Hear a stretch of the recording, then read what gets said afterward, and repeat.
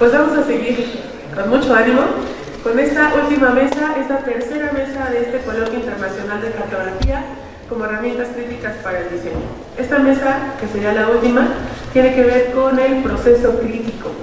Vamos a iniciar esta mesa con Severin Halder y Paul Schweizer. Continuará, bueno, ellos son del colectivo Orangotango. Continuará Beck de Jong del Titus Brandsma Institute. Después le seguirá Paola Aguirre de Borderless. Tendremos un pequeño receso de unos minutitos, de unos 15 minutos, para terminar este evento con la conferencia magistral de Eyal Weizman de Forensic Architecture. Entonces voy a cederle el micrófono a quien va a moderar en esta mesa, que es Daniel Blecher, que anda por ahí. Hola Daniel, muchas gracias por acompañarnos el día de hoy. Voy a cederte el micrófono para que nos apoyes presentando a los ponentes de esta mesa.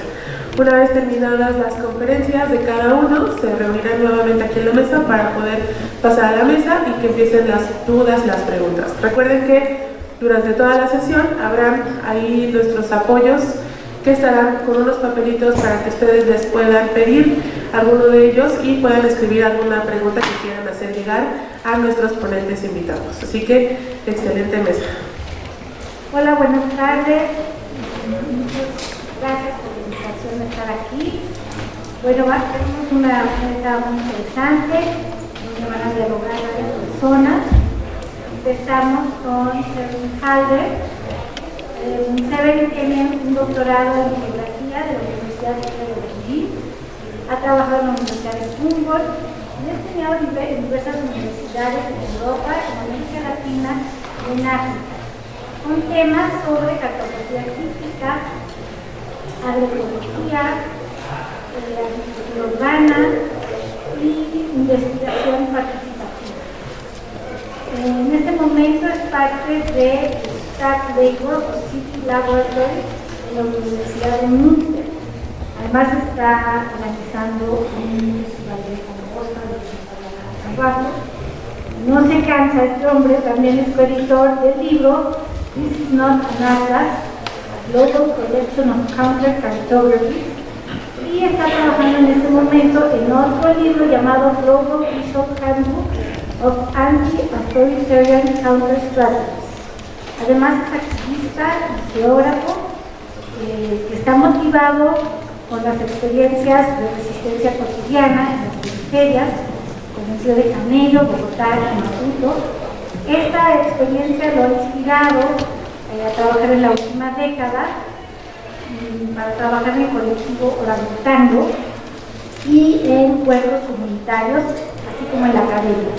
En esta presentación, Severin nos va a hablar de otros colectivos con los que trabaja conjuntamente. Está colaborando actualmente y colaboran las Geobrujas, que está conformado por Elena Weizman, Valeria Sunza, Karina Flores, Esperanza González y Gabriela Ferrer. Y por otro lado también con Vision Carto, con Mestis Ver, que me parece que está participando pero a distancia. Te cedo el micrófono. Muchas gracias por esta invitación.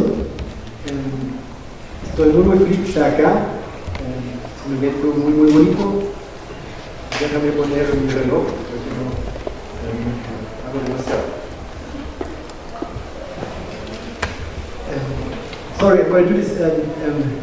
Lo siento, lo voy a hacer en inglés, porque me quedo más cómodo.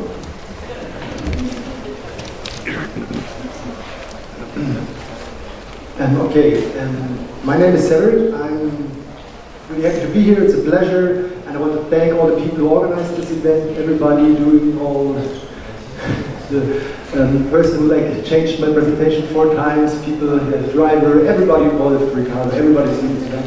It's an honor to be here, and I'm really thankful to everybody who's helping this. As you see, I will talk about mapping as a common process of reflection, create, and transformation. I'm speaking in the name of Colectivo Orangotango. I'm one out of many. I did this, I prepared it together with Paul Schweizer, but we are a circle of 50 geographers, friends, And so there are much more people involved than just me. We are no architects, we're no designers, we're not even trained cartographers. We are people, geographers, critical geographers who try to combine art, action, and geography. To use this,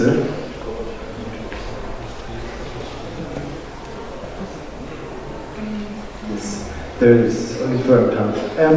We are. Oh no. We move in between art, education, activism, and academy, and we translate this cross-pollination into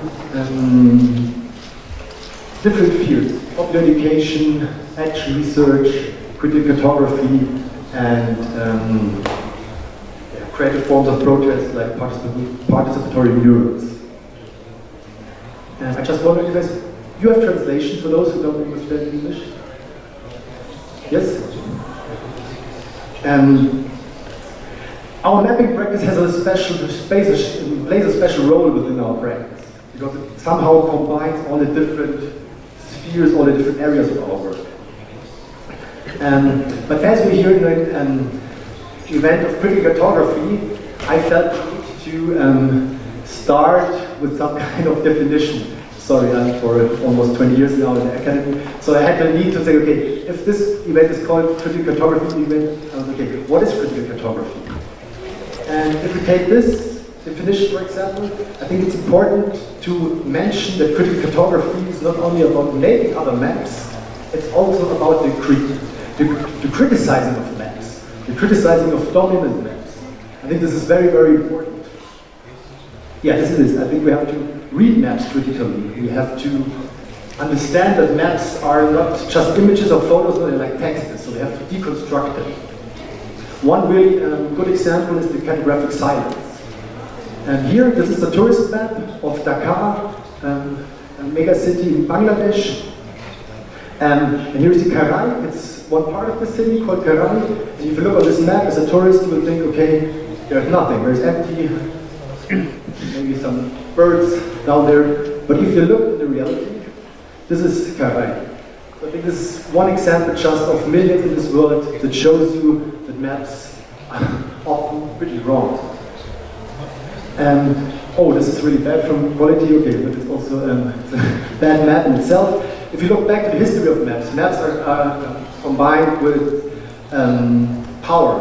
Maps are the tools of the dominators, of the colonizers. In this case, it's a map used by Nazi Germany to find some kind of excuse why they're gonna start a world war. So they did this kind of maps to show that Germany is like in danger. That wasn't true.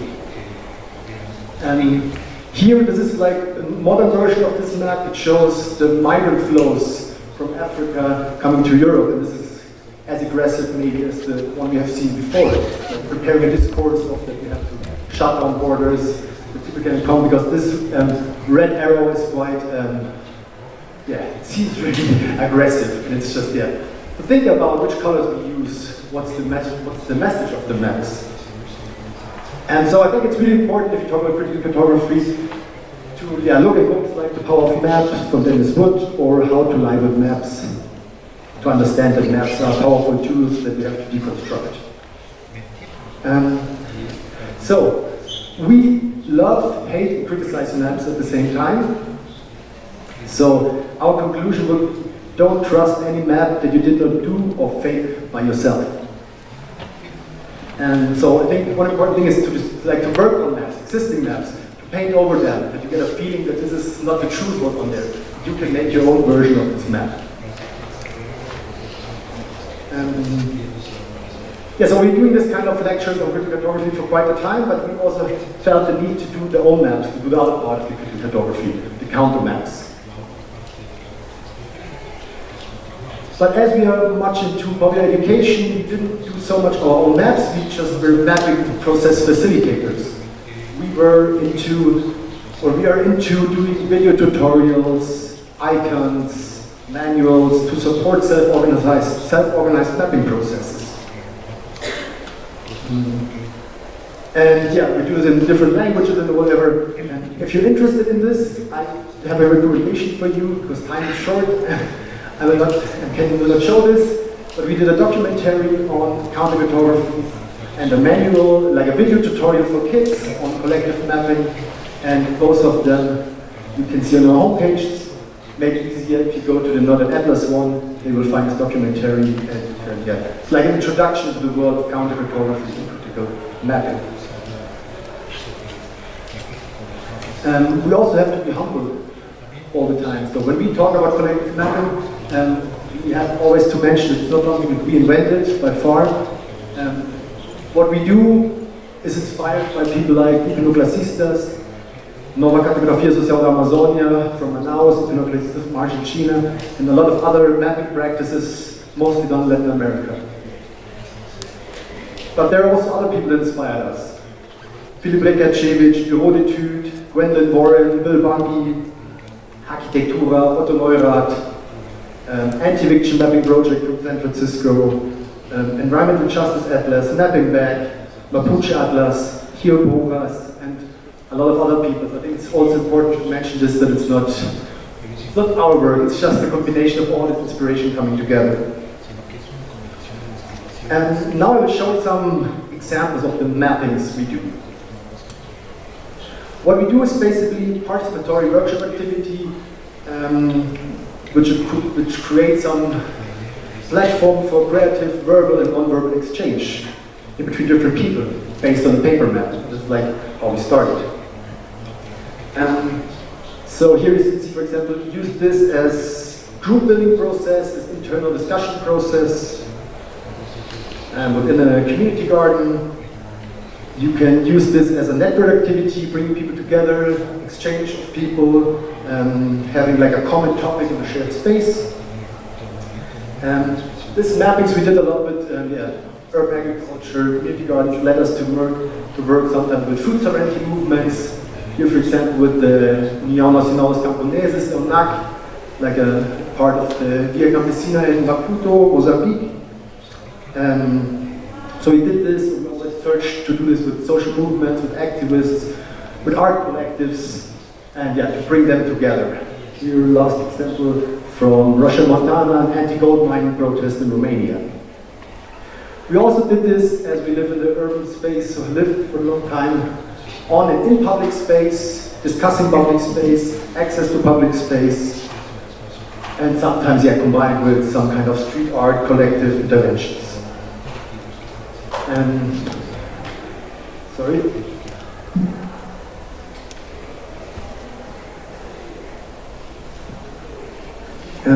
What's the result? What's the outcome of these mappings? These mappings have different outcomes, as you can see. It can be an gentrification map, it can be some visual language, some icon set for a next mapping, it can be a network map that's part of a manual book, it can be a mural, it can be some artwork. So it's important to have this in mind that our mappings are not so much about doing a map, it's about helping to facilitate a process. And here we have one photo from Medellin. It's on the next.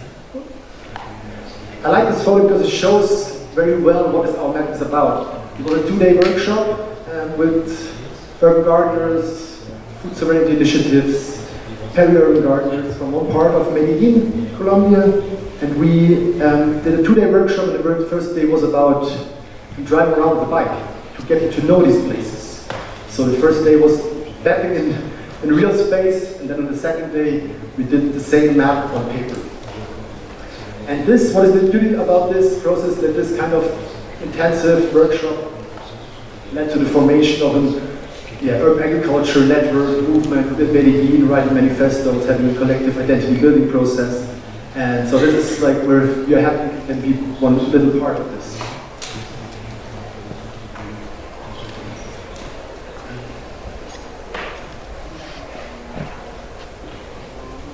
And one result of this last decade in critical photography and collective mapping was the need to bring all these maps together. As we had the opportunity to travel, to meet different people, different mappers, we were like, yeah, asking ourselves how we can bring all these maps together, how we can all these people bring together. They have so much in common somehow. And so we start to engage in a cartography process on a global scale. And yeah, we released this book. This is like, it's sitting here on the sofa. Not an atlas, it's a global collection of counter-cartographies, and it's kind of this idea to give space, to give a platform, and to show how maps are created and transformed as part of social and political struggles, critical research, arts, and education. In this book there are like 40 examples of counter-cartographies. These are not maps done by us, we are just editors. And it shows a broad range of different maps, how maps can be made, how maps can be used, different materials, different ways of doing maps. And that used to give space to some counter-hegemonic worldview to these maps. So this is kind of atlas trying to attack all the other like dominant worldviews and atlases that are in this world. And at the same time, we wanted to support the practices in there, like to give some positive feedback, to give them a platform to say, okay, please continue doing this, support those practices of resistance, and also inspire the readers of this book to pick up these tools. So there's also a manual within this book. This book is kind of an answer to the question, why are people doing counter maps? So I will now go really quickly, because all these maps need a lot of time. So if you're interested in this, this book is open access, you can download it. I will do my best that this book is sitting on the sofa, will end up here in the library, so you can pick it up and have a look at it. Now we go this really quickly, and if you're interested in it, you can go on the internet, anotheratlas.org, and you can check the map. If we talk about counter maps, I think it's also important to go also back to the roots. Who are the people who invented this? And I think we have to mention artists. Artists long before any geographer, cartographer, whatever, was doing maps and started to do counter maps. We have, I was just doing this, what you noticed, we have to mention indigenous geographical representations who were invented long before any cartographer existed in this world. So I think it's really important to have this, like this codices here from Mexico, or if you want to have something that's not something on, it seems somehow on a map, or something that's even far away from what it's supposed to be a map, this stick maps from Micronesia, where people were using this to navigate. And so this was of all the different streams and islands in the sea. I think the important part of this is also, if you go deep into these maps, that you will get a notion of different cosmovisions, of different ways to see the world, the space. It's not only how you represent the world, it's also what's behind this, to go beyond the standard Western way of seeing the world. Is something really very, very interesting. If you look to the counter-cartographies nowadays, we can see it as a tool for action. So we have an example here. For example, this is Watch the Met, alarm phone, collective, trying to give support to refugees who come from Africa to Europe, who have severe problems, facing death, and all kinds of repression. So they're giving support to these people to help them on their way. There's a phone number you can call, and this is kind of the archive of all the phone calls that go in. Counter-cartographers are good to tie networks. So the next one, really beautiful map done by Iconoclastistas. It shows so well how a map can function. This is a map of all the female farmers, all the smallholder farmers around the world. So it shows the power of the Via Campesina movement. It shows how strong it is, how big it is, how global it is. So this is really important for people, let's say, for example, Africa, Via Campesina movement isn't that strong as in Latin America, so you're part of the Via Campesina in Angola. It's amazing to have this map in your office and to see that you're part of something bigger. There's a collective identity, and you are part of this, and even if you feel alone one day, you are part of this bigger movement. Counter-cartographies are very good to build up political pressure, because this image can be given you feel the need to change something. There's this map from NGO from Egypt, from Cairo, to combat sexual harassment. To say, okay, this is a map where people can report an incident or can report an intervention. So also to motivate people that this practice of sexual harassment cannot happen anymore in public space. And there are really very, very impressive examples going on femicides in Mexico with the same idea, like to build up political pressure, to stop something terrible, and then it continues. So to give an archive, to give it, some kind of way to visualize something terrible what's happening and to build up pressure, this doesn't happen anymore. This is done by geographers as well as artists here in Mexico.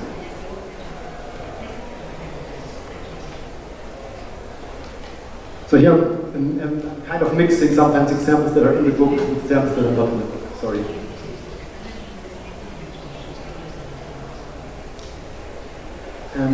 As you have seen, you remember this from the beginning. Here we are back again, Dhaka, Bangladesh. These people felt quite the need of doing a map, so they did a map. So a map can be part of a self-organization process in a community, in whatever place. So these people, for example, did this map to organize the water supply, sanitation, grassroots democratic processes, all this organized with this map. Architects and designers working in this neighborhood did some kind of answer to this map where they're gathering all interviews. So all the houses are verbs from the interviews they did, and all it shows like the architecture structure which is in this place.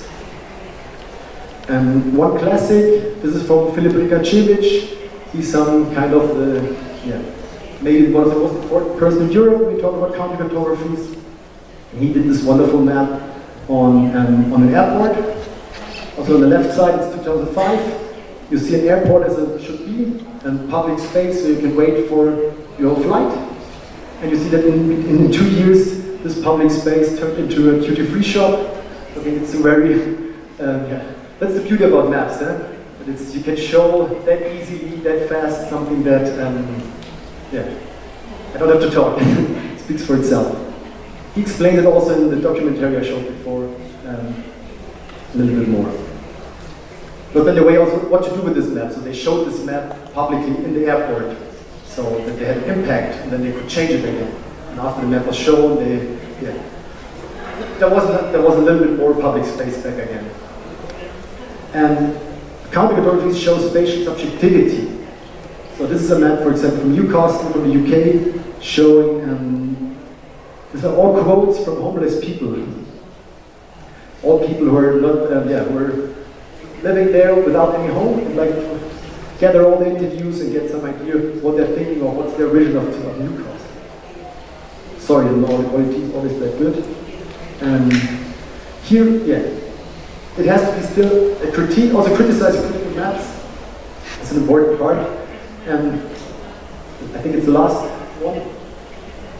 This is also one that speaks for itself. And this is Vienna, and this shows blue are all the streets with male name, and red are all the streets with female names. And so you see that how this equalizes is this division of female and male names, and not only that there are much more male streets than female streets, it's also that the male streets are much, much longer. So if there's a female street, it's a really short one. So you can see all this in Modern Atlas. And online, it's open access, and please check it. I rushed through this a little bit faster because it's, I tried to show the process behind the book. So the book was just some kind of, it was kind of, it turned into a platform. So it's not anymore this book. This book is somehow something past, to say so.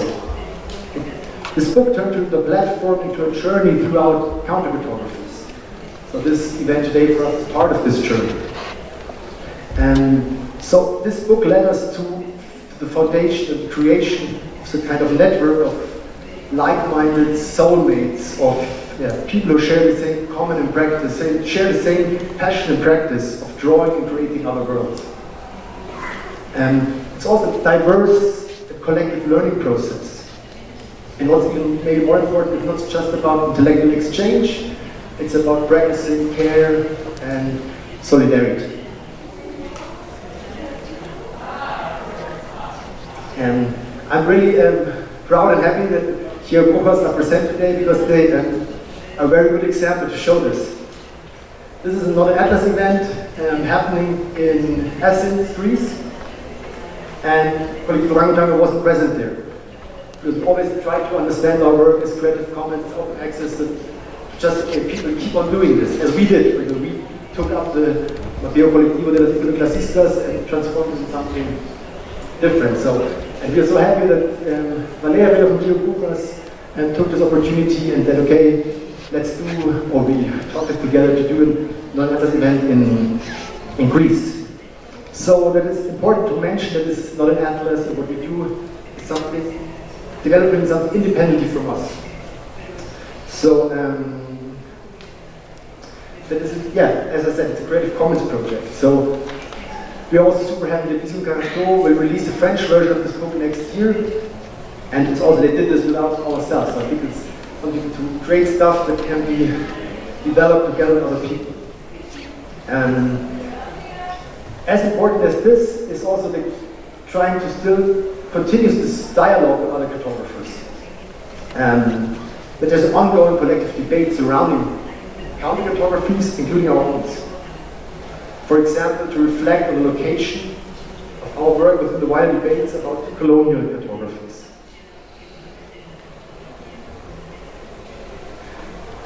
So, for example, we see this kind of cosmovision, for example, on the Mapuche.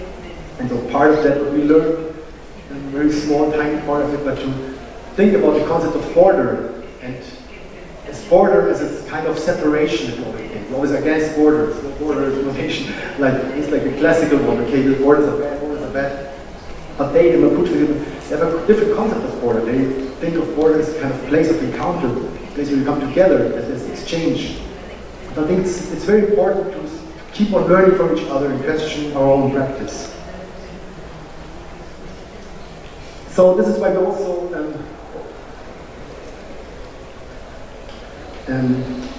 we noted that most critical maps are reproducing traditional forms of Western cartography. So we started to experiment and develop other practices, other forms and way of mapping. So we started to experiment, inspired by indigenous mapping practices, inspired by people like Liceo Olmedo, with other materials. Because we were realizing that other materials, you open space to other geographical knowledges. You enter a dialogue in a different way with different people who may not be able to do a paper map, or want to do a paper map. This is especially true when we work with kids and young people. Or with people who cannot write or read. And we were also starting to go a little bit more in a kind of art mapping way.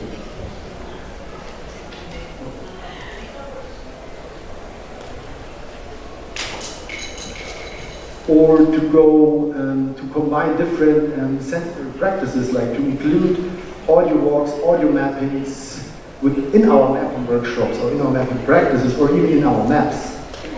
So this is, for example, a textile map, including audio maps, where you can press a button and you can listen to the voices of the people who participate in this workshop, reflecting on human-earth relations, reflecting about the Anthropocene. So this is what we are now into, by combining different methods. On the one hand, for example, inspired by the Nikos and others, we learned about body mappings. At the same time, we were facing a pandemic and had to adapt our paper analog mapping to the pandemic circumstances. So we transformed our analog paper mappings into digital mappings, and at the same time tried to combine them with analog mappings. For example, inviting people to do body mappings and at home alone, and then sharing them in the Zoom online mapping with other people.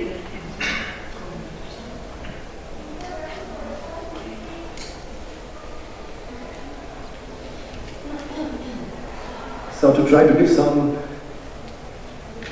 our definition of when we think about collective mapping, what do we mean? We understand collective mapping as a common process of territorial reflection, awareness building, and self-organization. We think the importance is to bring different perspectives, the subject perspective, different types of knowledges. Everyday knowledge, traditional knowledge, academic knowledge, and embodied knowledge together. Different perceptions, emotional, rational, different materials, textile, audio, and so on.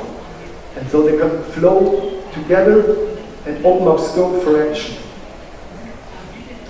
And we as, referring to public education, Paulo Freire would call this geographical alphabetization.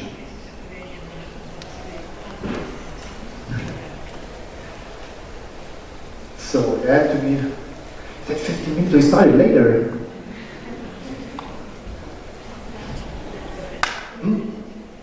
Okay. So, and then, I want to give some kind of, not a conclusion. Just if you're interested in this reflection, there's also this publication. It's also, now we go. Chaos. Go back. Here we are. There are some slides. Okay, chapters. Okay, you can. This book is also available online, where you find some of the reflections I present now. Shiftings in mapping. I will try to reflect now on the process. To summarize this.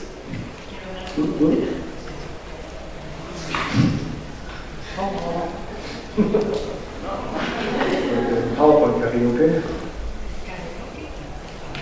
Oh no, okay. Okay, here we are. Okay, I go to this a little bit more fast. We have to keep on criticizing maps, even with breach. This is something, we started 10 years ago. I think it's super important to criticize the dominant maps and criticize the critical maps as well. It's about the mapping and not the map. And here I think maybe the most important thing I want to say here in front of so much students and people doing maps, maybe not doing a map is the best counter mapping you can do. There's a lot of hidden knowledge, there's a lot of knowledge that should not be put on the map. There's a lot of map fictitious now in our world, or we are supporting this with these kinds of events and these kinds of books. I think it's really important that you have to map really, really carefully. If you put knowledge that's not available on a map, it's going to be really, really available. And you can harm and damage people. So if you map, please be very, very sensitive and very, very careful. Mapping is just the departure point. It's a tool that can aid analysis, but it doesn't speak for itself. Mapping is never an end in itself. It should be a strategic part of a larger movement to exchange knowledge, to create networks, and so on. So there's this famous quote: "The map is not the territory." So that the mapping itself cannot be the transformation, but we believe it can be a tool that leads us to create spaces of imagination and transformation. So when we now think about this last decade of mapping, we're trying to sketch a meta map, what we did in the last 10 years. And we are realizing that it's important about the relationships with the mappers, the mapped spaces, the mappings, and the mapped places. And this means that we have to dedicate time, much more time than I did today on the different maps. We have to dedicate time to all these maps and we really want to understand them. We have to practice this. We have to go into practice of deep listening and deep reading. Or as, doing this with our hearts and our minds. Or to quote False Order, we have to engage in a kind of sentimientsamiento.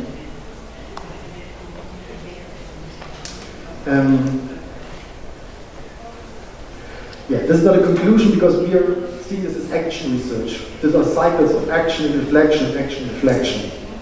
So it's just a departure point for new cycles. And so, yeah, this new cycle led us to dive deeper into the maps we did. This is the first map we did 50 years ago, and I personally engaged to this map even more in the garden that I founded in Berlin. Doing this map and founding the garden was part of the same process, but it brought me to understand the layers below this garden, to go into the soil, to go into the ground, think about soil bacteria, about fungi, about the soil crisis, and the broken human-soil relationship. We were talking a lot about climate change here yesterday, and I think we should pay much more attention to soil. It's getting hotter, and this is horrible. If we lose soil, it's over. Yeah, that's why I'm engaging the Compost Festival. And to come to an end, or my part of the end, I will, like this is Cien Dairit, he's one of, in this book, he's also part of a new book. He was arrested. It's just one of the examples of how you engage with those people in these books. You have to, he's living in the Philippines, really terrible authoritarian regime. So to engage with these people means, to care, to practice care, solidarity, and then, to go on, to go deeper into the maps, to go to the struggles, the people, the relationship behind those maps. So this means for us to engage in this book on a handbook, visual handbook on anti-authoritarianism. And I now want to go space and place. And I now want to give space left for two collectives. And because what we're doing is that on the way we transformed from some kind of collective into some kind of network. Because this cartographic soulmates, these people we are relating to, we have a relationship with them. We engage in the same struggles and beyond these maps, beyond our struggles with each other. So we are shifting much more into a platform and network, because at the core of our collective mappings is the collectiveness, not the maps. So this is why I want to give no space. I hope we have 15 minutes now. Michael, I want to show one, I will now give space to two collectives, so I think we'll put this in practice, what I'm talking about. First of all is Vision Carato, you will hear it here, and this is a small place, this one, from our documentary. You see Dennis Wood, and then you see Filip Rekacevic. If they're controlling yes, you will control your maps, you can make your own maps. There is a hype now, everyone wants to produce a counter map. Why? Because it's a good way to visualize the other, the other sound, the other voice. What they are teaching us, working a little bit solitary, this is the participative way, the way they work collectively. That's a model. Because this is extremely difficult to gather people which have very strong personality to work together, to share their knowledge, and to just produce something, because we are always afraid to be, robbed of our art, of our talent, and our ID. We are giving up ourselves, or what we are. You will find our name maybe sometimes, but that's not the most important. So this is the collective, learning the collective way to work is really what is the most inspiring when you observe and when you talk with those counter-mapping people. Forget that. And then, this was Filip Rekacevic, he's part of Vision Carato, and now we will see 5 minutes for a video from that Sphere. She's also from Vision Carato, and she will explain it. That's something that is possible. Thinking to traveling and need the latest programs. I'm sorry, but we may be in a bit of trouble there. All the maps are changing so rapidly. It's difficult to follow these days since the east turns to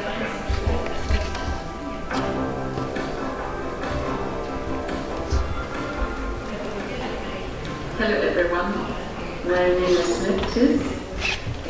I live between France and Germany. I'm a historian, and my research focuses on epistemology of cartography and the system isotype developed by Marie Reidemeister and Otto Neurath to show statistics by using pictograms. Philip, we wrote this book, Cartographies Críticas Exploration, about counter-cartography. We published it last year in French, but it seems to us that this book goes together with this is not an atlas by Collective Orangotango, because this one shows examples of counter-cartography, and our book takes an analytical approach to explain the process of mapping and how critical maps are simply possible. And there will be a third book in a short time, in February. The French version of this is not an atlas, coordinating, and will include a manual of collective mapping. It's important to us to show how mapping works and what kind of tool a map does. But we also insist on the artistic dimension of counter maps. We look at maps with a critical eye and question their representation, and therefore we show many well-known and lesser-known historical maps, like this one, by Henri Tromp. We also show maps by artists using cartography. We won't go into detail about the whole book, but we will address some points that we think are interesting. First, it is to be aware of the intention behind every map. What happens when you pick up a pencil to represent the human use of space? You apply your cultural codes and you refer to the image of the world imposed by all the maps you have seen before. But as a cartographer, you have also a great deal of freedom, and your own intention is expressed in the selection of information you made and the semiology you adopt. Because maps are pictures, they also work like pictures. One wants to believe they are objective, scientific, credible.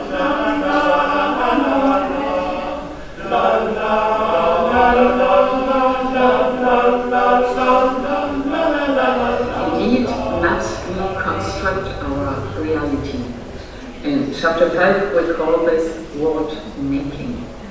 Maps record our memory and imagination of the world, and they are so obvious, so credible, so performative, that they end up creating this object, the world, according to the dominant norms.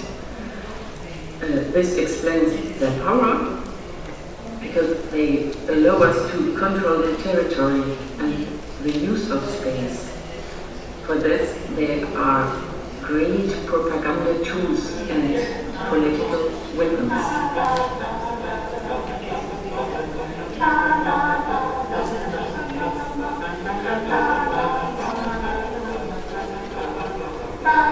So it is our duty as cartographers to take a critical approach. For example, from a feminist perspective, we should ask ourselves why the world of maps is rather a masculine one. Of course, maps reflect our gendered world, and the use of space is often gendered. Here we can refer to Doreen Masser's concept of the geometry of power. The other reason is that women's work, social work, scientific work is still minimized. Think about the DGEI and Gwendolyn Warren, whose work remains in the shadows of William Bunge's one. Is it not up to us to create a new environment that better fits the reality of our lives? Okay, we will stop it here to give space to the hearers.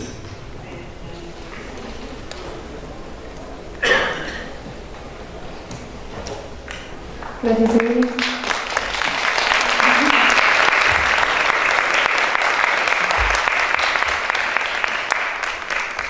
Buenas tardes. Pues vamos a añadir, en realidad nos sumamos un poco al la narrativa que ya viene mostrando Severin. Como bien ha dicho, pues al final somos una red de muchas colectivas y colectivos que estamos como embebiéndonos, explorando y construyendo los mapeos críticos, la contracartografía, siempre peleándonos también con los conceptos, ¿no? Tratando de deconstruirlos. En Geobrujas somos pues 6 compañeras que hemos estado también como, sobre todo en espacios de talleres, trabajando con cartografía crítica, con cartografía participativa y en un amplio significado de lo que puede ser la cartografía o las cartografías. Sobre todo, pues mucho de agregando también a lo que ya se mencionaba, para nosotras es importante justamente como geógrafas, digamos, como mujeres, pues ha sido justamente el explorar también las territorialidades y las espacialidades desde una mirada feminista, ¿no? Desde una mirada también crítica hacia cómo se generan los espacios desde una construcción de relaciones desiguales de género, pero también estamos abiertas a otras problemáticas que nos van preocupando, porque sobre todo nos importa estar abiertas al mundo, ¿no? Al mundo, a nuestras realidades específicas, a esta realidad mexicana que nos demanda también mucho entendimiento de cómo se construyen los territorios y las territorialidades y cómo esto está siempre embebido de relaciones de poder, ¿no? Entonces, trabajamos principalmente desde talleres, ¿no? En espacios en donde nos convocan a trabajar con las personas, y para nosotras es entonces muy importante, desde una visión que tenemos también de la geografía humana, humanista, también como el proceso mismo, ¿no? O sea, no tanto el mapa al que se llega, aunque también muchas veces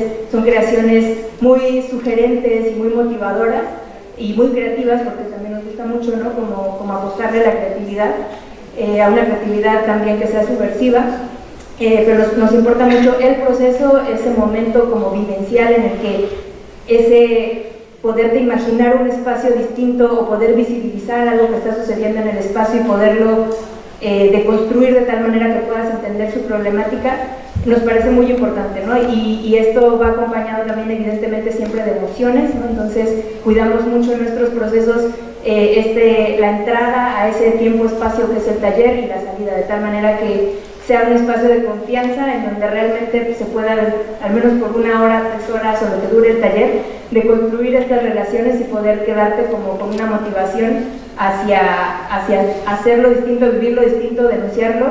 Entonces, mucho es para nosotras, pues eso, la importancia del proceso y trabajar también como desde una interescalaridad, es decir, como pensando a las escalas no como cuestiones separadas, ¿no? Como cuestión de tamaños o de aproximación, sino como un tejido, ¿no? Un tejido de posibilidades distintas de habitar el espacio y de construir el espacio.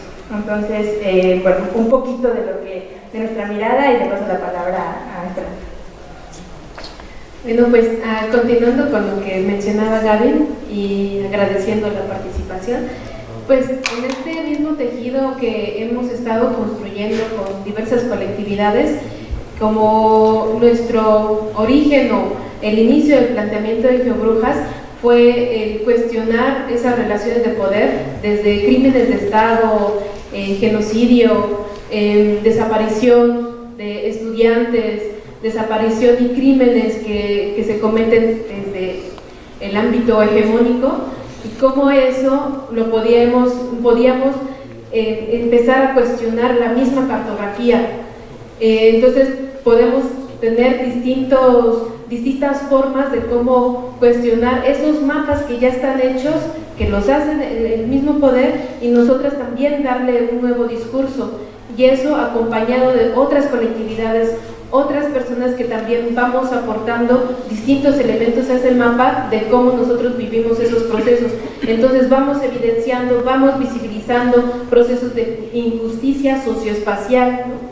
Y de violencia, procesos de violencia que también hemos estado trabajando en talleres, ya como bajarlo poco a poco de esta mirada hegemónica a cómo lo vivimos en nuestro cotidiano, a partir de nuestras experiencias del día a día. Y hemos trabajado también aquí en Ciudad Universitaria reconociendo, mapeando esos espacios de violencia en Ciudad Universitaria, y cómo también los diseños arquitectónicos pueden estar como cegando algunos pasos donde no son tan visibles ciertos comportamientos o recorridos en distintas épocas de distintos momentos del día. Entonces esa es otra forma de cómo nosotras podemos estar mapeando, pero también yo les genero la pregunta que la voy a responder, de si solo podemos mapear con gises, con plumones, con papel. Un poco ya nos mostraba Severin que en las pinturas rupestres, en los códigos indígenas, pues ahí también había otras formas de mapear que por medio de esculturas, pero el arte también es otro mecanismo o instrumento del cual también Geobruja se ha basado para poder mapear, o sea, por medio de la danza, el movimiento del cuerpo.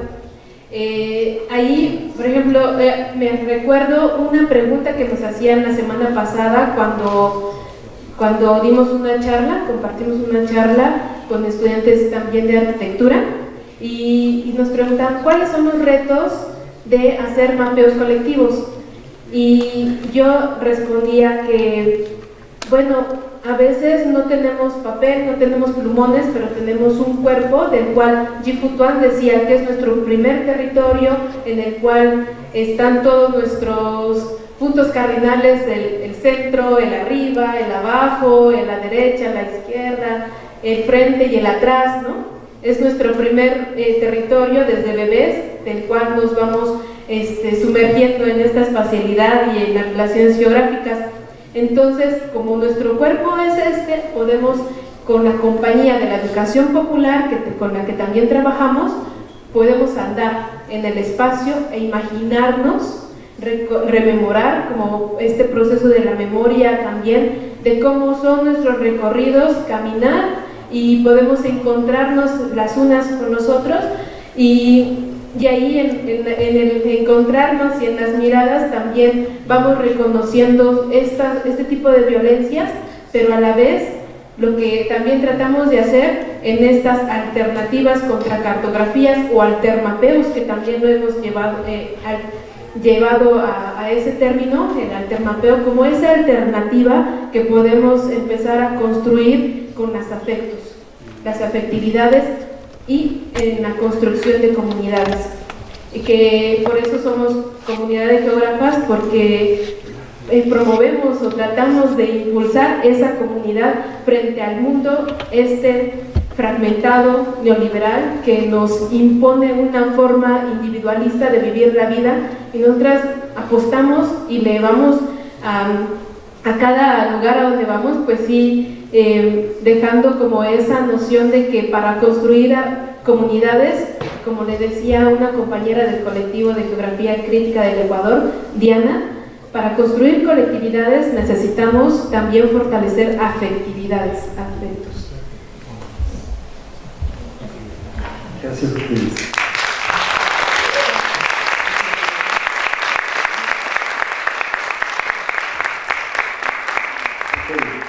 Thank you so much. Sorry, take a little. No, on my clock, I'm fine. Otras temporalidades, tal vez. Yeah.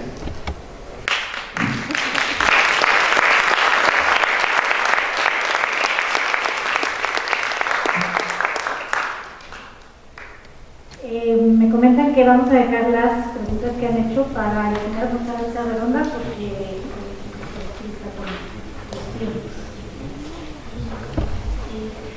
Hola, buenas tardes. Soy Julia Buró, investigadora del Instituto de Geografía. Gracias, Severin, y gracias a nuestras queridas geógrafas. Estoy muy contenta que estén aquí. Hola. Voy a acompañar a Daniela hoy moderando esta mesa, entonces me da mucho gusto presentar a nuestro próximo ponente, Baker de Jong, de Titus Brandsma Institute. Baker estudió su maestría en filosofía en la Universidad de Dérive de los Países Bajos, y llegó a México, a Ciudad de México, en 1999. Entró en el periodismo trabajando como subeditor de cultura y crítico de arte del Mexico City News, de la editorial Novedades. En 2010 ganó el premio Walter Reuther por su cobertura de los impactos económicos del cambio climático. Ha publicado sobre la Ciudad de México en medios internacionales como Citi, The Guardian, Monocla, y nacionales como Expansión, Forbes y Chilango. Fue invitado a dar conferencias por organizaciones empresariales como la consultora inmobiliaria Soltec y la Asociación Mexicana de Agencias de Investigación de Mercado. Ha colaborado y dado prácticas con universidades como la UNAM, la UAM, la Universidad de York en Canadá, la Universidad de California. Publicó artículos académicos en el CUEC, UAM Azcapotzalco y el International Journal of Urban and Regional Research. Ha escrito sobre urbanismo y diseño para Akine, la revista checa de tipografía Typo y I Magazine. Bueno, nos da mucho gusto presentar y te doy la palabra. Excelente, pues muchas gracias.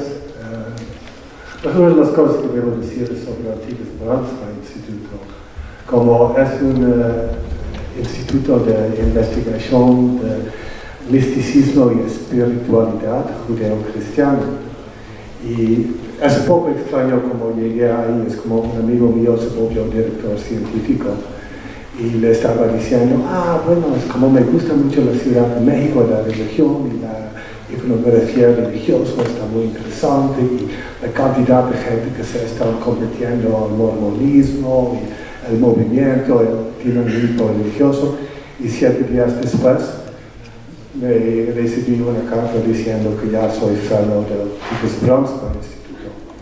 Entonces, a un lado me da un poco como de pena, pero al otro lado pensé, bueno, aquí está el Massachusetts Institute of Technology, es la Universidad Tecnológica de Delft, y igual no está tan mal dentro de tanta filosofía positivista tener un instituto, la representación de un instituto que se dedica al misticismo y la espiritualidad, y además en mayo Titus Brandsma fue canonizado, entonces ya es San Titus Brandsma, y desde entonces mi vida ha ido por arriba. Entonces, pues espero que un poco de esta suerte también toca a ustedes si escuchan con atención. Sí, está medio brincoso esta cosa.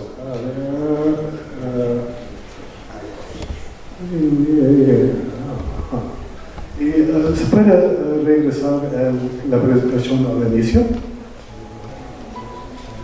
¿Al inicio? ¿Al mero inicio? Sí, muy bien. Ok. Entonces la razón real que estoy aquí es... sí. Como en 2009 caminé por toda la orilla de la zona conurbada del Valle de México, es decir, donde la ciudad termina y empieza el campo. Tardé 51 días en hacerlo, lo hice en forma continua, es decir, me hospedé en hoteles de paso por la orilla. Esta es por Tlalnepantla, es detrás de Jardines del Pueblo. Digamos a la gente de Urban Theory siempre les da teoría que he hecho eso, porque dicen, la orilla de la ciudad no existe. Y luego dijo, sí, no, caminé. Y no, es que realmente no existe.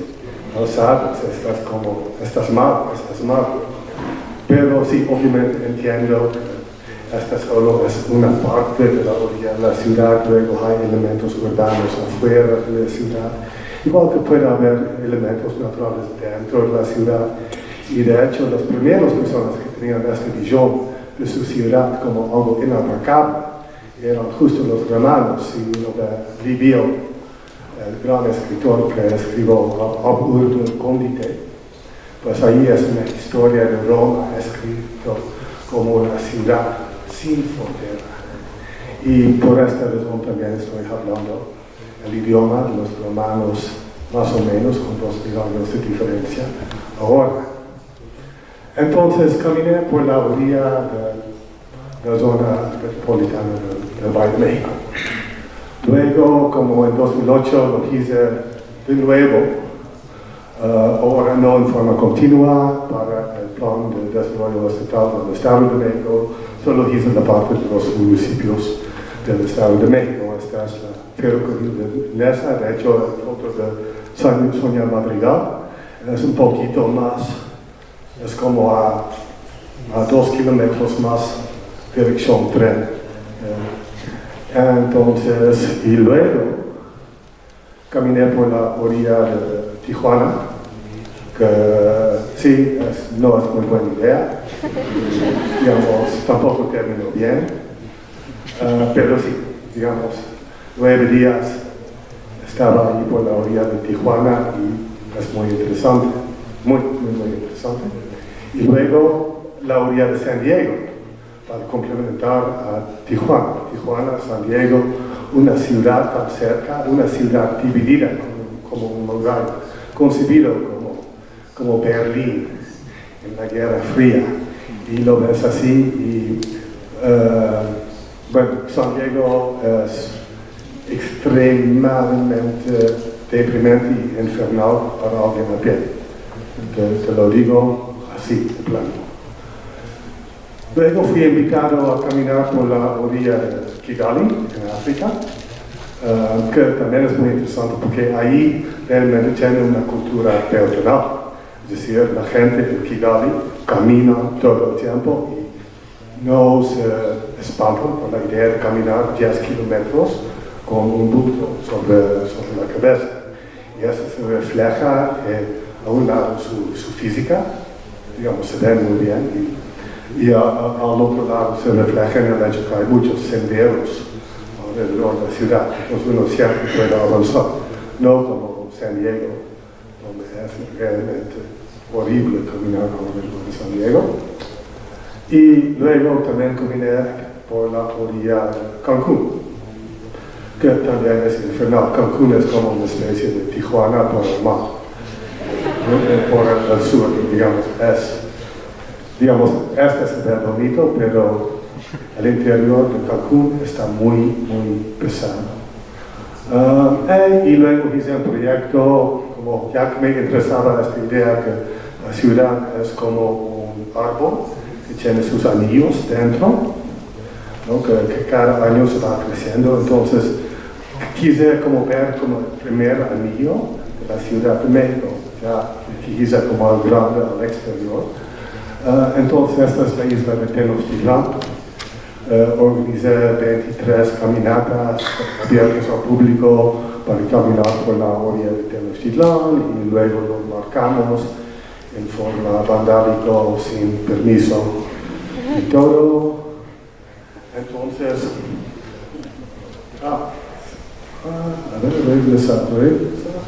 bueno. En fin, entonces era mucha experiencia que yo pensé que me preparaba para hablar con los urbanistas, porque pues no había visto los libros que escriben, me parecía hermoso y muy filosófico. Entonces, pues busqué ya en base a esta experiencia buscar una interfaz, una comunicación con el urbanismo. Y pues temo que debo decir que fue un poco decepcionante, porque los urbanistas del Valle de México, de la Ciudad de México, pues luego resultó que no sabían dónde estaba el Cerro Gordo, ni el Cerro del Elefante, ni exactamente cómo era, dónde estaba el reclusorio de Chiconautla, y cosas así. Entonces te das cuenta, como relativamente rápido, que gran parte de los expertos en urbanismo del Valle de México no conocen físicamente el Valle de México, pero luego te das cuenta que tampoco conocen la mapa. Es decir, que no tienen memorizado, digamos, si les preguntas dónde está Papalotla, no lo saben. Entonces ahí, pues, y luego hay como otra parte de los urbanistas, y lo digo como por razones educativas, es que tienen muchos contactos en el extranjero. Tiene muchos amigos en Berlín, en Boston, en Shanghai, pero no tienen amigos en Ecatepec. No hacen el mismo esfuerzo de networking en su propio territorio que hacen internacionalmente. Y luego me di cuenta que aunque siempre están hablando del bienestar del mundo, trabajan para quien sea. Es decir, si el contrato viene del gobierno más corrupto, más nefasto, claro, es business. Digamos, trabajan para, digamos, uno de los urbanistas que más ético se presentó a mí, pues terminó trabajando para el gobierno de Saudi Arabia. Es decir, entonces, pues sí, fue un poco un desencuentro con el urbanismo. Entonces también deben entender, aunque Titus fue convertido en santo, pues no todos podemos estar como él. Entonces igual hay cierto amargura en este discurso. Porque hay, por cierto, regresamos, esta sí lo regresamos, aunque era tan bonito, sí.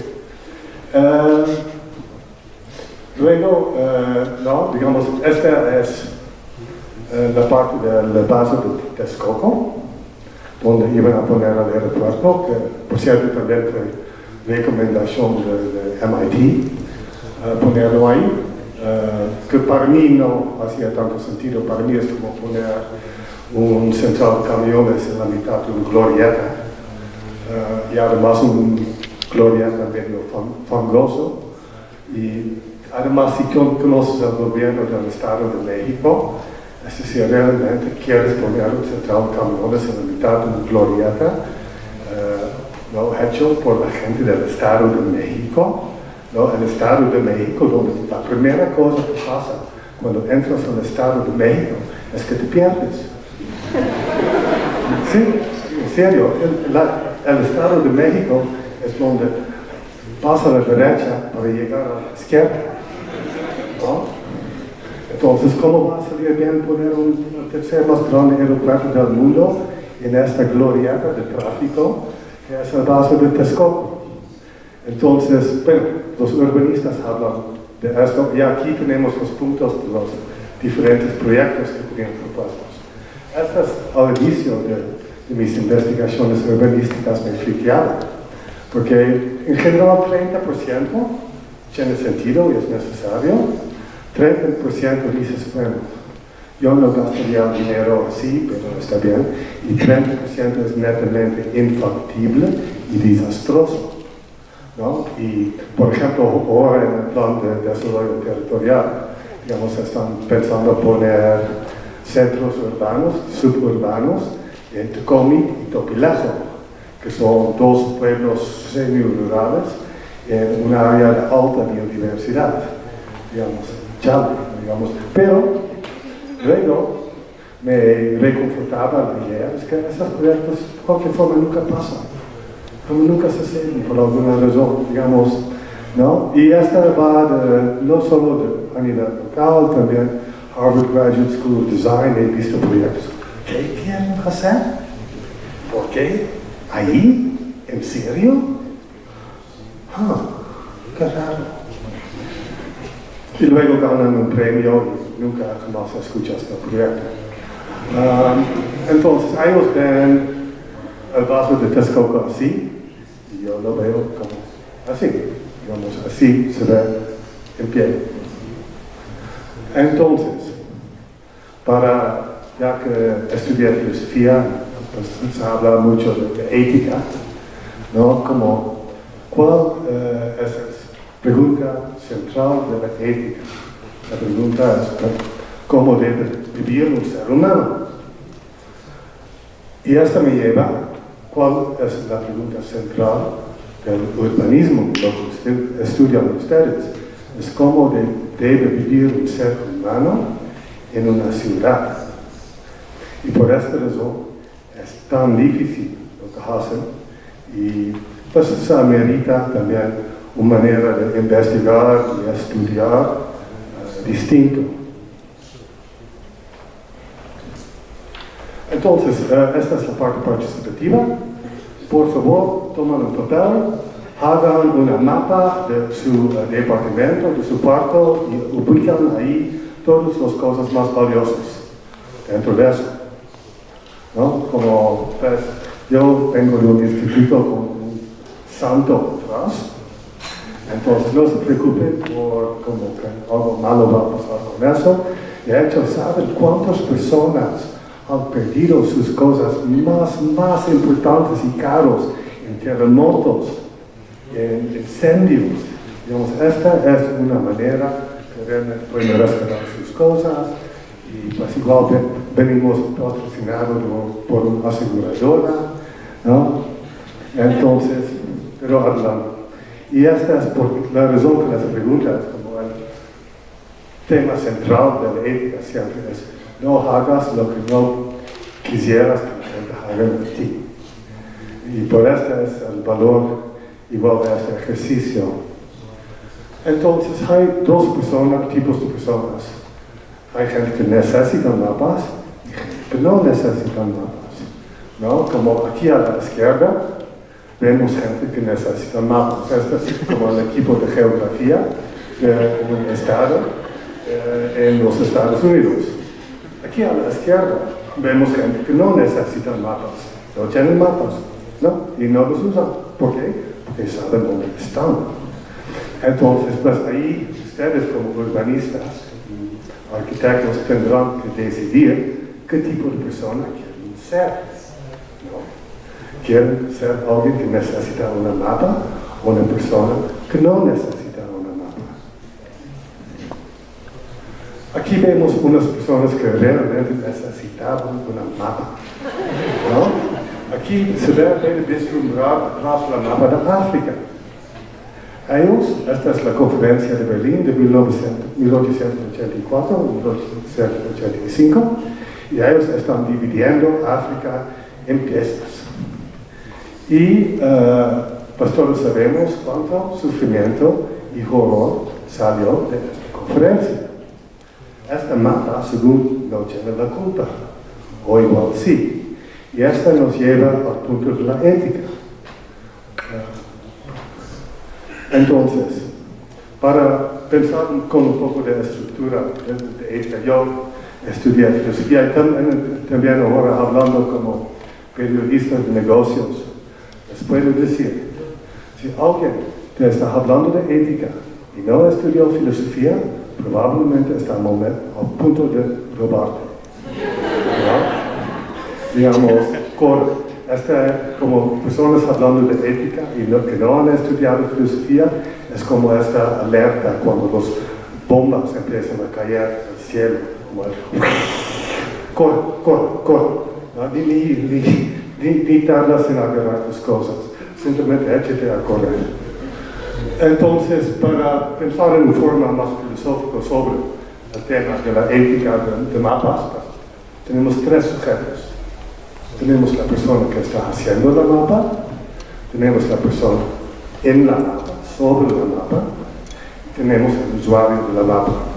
Entonces, estos son como los tres sujetos que uno puede usar en la situación que uno está haciendo una mapa, para empezar a analizar o realmente, según sus propios criterios, uno está comportándose de una forma ética o no.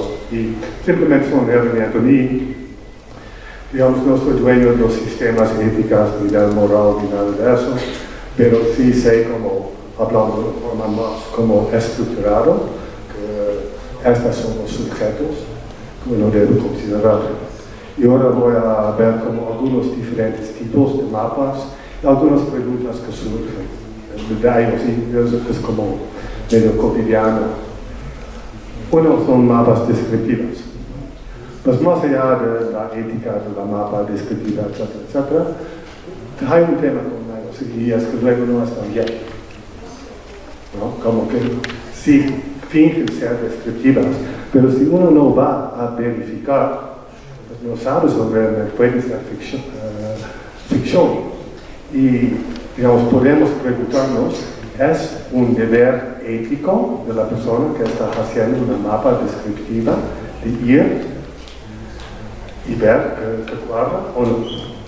Esta es una pregunta. Y la otra pregunta es, ¿no? Si la mapa está bien, ¿qué tiene la culpa? Es decir, mal. Si la mapa está mal, ¿quién tiene la culpa? Es decir, si yo por alguna razón por usar una mapa mal, porque me pasa todo el tiempo con Google Maps. De hecho, tuve como una vez confiar en Google Maps, me llevó una amenaza de muerte de noche en Tijuana, porque el hotel no estaba exactamente donde estaba la flechita y terminé no tocando el timbre y gritando fuera del edificio equivocado. No creo que, no he visto como donde Google tiene el número de teléfono de su línea de quejas, pero ahí sí se ve como, es una pregunta, y lo dejo abierto a ustedes. Y el otro es la mapa incompleta. Esta es como más sutil, es decir, algunas cosas son difíciles de mapear. Procesos culturales, por ejemplo. Igual como que la resiliencia de una persona es función de su carácter, la resiliencia de una comunidad es función de su cultura, de alguna forma, ¿no? Y es algo muy intuitivo y lo entendemos, pero es muy difícil medir. Entonces no salen los mapas. Por ende, hay estudios completos de resiliencia de la Ciudad de México que no mencionan la cultura. Y lo que significa es que todo el dinero va de nuevo a los arquitectos, urbanistas, ingenieros, y realmente el fortalecimiento del sentido de comunidad, al menos no sale del rubro de resiliencia. Entonces, lo que no hay en la mapa también puede ser un gran problema. Porque sí, finalmente esta cultura es lo que es causalmente relevante y no tanto como el dique al lado. Luego hay mapas que recomiendo. Entonces usamos mucho el mapa descriptivo, pero obviamente últimamente hay muchos mapas recomendacionales. Entonces ahí tenemos el problema que siempre son medio mañosos. Es decir, que pues, alguien pagó publicidad y por esta razón sale como recomendación. Pues nos podemos preguntar, ¿esto es ético? ¿Es una falta de ética? ¿Es algo que debe ser ilegal o es legal? Y otra vez tenemos este punto, que la persona que hace la mapa realmente vio estas cosas, los probó, los puso honestamente en su propio orden o no. Digamos, cada vez yo creo que tenemos menos eso, tenemos más gente haciendo dísticos a distancia. Luego hay el tema del mapa que cambia el área mapeada por las recomendaciones. Yo tengo un amigo que trabaja para el Lonely Planet y lo vemos como la fuerza destructora del universo. Que lo llevas a una taquería buena, lo metes en el Lonely Planet y 2 años después está 3 veces más caro y hay una fila de 50 personas enfrente. Esto pasó con Cocuyos en el centro histórico. Entonces, digamos, el impacto del mapa, digamos, la persona que hizo el mapa es éticamente responsable por este cambio o no. Digamos, yo creo que es algo que se podría discutir.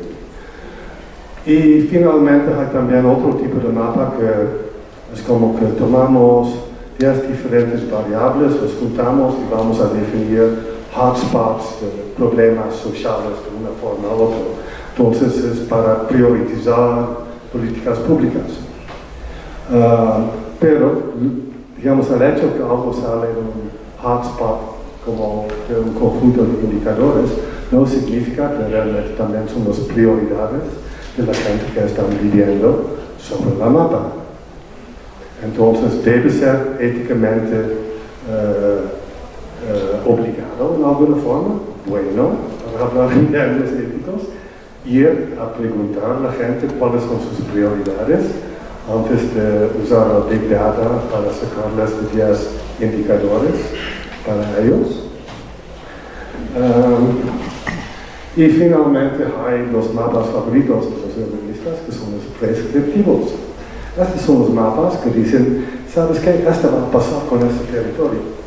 Aquí vamos a poner un pared, aquí vamos a poner un camino, aquí vamos a hacer eso, aquí vamos a hacer eso. Son prescriptivos, son una obligación. Muchos de los mapas políticos a fondo son prescriptivos. ¿No? Dicen que dentro de este territorio se rige por estas leyes, esta persona tiene que hacer eso dentro del conjunto del gobierno.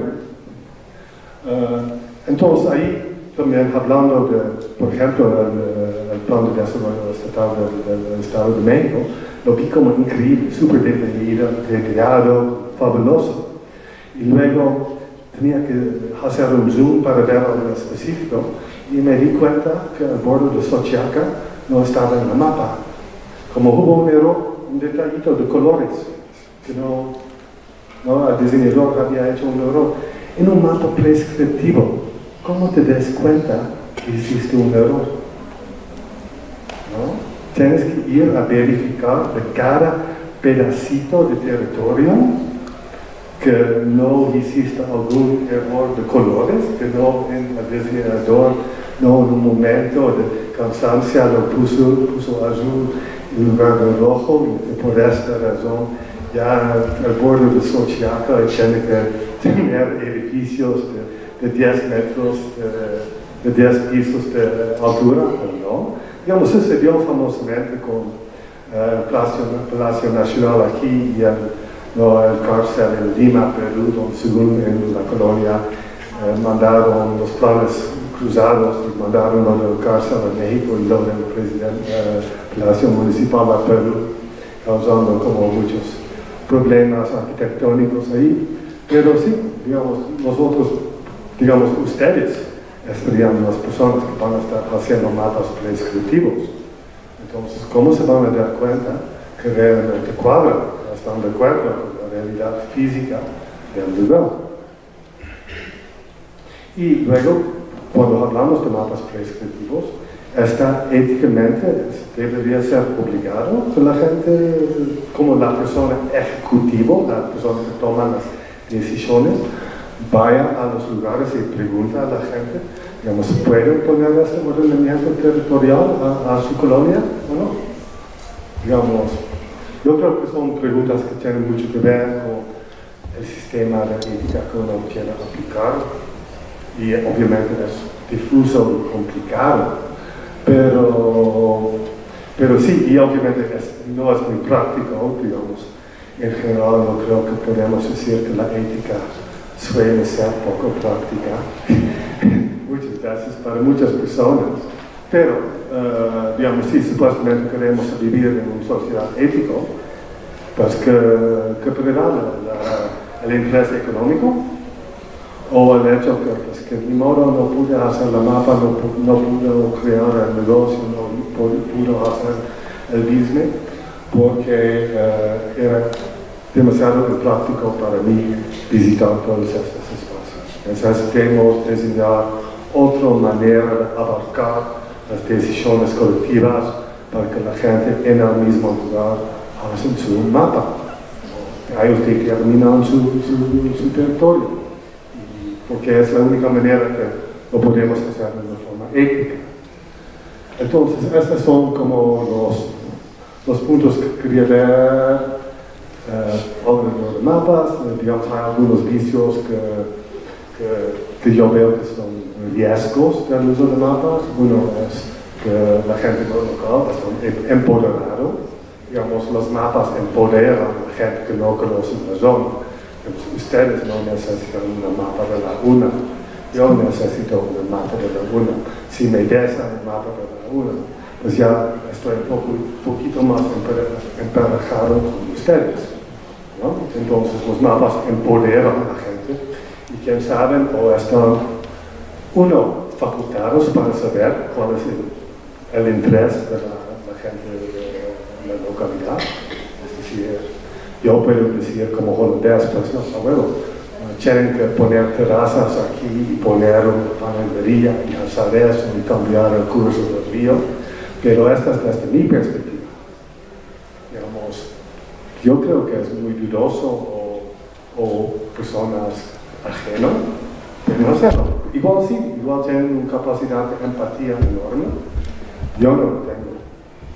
Digamos, yo tengo que ir físicamente ahí y después de varios días me empiezo a dar cuenta.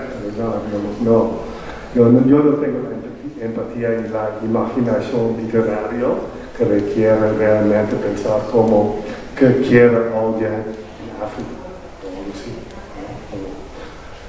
Entonces, este tema de empoderamiento de gente no local es un problema.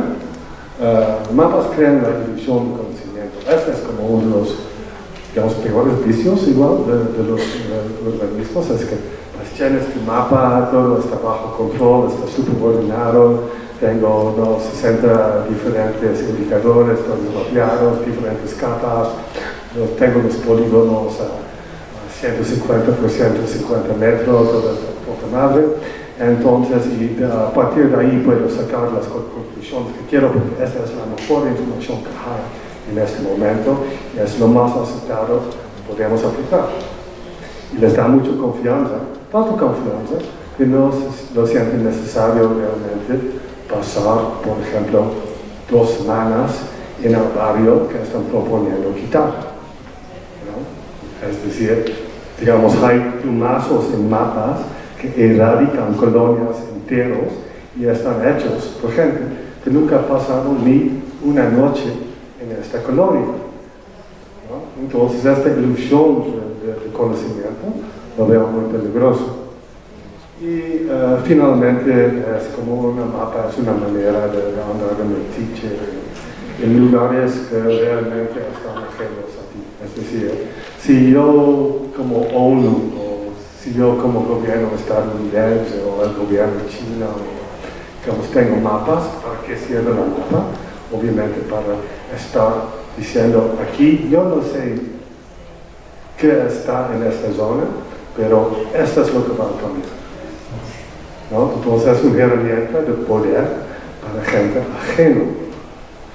Entonces, y esta es la parte en la cual los mapas han creado más daño. Y yo creo que simplemente con el ejemplo de África, con eso tenemos ya como bastante argumento para decir, bueno, digamos, no sé, o en la totalidad del balance, los mapas realmente han sido buenos para la humanidad o no. Entonces, pues esto es lo que quería decir sobre mapas. Gracias. Esta es, bueno, la megalópolis, visto desde el volcán La Caldera, que recomiendo mucho a ustedes. Si quieren ver un volcán urbano, pues tomen la línea A La Paz. Ahí está, a 30 minutos subes a uno de los cráteres más impresionantes que hay por acá. Entonces, pues con eso, pues muchas gracias por la invitación.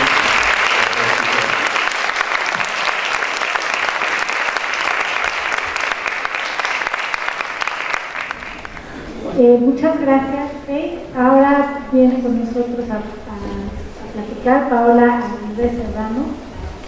Ella es diseñadora urbana y fundadora del taller Sin Fronteras, Boilerless, práctica de investigación y diseño colaborativo de ciudades con sede en Chicago y San Antonio.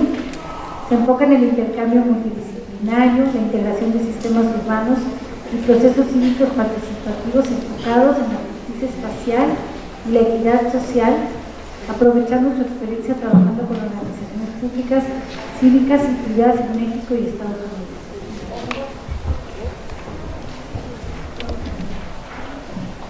Gracias, muchas gracias. Mejor breve porque, bueno, no les cuento de otras cosas que me gusta mucho hacer y estoy muy emocionada de compartir y contar. También voy a poner aquí mi relojito para aprovechar el tiempo y contarles un par de historias. Primero que nada, qué afortunados. He estado aquí desde ayer y hoy en la mañana y las historias que han compartido, contado conocimiento, las perspectivas, ha sido increíblemente enriquecedor. Entonces, gracias a todos los que se pusieron las pilas para organizar este coloquio. Yo sé el trabajo que lleva detrás de eso, pero también a todos los que con su generosidad nos han compartido su tiempo como audiencia, pero también como ponentes. Gracias. Abro con una nota de agradecimiento. ¿Podemos poner las diapositivas? Y bueno, les cuento,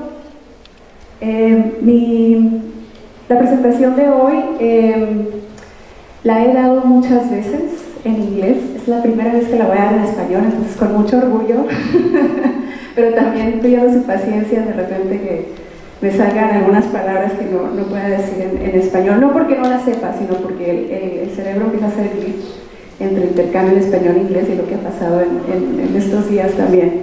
El estudio de nosotros se llama Borderless, en principio porque tenemos una filosofía de intercambio y una filosofía que tiene que ver con trascender barreras, con trascender límites y con trascender estos paradigmas de tenemos que trabajar con ciertas acotaciones o marcos. Similar como estaban comentando anteriormente, creo que la horizontalidad en que nos desenvolvemos como seres humanos, las escalas que entendemos en nuestra vida cotidiana son parte de este modo de pensar sin barreras, sin fronteras, entonces es muy natural. Así que quisimos retomar en nuestra práctica esa parte de flexibilidad. Y bueno, esta es también nuestra filosofía, el mapping with, el con, cómo hacer cosas con en vez de. Voy a ver si me puede funcionar esto. Oh, perfecto. Y luego le digo más. Es que con la luz aquí un poco me devuelvo. Ok, va a ser la batalla aquí contra la tecnología. ¿Podemos hacer uno para atrás, por favor? Sí. Quiero traer a Nikos, porque es también parte de nuestra filosofía, entender cómo hacemos un esfuerzo desde el punto de diseño o cómo hacemos esfuerzos más fuertes para crear procesos inclusivos. Particularmente yo fui capacitada como arquitecta en una pedagogía que centraba al arquitecto como visionario. Creo que estamos reconociendo, y particularmente en la conversación de hoy estamos reconociendo que tiene que haber un cambio de paradigma. ¿Cómo entonces podemos enfocar nuestros esfuerzos en incluir, ser más inclusivos, ser más empáticos, en construir plataformas para conversatorios donde las voces desde niños, adultos, jóvenes sean representadas, sean incluidas? Y cada quien tiene diferentes capacidades de entendimiento y de asimilación, y cómo reconocerlas y crear diferentes métodos. Cómo usar nuestra creatividad para poder tener el poder que tenemos como diseñadores, cómo traerlo a la mesa en el proceso de crear otros espacios para que todos tengan algo que decir, o algo que inspirar unos a los otros, o algo que proyectar o imaginar de manera colectiva. Nuestro estudio tiene un compromiso muy importante con valores. Realmente no tenemos una sola solución para los problemas o los retos en que nos enfrentamos, particularmente en el medio construido, pero tenemos una serie de valores que nos guían.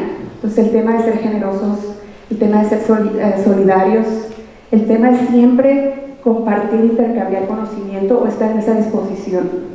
Creo que también como parte de mi formación en arquitectura era lo que creas es tuyo, y para mí es importante hacer lo opuesto, que es compartir todo lo que se aprende, generar conocimiento colectivo, crear espacios para esa imaginación colectiva y siempre tener esa apertura de no vamos a encontrar una solución, vamos a encontrar un camino que va a llevar a cierta solución o a cierto prototipo de una solución, pero no realmente pensamos que haya solo una forma de hacer las cosas. Y bueno, el estudio es pequeño, pero también es joven. Nos fundamos en 2016 y empezamos en Chicago. También me siento muy afortunada de escuchar las historias hoy de muchísimas partes del mundo, desde la escala planetaria hasta la escala de los barrios y la escala humana. Y yo soy de Chihuahua originalmente, y los últimos 10 años he tenido la oportunidad de vivir en Chicago, donde les voy a compartir un proyecto un proyecto de continuidad en el que hemos trabajado por algunos años ya. El año pasado decidimos expandir nuestra práctica a San Antonio porque este aspecto también de borderless tiene que ver con la región frontera. Yo soy de la región frontera y como Raúl compartía también anteriormente, estos lazos, estas dinámicas son increíblemente fuertes y no solamente se entienden por medio de la geografía, pero se entienden por medio de la cultura y se pueden interpretar a diferentes escalas. Y bueno, después de 6 años hemos tenido la fortuna de colaborar con comunidades en muchísimas ciudades de Estados Unidos y estamos buscando con esta expansión a San Antonio poder colaborar más de cerca con ciudades de México, particularmente enfocarnos en México y Estados Unidos como territorio de estudio y de práctica. Y entonces tenemos este marco de referencia donde el objetivo de cada proyecto se vuelve cómo cultivamos este espacio para que todos se sientan con la capacidad de movilizarse a través del diseño. Y es una manera muy sencilla que tenemos de articular, otra vez, no hay una solución, pero es como una filosofía que nos guía, cómo podemos conectar a las comunidades con procesos.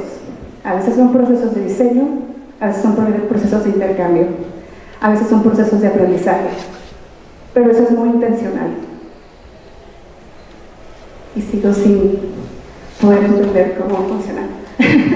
Y entonces, bueno, el tema de imaginación también surgió como parte de las conversaciones de estos 2 días, como algo que nos permite tener una conversación, pero también actuar. A nosotros nos interesa mucho practicar el tema del espacio público, la infraestructura social, y entonces, ¿cuáles pueden ser avenidas? Una de las preguntas que nos hemos hecho con frecuencia es, ¿cuáles pueden ser las avenidas en que podemos facilitar la imaginación colectiva? ¿Cómo la imaginación produce un bien común? ¿Cómo empezar a dibujar, cómo empezar a proyectar cosas en la manera que no está esperada? Se hablaba antes de los mapas como una herramienta para hacer eso. También cómo hablar de otras formas de representación. Cómo ver algunas capas de información que no se tienen que representar de manera figurativa, pero se puede usar la abstracción, se puede usar el collage, estos dibujos del inicio de carrera de James Corner, un arquitecto de paisaje, que ahora dirige una práctica de paisaje y urbanismo bastante reconocida. Empezó con ejercicios de imaginación. Estos son ejercicios de imaginación que en principio son establecidos y dibujados de manera individual, pero que pueden mover o pueden utilizarse también como herramientas de movilización. Entonces, me voy a concentrar hoy en una historia.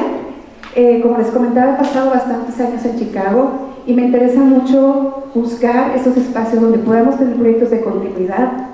Y algo en lo que empecé a aprender después de algunos años de vivir en Chicago es del severo problema de inequidad que una ciudad tan fabulosa, tan fantástica, reconocida internacionalmente por la calidad de la arquitectura, por la calidad de los espacios públicos, cómo pude entender en este espacio, en este contexto, el aspecto de inequidad. Obviamente yo tenía noción de esto desde mi formación como arquitecta en Chihuahua y luego mi formación profesional, pero fue muy relevante para mí entenderlo desde la perspectiva de una práctica independiente y empezar a formular cuáles eran, o tratar de establecer cuáles eran los valores con los que iba a aprender o a intentar abordar un problema tan complejo.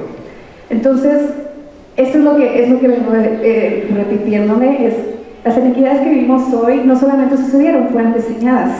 En el caso de Chicago, todos estamos familiarizados con los edificios, con la parte central. Es una ciudad que se articula por medio de la retícula, tiene este gran cuerpo de agua, el lago Michigan. Pero la historia que voy a contar es acerca de esta escuela que está en el centro de la imagen. Es una escuela que cerró en 2013 y Chicago es una ciudad que la conocemos o nos orientamos en Chicago mucho a partir de los barrios. Es muy instintivo orientarse en Chicago, y este es un mapa que vemos en muchísimos recursos y en muchísimos buscadores.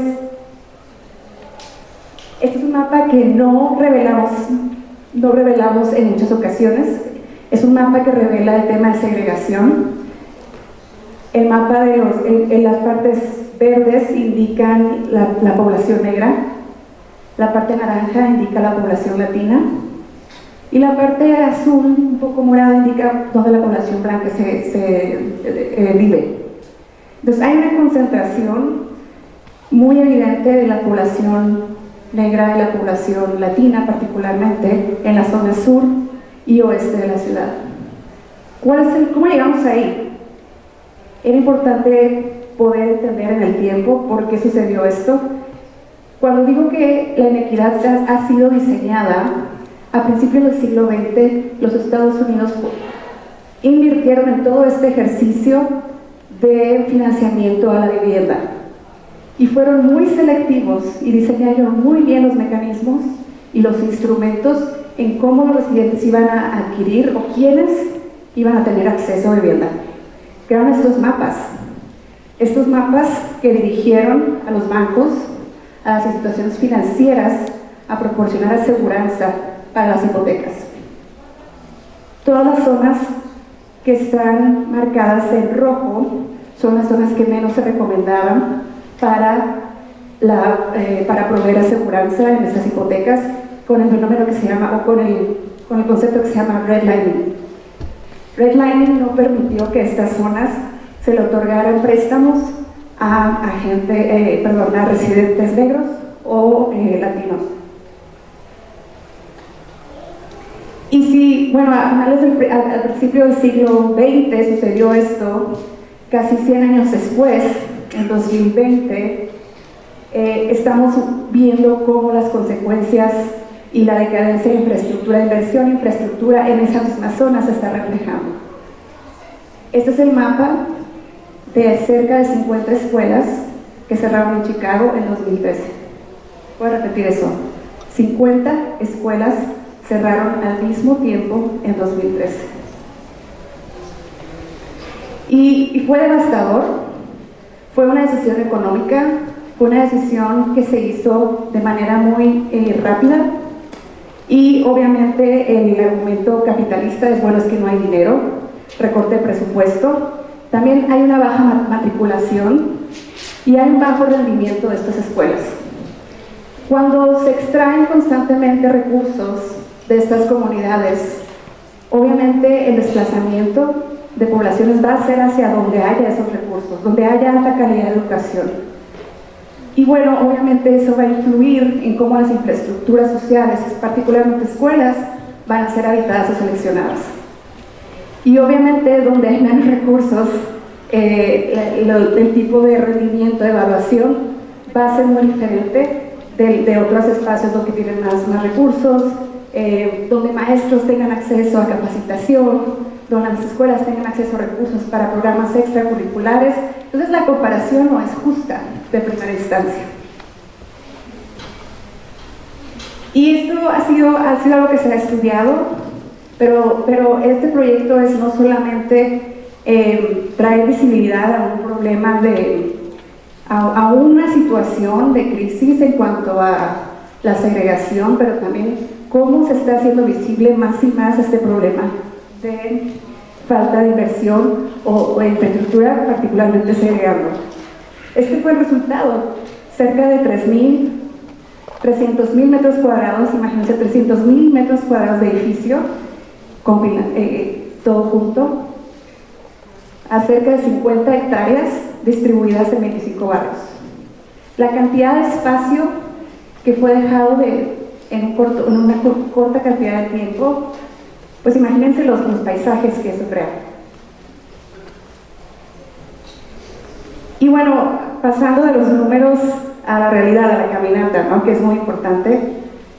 Imagínense, empecé a pensar qué se siente salir de su casa y tener que caminar por estos espacios, por estos lugares que una vez tuvieron niños, estudiantes, maestros, padres, y cómo ese esa perspectiva se repite en otros 25 o 50 lugares.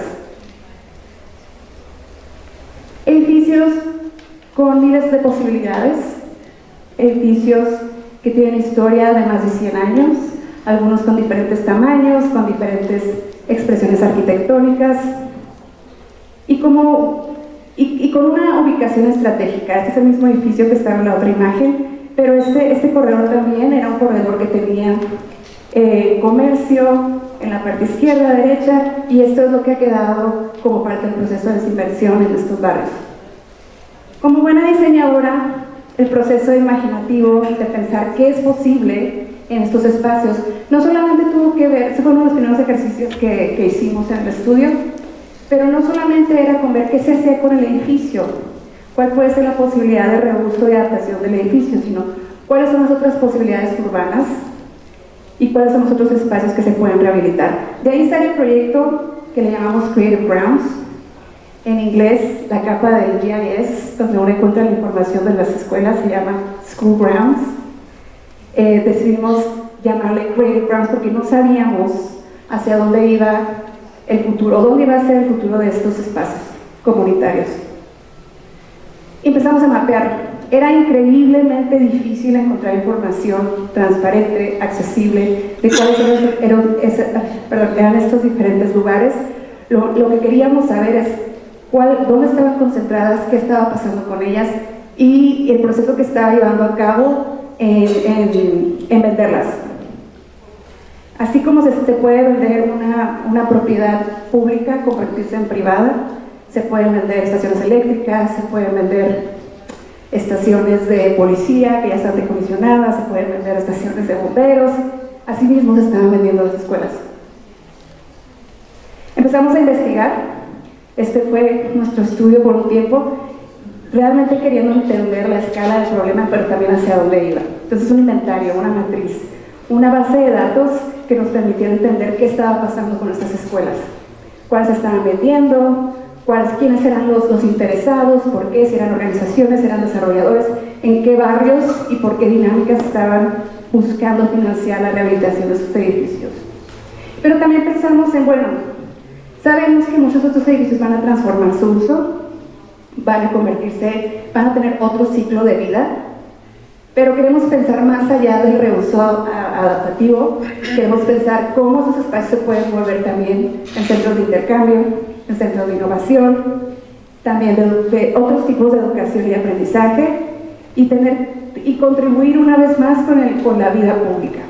Entonces nos inventamos un marco de activación donde pudiéramos nosotros probar, hacer un prototipo de cómo sería posible continuar el acceso de estos espacios, continuar la conexión de estos espacios con la comunidad. Entonces nos inventamos este marco de referencia o de actuación donde pudimos pensar, bueno, ¿qué pasa si empezamos a investigar, pero estos recursos de la investigación se pueden volver acciones? ¿Qué pasa si el conocimiento que se está descubriendo puede ayudar a hacer más conexiones o ampliar proyectos e iniciativas que la comunidad ya tenía? O sea, la escuela cerrada como espacio de colección, de diálogo, de intercambio, para poder apoyar ideas que vinieran de la comunidad. Y luego, ¿cómo activar? ¿Cómo buscar? Yo tengo un conocimiento desde el ámbito de planeación, desde el ámbito de diseño urbano, cómo usar eso como servicio para las ideas de la comunidad. Y bueno, la manera de pensar en eso fue, no podemos abordar un problema de esta escala, ni de esta naturaleza y complejidad, en una forma lineal. Teníamos que hacerlo de una manera cíclica, por algunas razones. Uno, no iba a haber una sola solución, no iba a haber una sola manera de entrarle, y teníamos que proporcionar o pensar en cuáles pueden ser diferentes puntos de acceso. Y empezamos a hacer este inventario, este aspecto de, bueno, estas identidades que tenían cada uno de estos edificios eran historias. Cada escuela tenía un nombre que había sido seleccionado por una razón. Cada espacio tenía una expresión arquitectónica que respondía algunos aspectos de su tiempo. Y queríamos conservar eso. Fue de una manera un proceso de inventario, pero también de rescate de memoria. Y bueno, este fue como nuestra matriz, donde identificábamos cuáles eran los edificios que se habían vendido, cuáles son los edificios que se habían recuperado por las escuelas públicas de Chicago y se habían rehabilitado, que fueron muy pocos, y cuáles edificios seguían en venta. Y en algunos casos siguen en venta, con las ventanas cerradas, sin actividad. Ustedes saben que en el momento que un edificio se cierra, se empieza a deteriorar en una manera acelerada. Y bueno, el problema se sentía abrumador y pensamos, bueno, ¿qué pasa si seleccionamos uno de estos espacios para poder hacer un zoom in y ver qué podemos hacer como diseñadores? ¿Cómo podemos podernos poner también esta camisa de movilizadores y pensar en cómo el poder de traer a la comunidad o facilitar el acceso e intercambio de la comunidad en estos espacios a qué puede llevar? Esta es la escuela Overton, es un edificio muy emblemático, fue diseñado y fue construido en los 60s por Perkins & Will. Y la expresión arquitectónica es muy distintiva. El modernismo, había un entusiasmo por nuevos materiales, por nuevas tecnologías, había nuevas aspiraciones en la pedagogía, cuál va a ser el futuro de las escuelas. Otro de los aspectos que quisimos rescatar con este proyecto fue la memoria. Una de las primeras cosas que las escuelas públicas en Chicago hicieron cuando las escuelas cerraron fue remover el nombre de las escuelas. Entonces esta era una operación de suprimir historias, de borrar historias, y nosotros queríamos elevar, queríamos rescatar, pero también celebrar las historias de estos espacios y de los personajes de los que fueron nombrados. Anthony Overton descubrimos que tiene una historia súper interesante, un líder cívico, un líder de negocios, que hizo bastantes inversiones y ayudó a muchas de las comunidades negras a tener acceso a financiamiento, y tuvo negocios muy exitosos que hacían productos para las poblaciones negras, a los residentes negros que nadie más estaba pensando. Y bueno, también los 60s fueron esta etapa de aspiraciones y de movimientos civiles, de movimientos sociales, entonces se estaba repensando. Entonces Overton como espacio representó mucha oportunidad, no solamente desde la parte física, porque es un edificio muy interesante, pero también desde la parte histórica y de memoria. Y bueno, como esto se conecta a la parte de cartografías críticas, es bueno, cómo estos instrumentos, esta metodología, estos estudios, estos mapas, estos inventarios, se pueden volver herramientas de movilización. La colaboración comunitaria a veces simplemente sucede. Si ustedes hablan y convocan, bueno, pueden tener un par de vecinos, pero también se puede diseñar.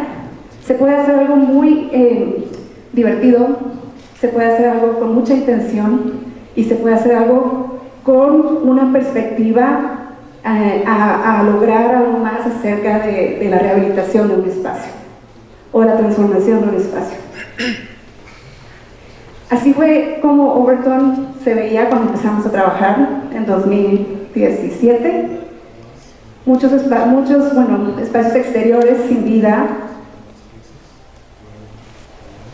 Y este mapa que había dibujado muchísimas veces en la computadora y en el estudio, se volvió esta inspiración para traer más visibilidad a este problema, pero también invitar a más personas de la comunidad, y no solamente de la comunidad, pero también de la ciudad, a repensar qué sería posible hacer con estos espacios que están en el corazón de los barrios de Chicago. Entonces, nuestra lógica fue, vamos a poner a Overton en el mapa de Chicago, poniendo el mapa de Chicago en Overton. La instalación primera que nos dio pauta para muchos de los ejercicios y talleres que hicimos fue dibujar este mapa que pensamos que era tan distintivo, pero también tenía una familiaridad con cualquier persona en la ciudad y también podíamos representar algo nuevo. Juntamos en talleres, dibujamos y espero que se oiga un poco el sonido. There's only a few things that impact everyone, right? Parks, beach, lake, but schools is one of those things that impacts everyone. If you're a kid, if you're an adult. And so when Chicago Public Schools announced that they were closing the schools and then ultimately selling the schools, I thought that this was a once-in-a-lifetime opportunity, not only to acquire some pretty incredible real estate, but to have a real impact on community, the same way that a school once did. We are at former Anthony Overton Elementary School, future of the Overton Business and Technology Incubator. So I started doing research about the closed Chicago public schools that closed in 2013, and I thought it was an important call for designers like myself to have a response. The question in place was, if they're not schools anymore, what are they becoming? How can we collectively participate in this process of revitalizing closed schools? We are big fans of Paula and what she's been doing here at Anthony Overton. Repurposing the public schools that have been closed and putting them back into practice as a utility for the communities that they live in is really important. Photographers, civic tech folks, other artists, designers, architects, students, everyone could be represented in this building. It's really great to see designers.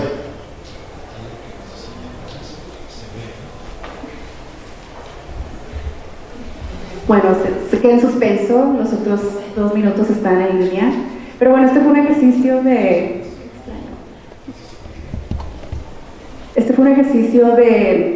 participación colectiva. Fue una llamada abierta a vecinos, a estudiantes, artistas que quisieran hacer algún tipo de activación en la escuela.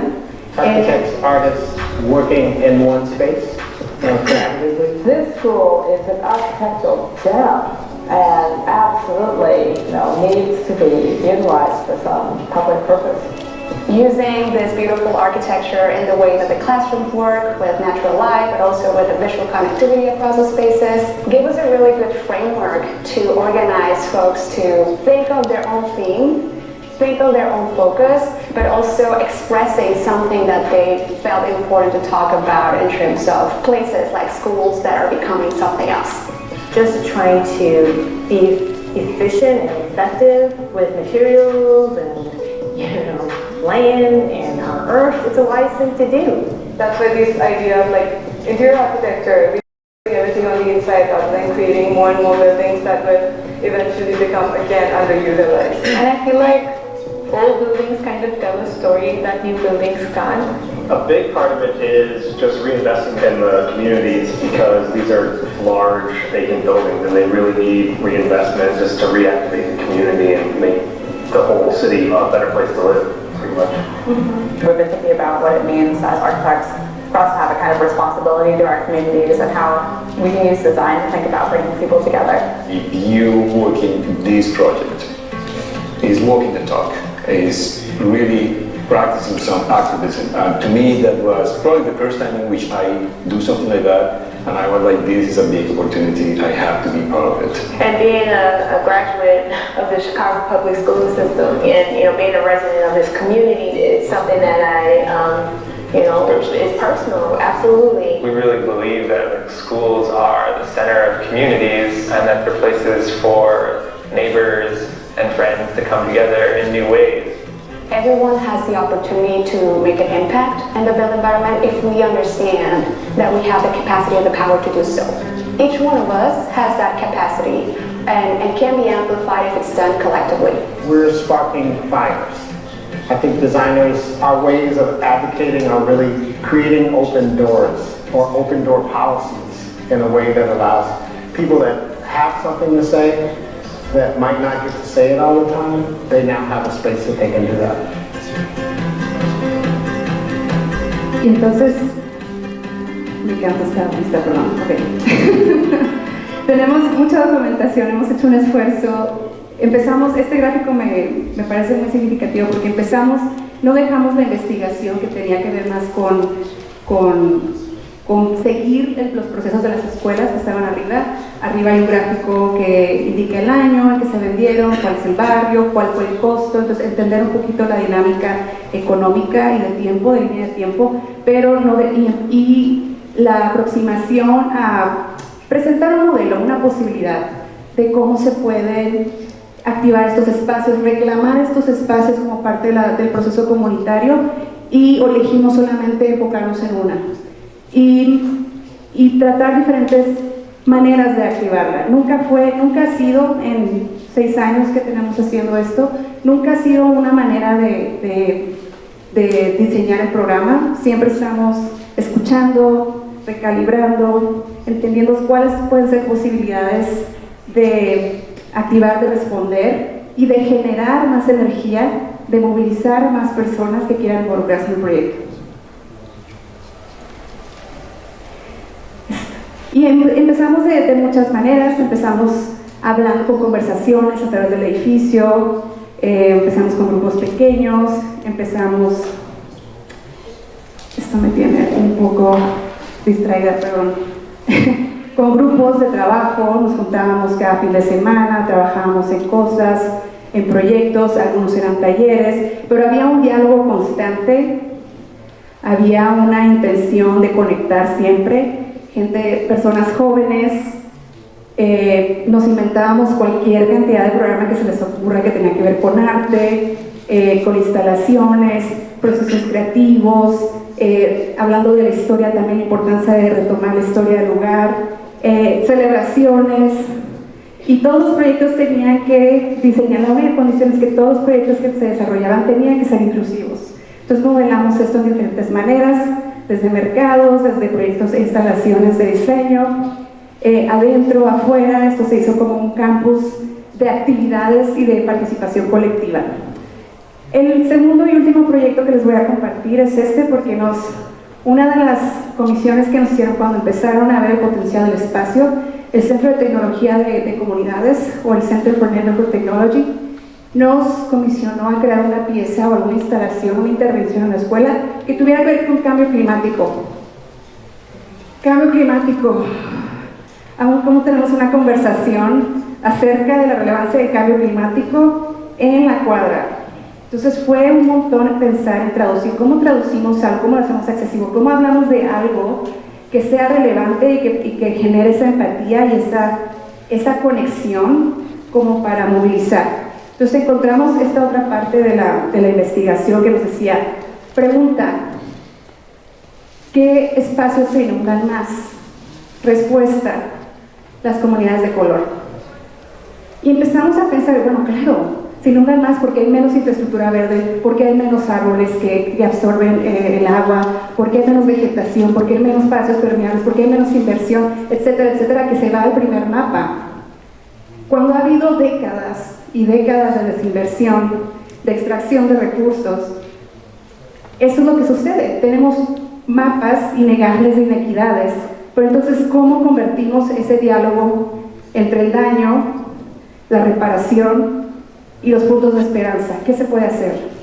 Mucho del trabajo que hacemos es un poco eso, cómo entablar un diálogo que tenga que ver con aspectos de a dónde vamos, qué podemos hacer en la escala del barrio. Entonces prestaron este mapa es de áreas de captación urbana o áreas de manejo de agua a nivel urbano. Es un mapa precioso en GIS. Esta información es increíble que se pueda generar en el siglo XXI. Y bueno, no sabíamos qué hacer con esa información y tener una conversación con los vecinos. Lo que nos inventamos fue este proyecto, que fue una colaboración también con arquitectos de paisaje, y lo voy a explicar en un momento. Este es el último video que les comparto para mostrar también. Y creamos gráficos. Son gráficos a gran escala. Este particularmente tiene una noción de conexión con cambio climático que tiene que ver con zonas impermeables y zonas permeables. ¿Cuáles son las inundadas, las que tienen menos permeabilidad? Y decidimos enfocarnos en el área del barrio de Bronzeville, que es el barrio donde está Overton, que es el barrio donde también ha sido histórico y también muy visible la parte de inequidad. Les cuento In order to thrive, a community can't be constantly faced with destruction. If our neighborhood is always flooding, their houses are being messed up, their businesses are being messed up, it's impossible to grow when you keep having these setbacks. Chicago has a major flooding issue, and that affects the cultural and economic vitality of these neighborhoods. Flooding is generally concentrated in the south and west sides of Chicago, which are predominantly black and brown neighborhoods. So on this parking lot at the Overton building, we've created a large-scale map installation. We started off drawing with chalk and spray paint so we can know where to paint and which color to paint with. And we numbered the colors. 1 is lighter, 5 is darker. The darker the color is, the more the water is channeled into the actual sewer system.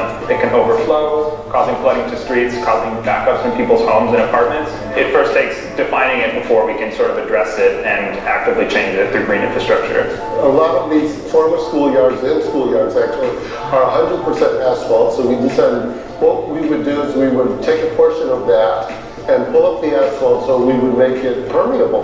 We thought that was a great solution to kind of keeping the stormwater not only on site, but also developing some learning opportunities in terms of planting rain gardens. So a lot of the plants behind me are wetland plantings, so they take on a lot of moisture. We're channeling a lot of the water that comes off the asphalt right down here into a runnel that filters down into the rain garden. Since 2017, we've been activating Anthony Overton School as part of Creative Grounds Initiative, which is raising awareness about equitable and inclusive ways to transform and repurpose our closed schools. One of the big focuses of this project was to engage in conversation with young people about climate resilience and cultural resilience.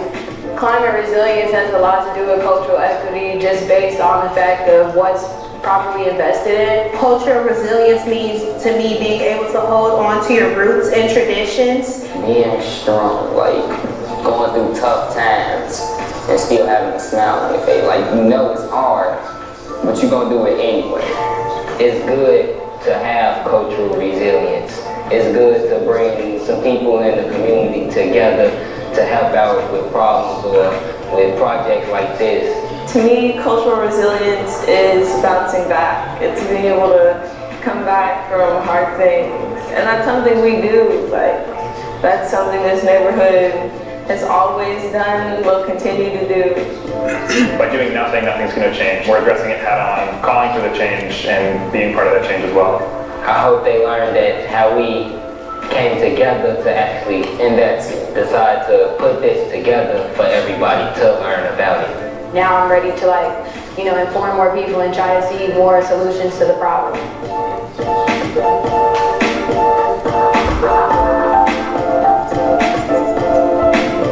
Entonces para nosotros el mapa es una excusa para tener otras conversaciones, hablar de otras historias. Y terminando, bueno, este ha sido el espacio donde generamos cada idea o cada intervención genera otras 10 ideas, otros 10 proyectos. Como comentaba Raúl también ayer, estos espacios se vuelven de respuesta. También fuimos capaces de convertir la red que habíamos creado con artistas, con estudiantes, con otras organizaciones para un centro de distribución de alimentos durante la pandemia. Entonces, cuando se crean esas redes, cuando se cultivan esas relaciones, proyectos de diferente naturaleza, de diferentes escalas, con diferente intención pueden surgir. Yo creo que distribuimos durante 12 semanas, durante pandemia, cerca de 100,000 artículos entre comida y despensas, aspectos básicos de despensa, porque tuvimos acceso al espacio. Se imagínense el impacto de tener y reclamar estos espacios dentro de los barrios, para mí es invaluable. Y hemos continuado, hemos tenido algunos otros tipos de versiones. A través de esto nos inspiramos, voy a lograrlo, os prometo. Nos inspiramos a crear un mercado de solidaridad, un mercado de ayuda mutua. Nos inspiramos a seguir haciendo proyectos colaborativos de arte. Los miembros del equipo del primer año vuelven el segundo y vuelven el tercero. Entonces se crean redes, se crean proyectos que no solamente son de una vez, puede ser que las personas participen solo una vez, o pueden, tal vez sientan que pueden ser incorporadas en varias versiones del proyecto. Entonces estas son imágenes de diferentes programas, desde mercados, desde más instalaciones, donde los valores siguen siendo los mismos. Tenemos esta actitud de generosidad, de inclusión y generar cosas de esta calidad. Este es un proyecto que fue elaborado en su totalidad por algunos de los integrantes de los primeros 2 mapas. Entonces es una tecnología muy análoga que va evolucionando, pero que también se va apropiando. Yo lo único que tuve que hacer aquí fue pagar las cuentas de la pintura y ya. O sea, había una apropiación de la coordinación y la organización y los valores que se generaron en realizar los otros 2 proyectos. Con esto termino. Agradezco la oportunidad también y y me encantaría entrar en diálogo. Gracias.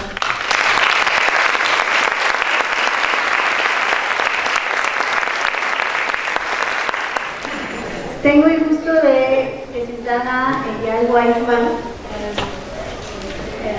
quien nos va a dar la ponencia magistral ahora, si quiere.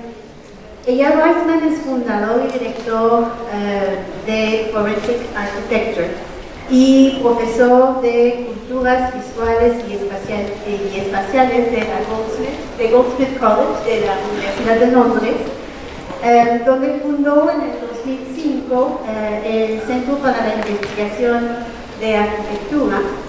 Para los que no saben, pero estoy segura que ella nos ha contado, Forensic Architecture es una agencia de investigación con sede en Goldsmith College que investiga violaciones de derechos humanos, incluida la violación cometida por estados, fuerzas policiales, militares y corporaciones.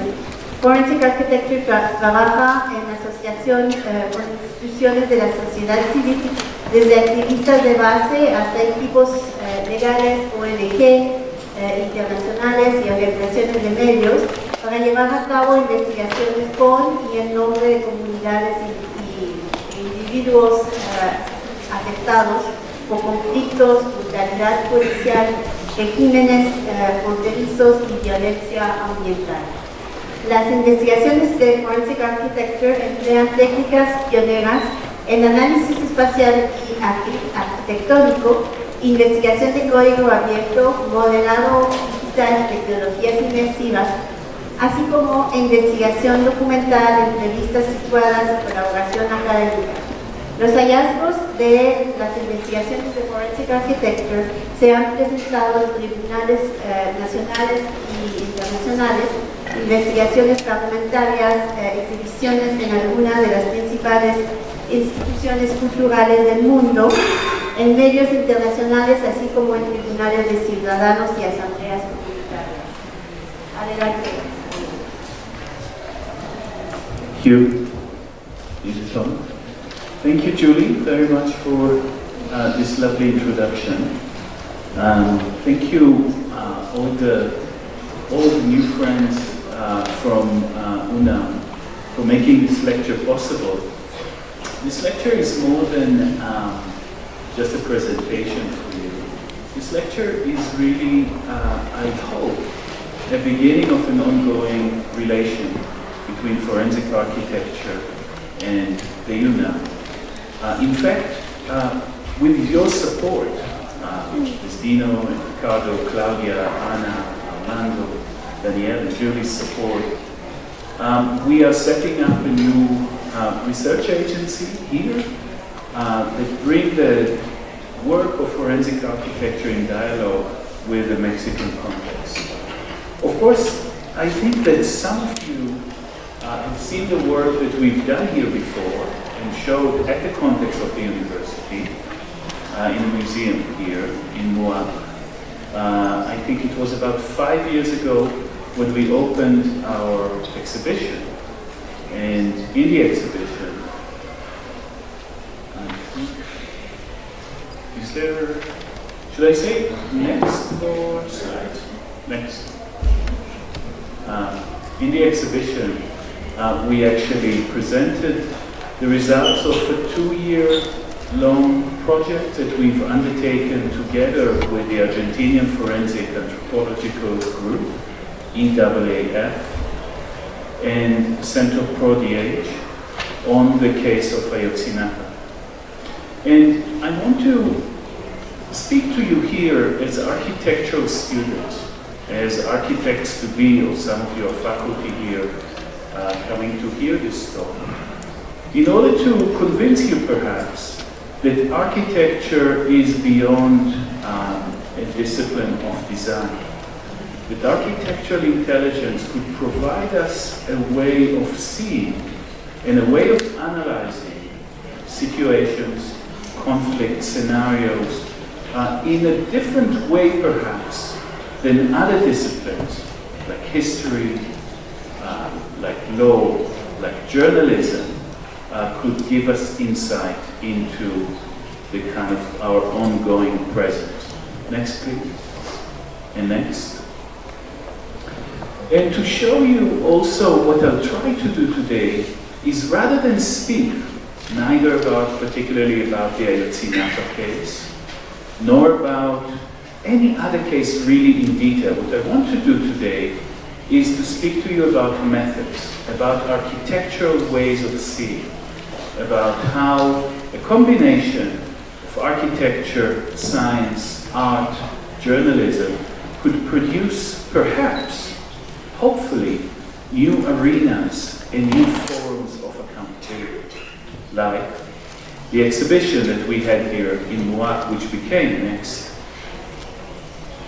a kind of also a place that brings communities together and makes political claims. Next. But I want to also, before we start the forensic architecture unit here,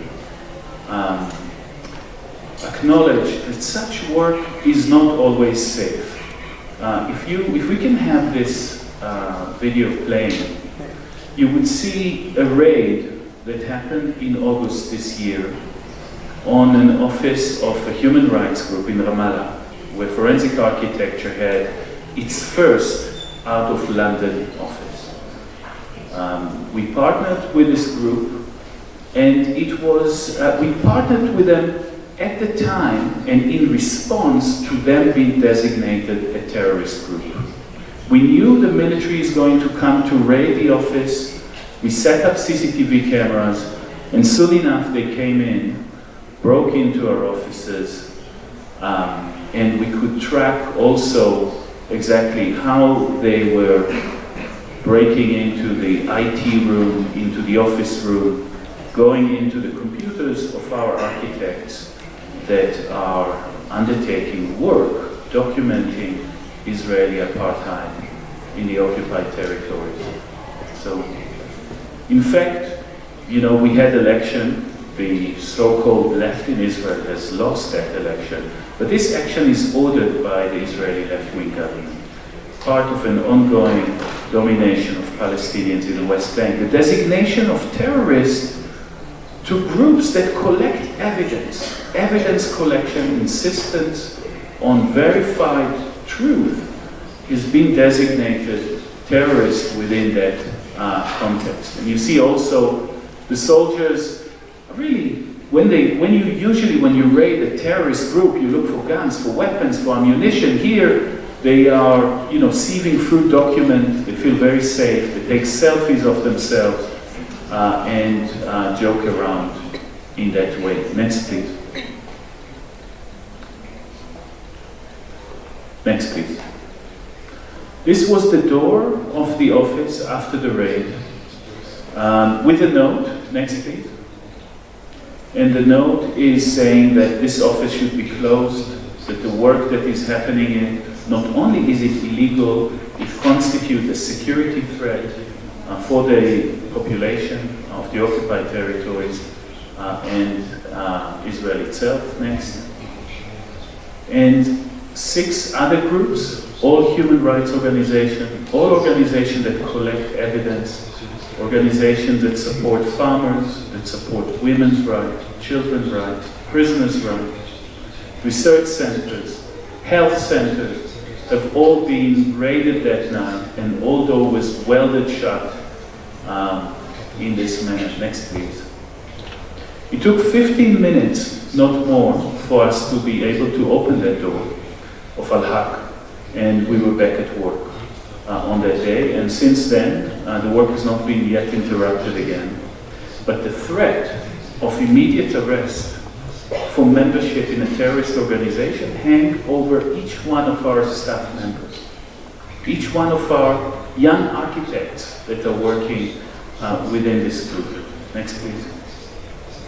What we were investigating at the time was the murder of this incredibly courageous, brave woman, the Palestinian journalist Shirin Abu Akleh, who was reporting for Al Jazeera from the occupied territories. In fact, she was doing the same thing that these human rights organizations were doing. She was collecting evidence, day in, day out, documenting the atrocities produced by Israeli apartheid in the occupied territory. She was in fact the face of reporting over those atrocities. On the 11th of May this year, she was shot with one bullet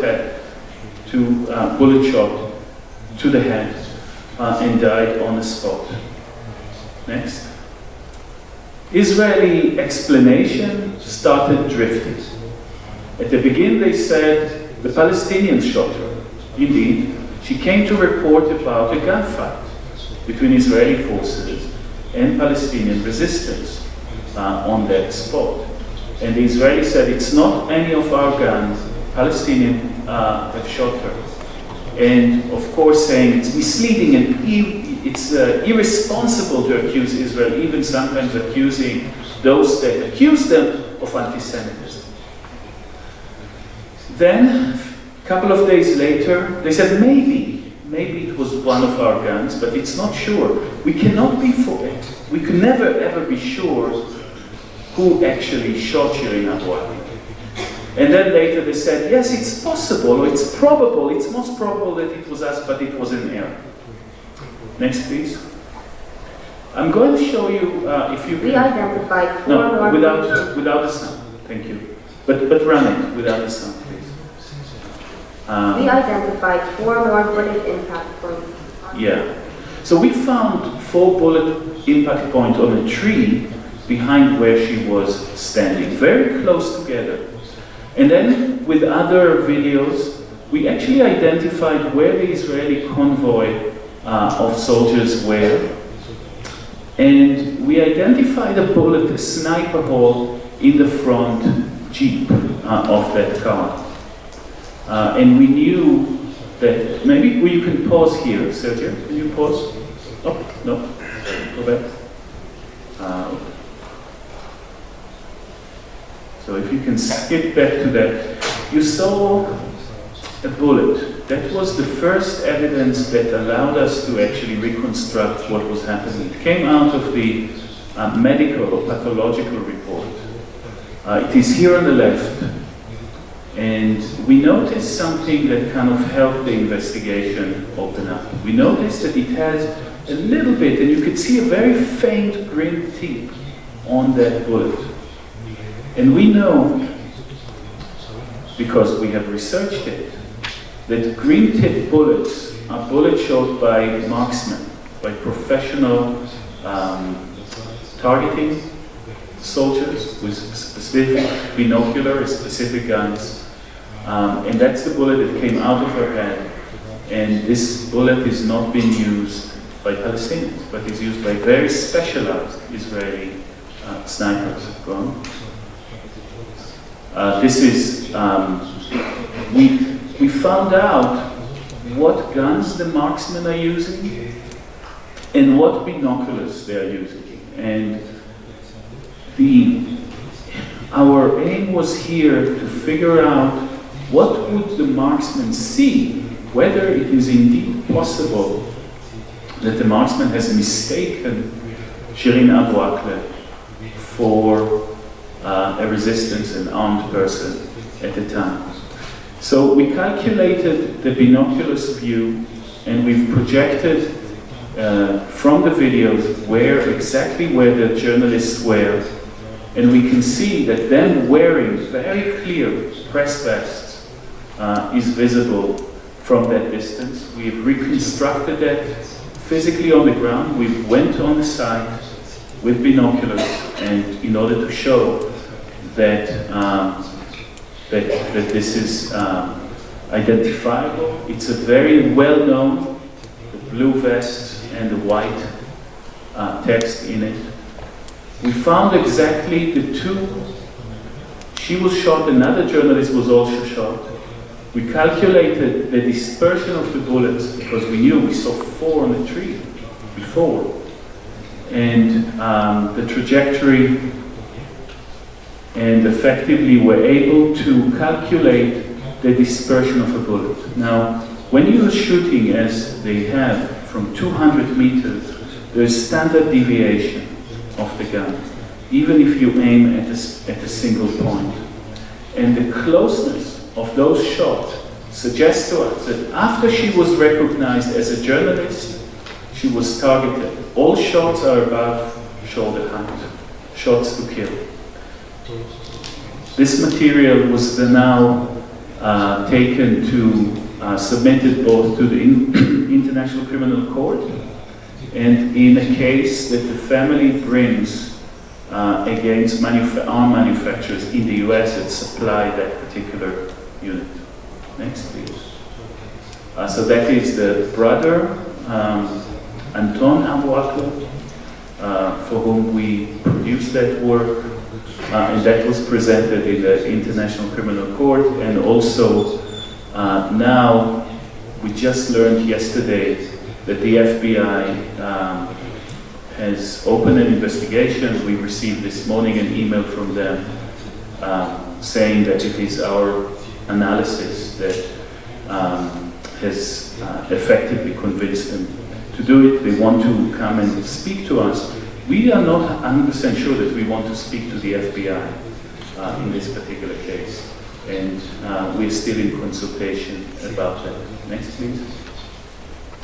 How it started for me, as you can understand, I'm born in Israel. I grew up there, now based in London, where forensic architecture is. And in fact, my first sort of foray into the field of architecture and human rights has been a mapping project. It was the beginning of the Second Intifada, around the year 2000. That Second Intifada is a rebellion, a Palestinian rebellion against the occupation in the West Bank. Very early on, Edward Said, a great theorist, was written a lot about culture, imperialism, Orientalism, etc. Palestinian, has written a very important article calling for counter-cartography. So he said, cartography is the tool of empire. Cartography is how colonialism was managed. It was a colonial practice. But today, colonialism operates differently. Contemporary or neo-colonialism is both a violence against things, but it's also a violence against the evidence that it's covering its tracks. It's violence against people, and it's violence against the truth. And therefore, counter-cartography must emerge from the point of view of the oppressed. We need to expose, and in particular in the context of Palestine, we need to expose Israeli actions. And we started a process of collective mapping. The entire territory was a territory of conflict. But we had no aerial images, there were no satellite images. We were driving through that area and measuring and drawing and using our toolbox as architects in order to measure where the last houses are and draw plans. And indeed, that was the first plan here on the left of mapping in blue the areas of the Israeli colonies and areas under their control. And you could see that the crime was designed on the drawing board of architects. It's not what architects simply collaborate with, you know, any kind of institution of repression. The crime was architectural. Israeli architects and planners were designing settlements in such a way that would invade, that would cut apart, that would envelope Palestinian areas. We talked about human rights violation of architects. But very soon later, we finished that map in 2002, and almost immediately later, cartography, as we knew it, disappeared. It disappeared because satellite images became publicly available around 2005. And nobody was drawing these old-fashioned maps and plans anymore. Next. These are the settlements. You could see how they begin with an outpost, 2 caravans on a hilltop. Then those caravans start making a circle, almost like in a kind of 19th century frontier way. I'm sure they're equivalent here in Mexico of that colonial practice. Then they become a settlement on a hilltop, a site of surveillance and control. These are suburban communities, but they are designed like optical devices. They are looking outwards. They are instruments of surveillance also. And you see the difference between an Israeli settlement here on the route and a Palestinian refugee camp that it's set against in order to survey. Next. These are the architects of the occupation. Politicians and military personnel. This is a very famous leader in Israel called Ariel Sharon. He, one of the fathers of the settlement project, a military person designing settlements. Again, kind of architecture and military control combining in him. And then comes the civilian architect, giving it suburban form. Next. Settlements on a hilltop overlooking the Palestinians in the valley. Next. But the mapping was also about mapping the destruction. This is a map. It's a very rare map that I managed to obtain of an attack, an Israeli attack, on the center of Nablus, a Palestinian city. Israeli soldiers come from all directions. They're moving into the city, but the way that they destroy it is architectural itself. It's designed by destruction. Next. Actually, the way they move between one house and the other is not in the streets, but by breaking holes in walls and moving like worms are moving inside apples. So you understand that the kind of architecture here is not invented by us, bringing architecture into conflict, but it is the masters of destruction that have brought architecture as a field of warfare. In fact, this is breaking through those walls. They're walking sometimes kilometer long without ever stepping foot in the street. Next. And then, of course, the designers of the walls and containment. Next.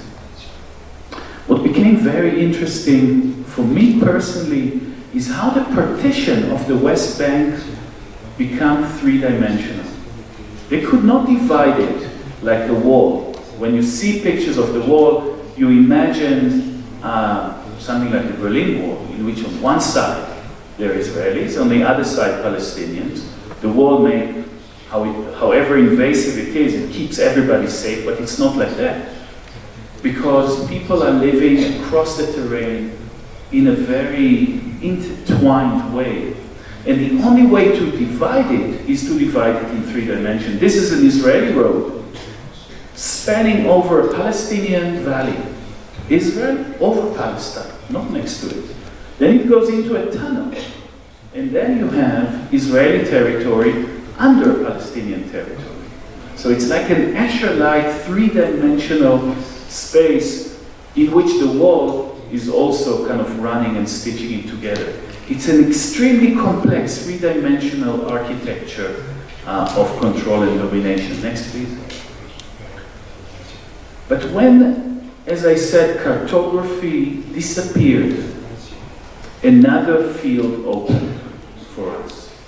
And that's the field of images and satellite images, videos produced by citizens. The channels became full of information that was there for us to analyze. Like I showed you with Shirin Abu Akleh. This Shirin Abu Akleh investigation was done from the videos that very brave Palestinians were shooting or filming Israeli soldiers, knowing that they risked their life to do so. And when people risk their life to take those images, you need to honor that guts. You need to honor their bravery by looking very hard at what they've recorded in there. So then we took counter-cartography into counter-forensics. And this is an image that kind of shows, you know, like the old, this is like the legendary gravedigger Clyde Snow, that, you know, very famous in finding the, developing the methodology that allowed the finding of the disappeared in Argentina and in other places.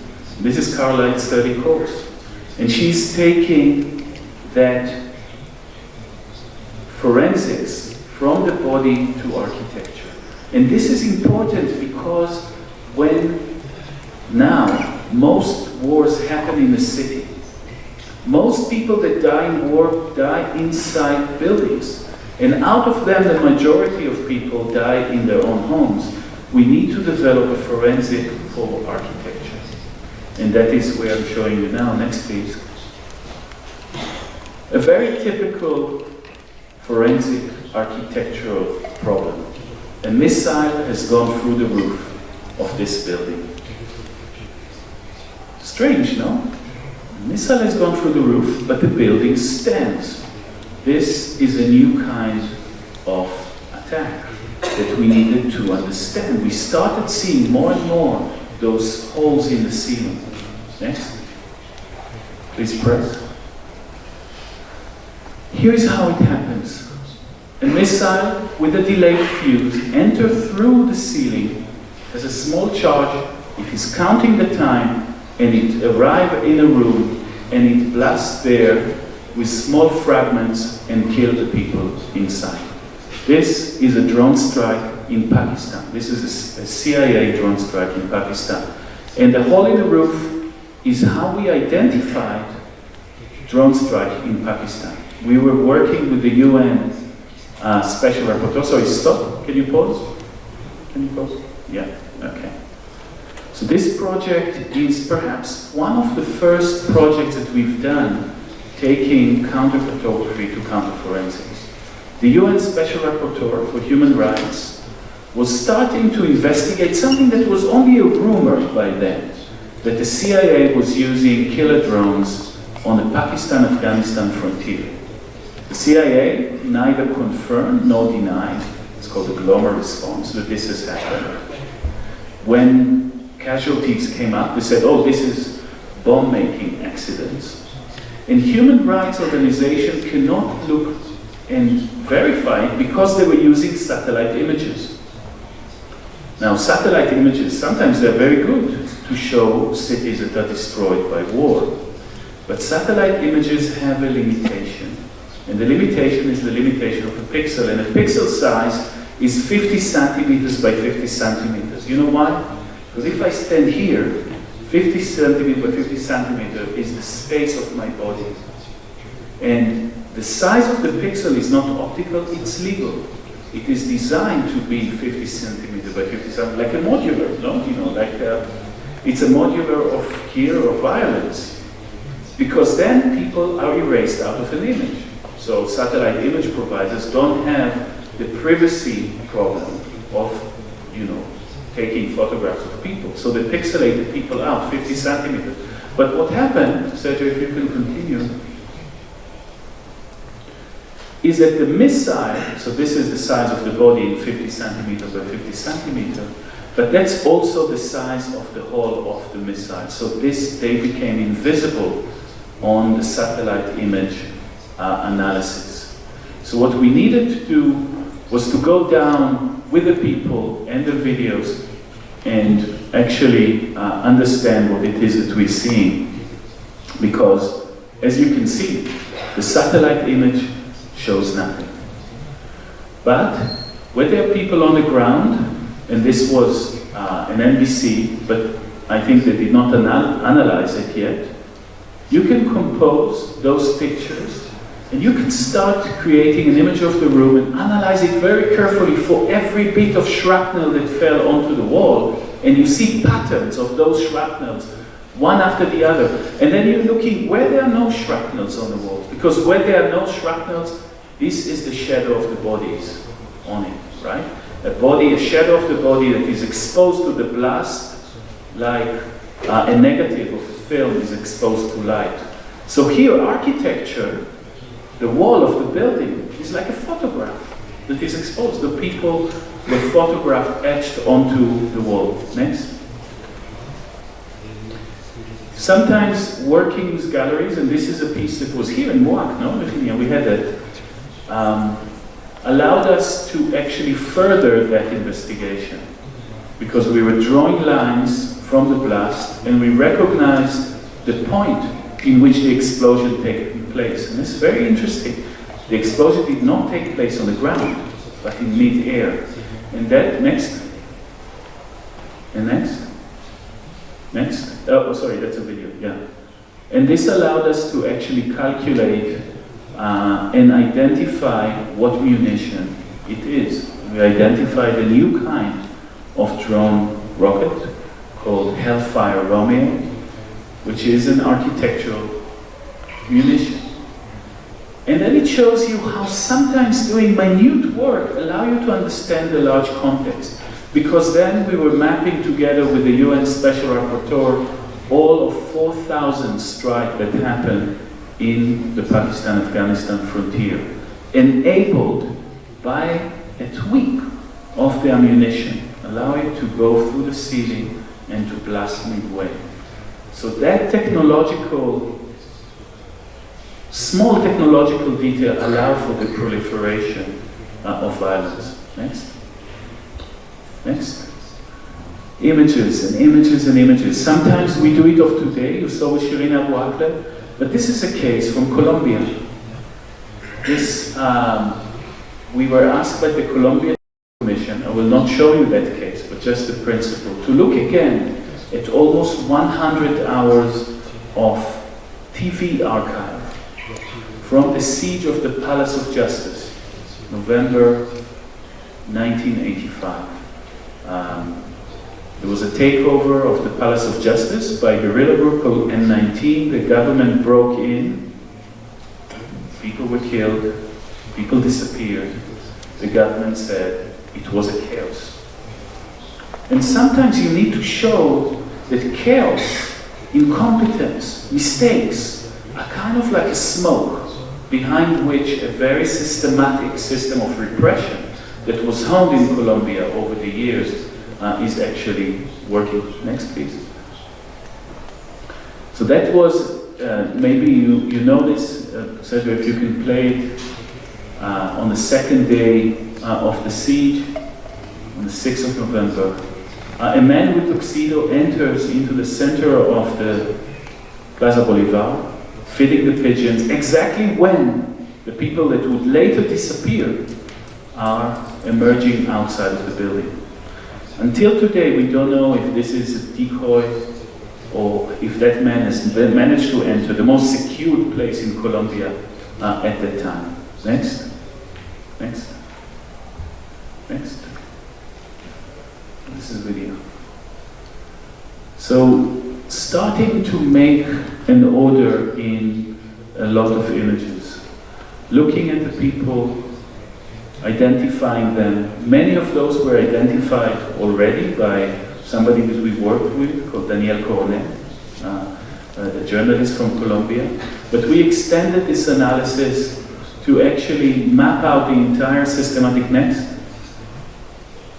the corridor between the Palace of Justice and a building here called Casa del Florero, where people were sorted out to be killed, to be arrested, or to be released.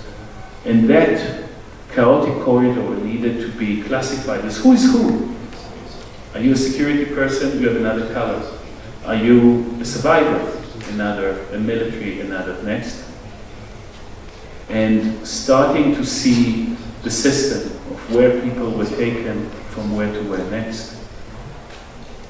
This is the judge, Horacio Uran, one of the magistrates that were murdered.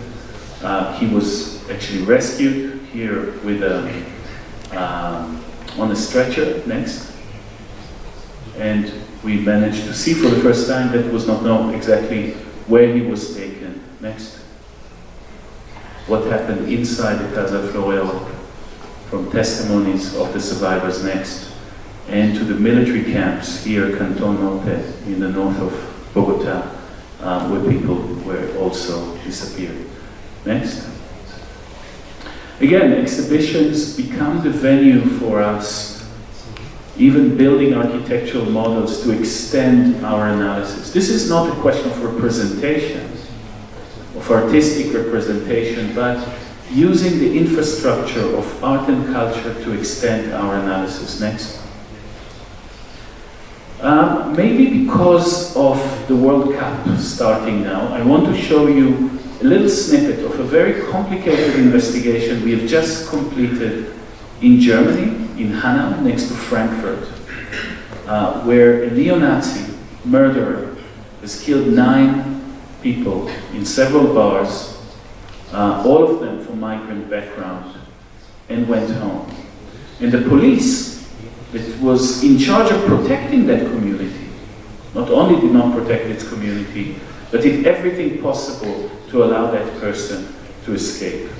And that person went home, was given all the time, he murdered his mother and killed himself. And the question was, a helicopter that was flying over the city at the time, maybe you can pause it, Sergio, flew in. People did not know why the helicopter was not actually tracking that person. And even the time code on the helicopter was actually wrong. But the helicopter is just a symptom of a whole system in which designed incompetence is always incompetence in one direction, always incompetence in the direction of the vulnerability, of producing the vulnerability of racialized person, in this case in Germany. We wanted to understand what was the time that the helicopter was in the air. Of course, the time on the helicopter metadata was wrongly set, but we found that the CCTV in the bar when the murder took place captured the same 2 people. Maybe you can go on, Sergio. So the same 2 people that we can see in the helicopter, we can see from the CCTV. So we know that's the same time. CCTV and the helicopter are the same time. But even the CCTV was wrongly set. So we needed to find out what time we are in. And the only thing we could see was a football match at the back of the room. So I said, this is a comment on the World Cup. And actually, there was a goal. And because it was very blurry, only the goal was actually clear to see. So we knew exactly when the goal took place. The goal synchronized the CCTV camera. The CCTV camera synchronized the helicopter. Next. Next. It's the same. Yeah, sometimes we build real models, one-to-one models. Here, as the house of the perpetrator, 16 police officers stand outside the door of the perpetrator, waiting. They do not break into. Maybe you can play it, Seven. They do not enter into the room. He's shooting his mother. He killed himself. They still don't break in. They say we didn't hear the gunshots. There is a relationship in Germany between hearing problem and racist attitude. It's not the first time that we've encountered it. We built an acoustic model. We went, a neighbor allowed us to use her room. We camouflaged her space for her security. And we undertook a sound analysis and a reenactment in that space in order to show, without doubt, that the shot could have been heard outside the room. Next, please. This is another case we've done in Germany where a neo-Nazi murder has taken place, another migrant, Halit Yozgat, of Turkish background, in an internet cafe. In the same shop there was an German FBI agent, Verfassungsschutz, I don't know if I pronounce it correctly, agent, who said he didn't hear the gunshot. What is an FBI agent doing in the site of a neo-Nazi murder? And then not hearing the gunshot, leaving the place, does not reporting. We reconstructed that place. Again, actions of reconstruction, working with actors in order to determine, according to the login and logout of the internet. Of course, if you kill somebody, don't kill in an internet cafe. Every witness is logged in. We have perfect timing. Next. Next. Working in one-to-one models to create that. Next. And of course, again, exhibitions next that reconstruct the precise timeline of these actions, of trying to put order, and when the state say, it's just disorder, it's just a mess. If it would be just a mess, you know, it's like your accountant tell you, no, if you make a tax mistake and all your mistakes are in one side, maybe it's not a mistake. All mistakes are undertaken to the detriment of migrant communities. Next. Again, the place of the exhibition becomes a site of protest. This is the father, Amin Kotovic, of one. His son is lost in one of those attacks. And using also the exhibition as a site, as a forum, as a media magnet in order to make his claim. Next. And the opening turns into a demonstration. Next. We present in courts, but we present also in people's tribunals. This is the People's Tribunal that in Germany was set up to deal with neo-Nazis because the state would not, the legal system of the state would try them each one as simply as criminal without looking at the system that is behind them. And that is a tribunal in which we presented next. And we presented it in an exhibition. And we had even police officers coming to the exhibition to look at the analysis that we have produced. Not only police officers, there were politicians, there were jurists that were coming in. And from the art space, that particular investigation on neo-Nazis was invited into court. Next. But while the art world is telling us, this is not artwork, this is evidence. They say, you're contaminating the art space because art is about illusion and it's about fictionalization. And they say, no, that's not artwork, that's evidence. What is it doing in a museum when we are going to court? Next. They say, that's not evidence, this is art. That is just being in an art space. And I think we like it very much to move between the space of art and the space of the law. And of course, it gives us a problem, but it also gives us strength because we don't like to be in each, in the hands of each one of those institutions. And in fact, what you cannot say in court, you can say in an exhibition. Each forum skews the evidence in a different way. In the court, you need to reduce it to its pure technicality. Of course, you should not make political position. In an art space, you can open the historical, the political, the contextual relations. Next. Let's skip that, Sergio. Maybe next. This is a police murder in Chicago that we were doing. Next. Play without sound, please. What do you do when you don't have images? One can think that our practice is completely dependent on found images. This is a video, Sergio, maybe you can. Is it not? No, okay, so next. Yeah, play this, please. Without sound. 5 prisoners of top secret security prison, Syrian prison, managed to make it out of the prison and go into Turkey. They have not seen the prison because they were led in blindfolded. There are no photographs of that prison. Whatever is in this prison is denied by the Assad government. What we needed to do is reconstruct it from their memory, using architecture as an entryway into their recollection. Not only we reconstruct it, they haven't seen the space. So we reconstruct the architecture through its acoustic signature, echoes. Is it more echoey or less echoey? How many doors you heard opening and closing? How many footsteps is between this room and the other room until we get a plan? Next.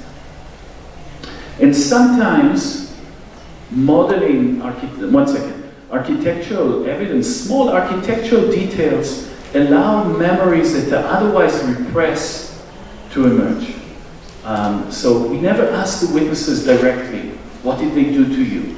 Or things, we want to enter the space of trauma in a tangential way, around, build it around, build around the void of the trauma. But here, a Palestinian researcher on Antibes, Hania Jamal, is asking a survivor, Anas, to model the hatch in a solitary confinement room. And through this process of very precise reconstruction of an architectural detail, a memory that he himself did not know is available to him, came sprang up. Let's hear it with sound, Sergio.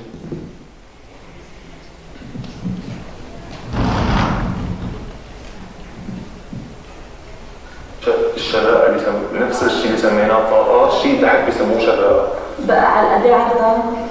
عرضها بقدر.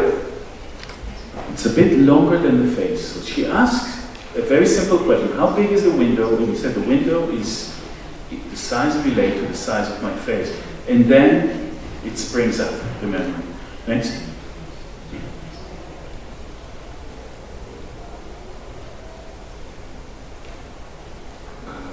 أنا مثلا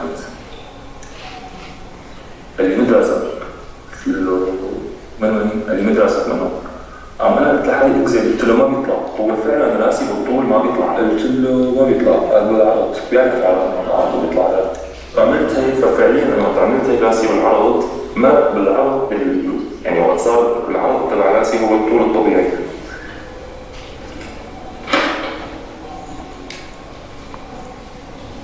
وبعد ما طلعته بعرض رجع جلس لي بحصة جوزة حقي على زي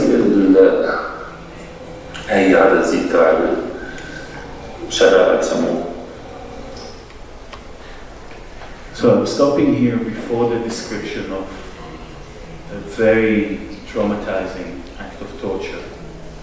But I want you to bear in mind that what you see here as renderings are not representation. These are tools in a process of collective recollection. Next. And sometimes when you recollect elements together with very traumatized people, you have to deal with memory errors. Memory and trauma interact with each other in very complex ways. The nearer you get to the heart of testimony, to the essence of it, to the most traumatizing act of state violence, of extreme violence, the more memory plays tricks. Sometimes you have lacunas, sometimes things get distorted, or the very traumatizing thing gets amplified. Here, this witness is now making what we know to be an error in description. Let's hear what he says. We knew the corridor is straight. But he says the corridor was straight.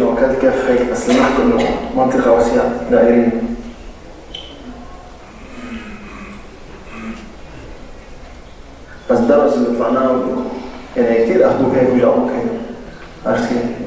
هذا الضرب ما تعرف تميز انت، انا اتوقع تقريبا هيك ما حتى بتذكر انه ضربني كيف بس فتحت عيني بايدي.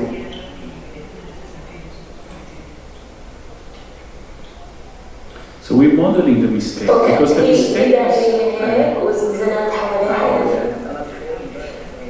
the mistake is sometimes more important than a correct description, Cartesian description, because the mistake includes both the Cartesian notion of that space, the measurable space, and it's a record of trauma. In fact, the mistake is more informationally laden than a correct description sometimes, because it is the confirmation of violence in itself.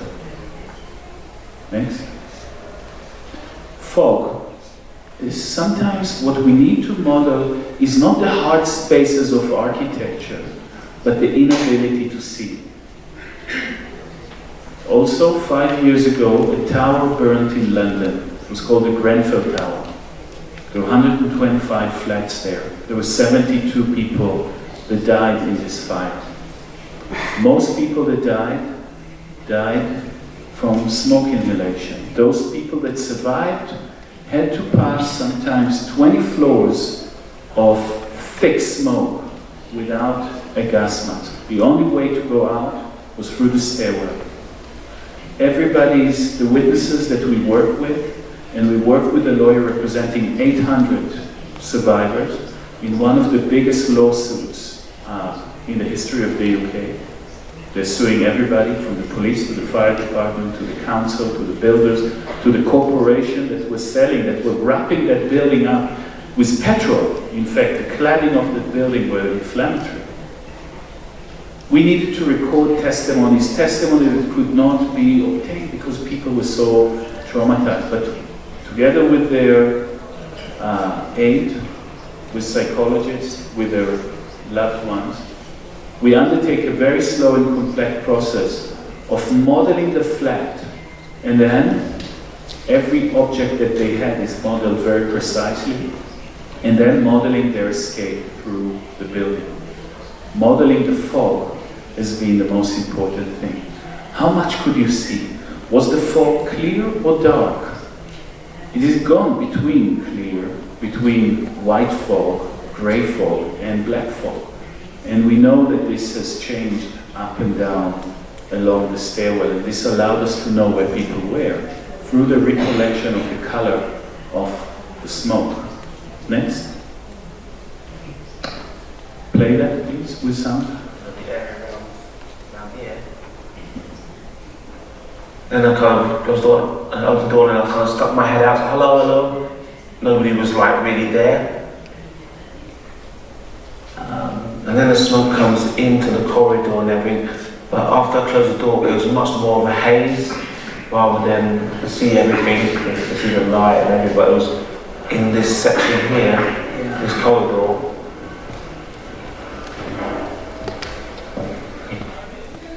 Next. You can play that in here. So there's two of us trying to go down systematically. Down, flat, down, flat, down, flat.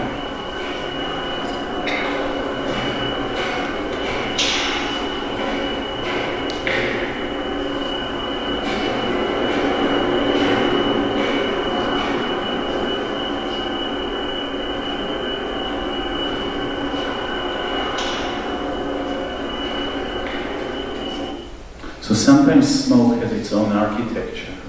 So here, two things were important. The sound of the alarm, not one alarm, but hundreds of alarms ringing at the same time in a kind of opaque way. And the smoke allow you to find out where people were in different locations, but also allowing people to recall what happened in this hell, because hell in London during that time was the stairwell. It was full of bodies. Next. And now you would hear Nicholas here recalling through the modeling process the one bit of memory that eluded him previously. He returned to it, and when you return sometimes to one detail, the rest of recollection could be reconstructed. And then I remember coming down one part, and first of all I thought there must be a hose pipe, a water hose pipe, because I stepped on something, there's bodies, Take time. you know, I thought I stepped on like hose pipes in the stairwell. You know, you can't see. I didn't see anybody. I didn't hear anybody else. But you know, you stepped on somebody. I just thought originally it was a water pipe. Yeah, like a hose pipe. Like a hose pipe coming up the stair, but I don't know. Nothing else. No. There were no hose pipe up the stairs. And I think, although he doesn't name it at this moment, that recollection is obtained. Next, please. Here is again the Colombia work that we've done, massacres in Urbana on the Caribbean coast of Colombia. Again, just to show how architecture, when we say modeling architecture, is modeling sound in the case of the prison, is modeling smoke in the case of Grenfell, is modeling plants in the case of Urbana, because here the massacre of Punta Coquitos on the coastline led, this is a massacre of paramilitaries against campesinos on the coast in order to take the land and to turn it into banana plantations. When they took the land, and when they changed it into banana plantations, the sea took the land. Hundreds and hundreds of meters, and the place of the massacre is gone. And together with campesinos, we started constructing the environment as it was, as they remembered it to be. Next. Next. And the process of flooding. And again, here plants become anchors of memory. Next. Okay. Por lo menos aquí, entramos un mata de plátano, siempre una mata. Entre el fondo y la guía. Exacto, y paso una, dos o tres matas y siembro otra. Okay. O la siembro también en las orillas de los canales. So, okay, I'm not going to stay on that because I see we are out of time. Let's move on to the next project. The intensity. Here, without sound, please. Here is a similar work to that we've done now in Namibia, the site of the first genocide of the 21st century, and a commission to us by Namibian groups wanting reparation from Germany for the genocide the German imperial forces have conducted there. And the work involved, again, situated testimony, using oral traditions, not individual testimony and individual recollection, but working with many people, with communities together on memory that is collective, that is cultural. And here, again, using 3D models to reconstruct the environment as it was. A lot of the late consequences of that genocide has also been massive environmental transformation. That land is now owned by white farmers, German and Dutch, British, that still own the land on which the genocide takes place. This land is now hunting ground. And the Hereros, the victim of this genocide, are not allowed access to this area. But still, the memory of these places remain and was reconstructed. And sometimes we went also because we collected evidence on the ground and we could see how precise oral reconstruction of events that took place in 1904 still remain fresh 117 years later. Next, please. Next.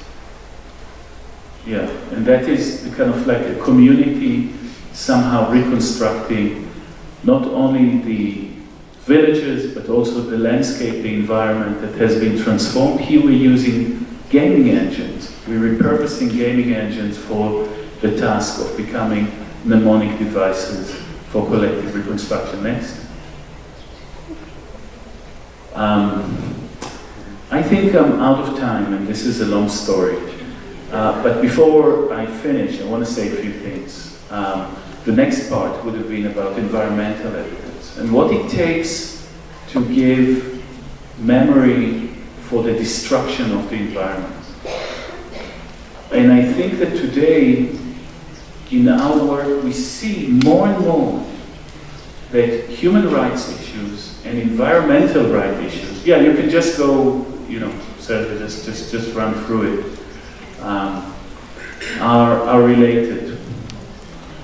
in order to understand the function of human rights, particularly when you look at colonial and neo-colonial situation. Here we are again in Palestine, in the desert, looking here at evidence that we could see in aerial imagery from the beginning of the 20th century for the presence of Bedouin families on the land in the Negev. Israel wants to expel them. They say, you're nomads, you never owned that.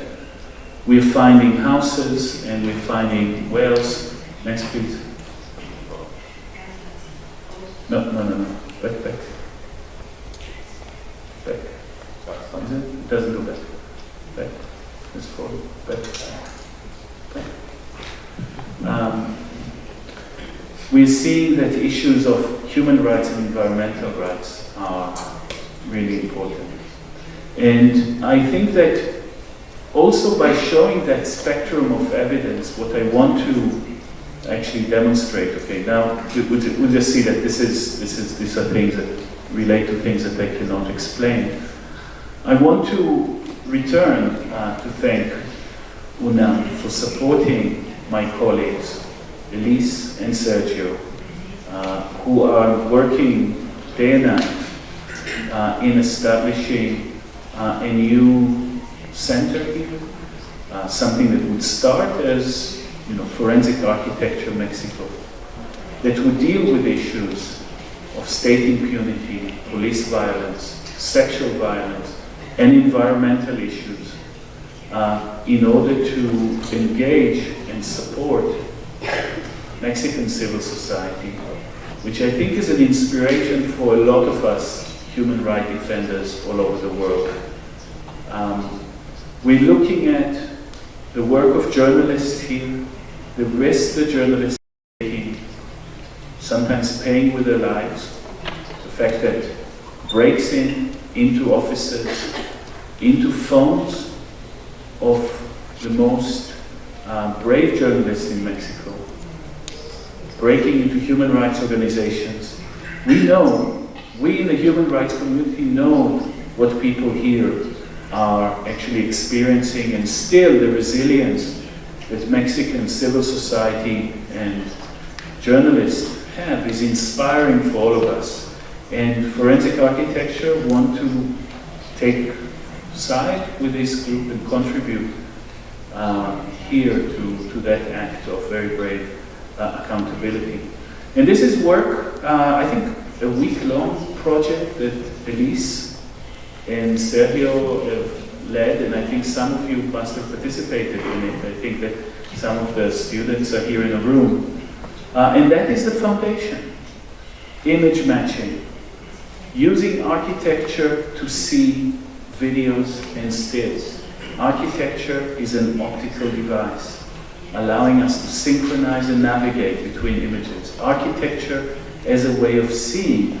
Architecture as a way of claiming for rights.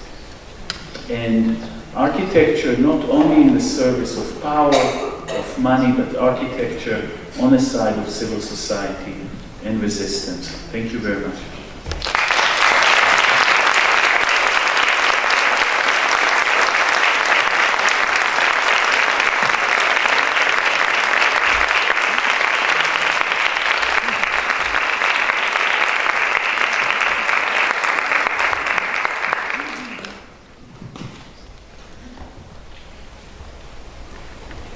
Much, Eyal.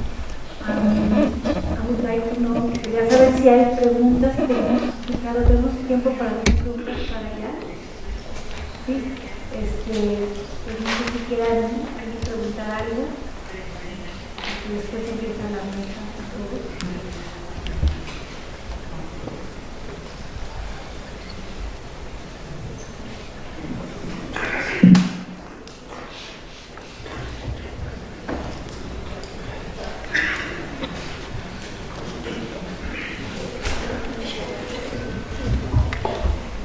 Gracias. ¿La puedo hacer en español y se traducen o...?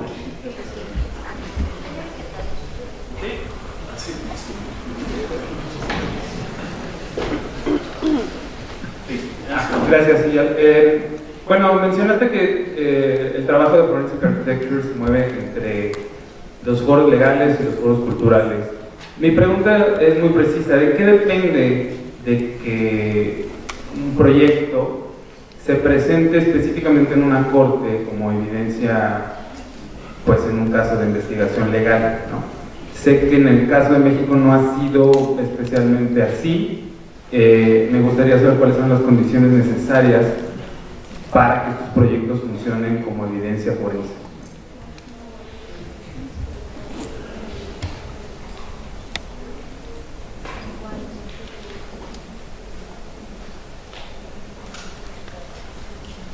Okay, yeah, very good question.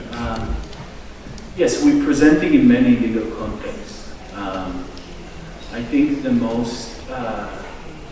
victory we are proudest of having contributed to a victory that we are proud of, is when in Greece there was a trial against the neo-Nazi party, Golden Dawn, that was based on the evidence that we had produced. The party was banned, and the people, the murderers, it was around a particular murder of a rapper, a left-wing rapper, were convicted. We presented it in different cases, in Germany, in the UK, in Israel, Palestine. I myself am an advisor to the International Criminal Court in The Hague, precisely on the issues of admissibility. And admissibility is difficult for us, but it's not impossible. It's difficult because, well, first, admissibility is always difficult in legal contexts. Every good defense lawyer obviously wants to disqualify an expert that is damaging to them. And I'll just give you the 5 things they say about us. 1, these people are artists, not scientists. And then we explain, well, if your evidence is videos and images, you better have artists and photographers and filmmakers on your team, because that is what we are discussing. The nature of film, the conditions of visibility. If your evidence is architectural, if war came to the city, architects should actually provide the evidence. But this is not obvious. Architects are rarely expert witnesses in court, and artists are always suspect. Okay? So this is difficult, but not impossible. Second, we come from a human rights tradition that is very political. We always take the side of the communities that are at the forefront of struggle and communities facing state violence. We never work for states, although they ask us from time to time. And the lawyers on the other side would always say, these people are political, they are not neutral. You need to be neutral to be an expert. And then our task is to say, is the police officer that is presenting evidence in front of me, or the Israeli occupation soldier that is presenting evidence here, more neutral than we are? Let's discuss the evidence itself. But then it gets to more complicated discussions, more technical discussions about admissibility. It has to do with both the technologies that we're using and relying on citizen-produced videos. One of the most important principles of admissibility in court, 2 important, is provenance, I hope that simultaneous translation handles it, and chain of custody. Provenance is to say, if you're using a video of a police murder, say, in court, you need to know who took it, on which camera, and you need to have that camera locked in a drawer, and everybody that open and close the drawer need to be registered. That's chain of custody. Today, when we are doing international criminal law, we're having 700, sometimes 7,000 videos around a particular case. Those days when you have 1 or 2 are long gone. And these are very long. Sometimes they are hours-long videos that you need to look at. Sometimes in conflict zones, you cannot get to the people that took that image. in fact, you're risking them if you're looking for them. You want to protect them. And we are working on creating in the International Criminal Court in The Hague another way of authentication and admissibility of images, which is to do not with the unique provenance of each image, but with creating big network of support. So if you have 700 videos, and each one supports the other, and the videos support the testimony, these are usually, a fake video will not match with the other things. A fake video will usually fall out of a very thick evidentiary matrix. Not that we see, in fact, there's a lot of discussion about fake videos. It's not very, very current yet in the cases that we are talking about, but it's possible that it will become in the future. But the safest thing is to think about authentication, validation, and provenance of evidence more like a blockchain, in which not a single institution does it, but the cloud or the crowd actually verifies that. And I think the law is very conservative, but still moving in that direction. And international criminal law has to lead the way. And the International Criminal Court in The Hague is usually less conservative in terms of the evidence it is using than national courts, but that is a problem. All these issues with software, etc.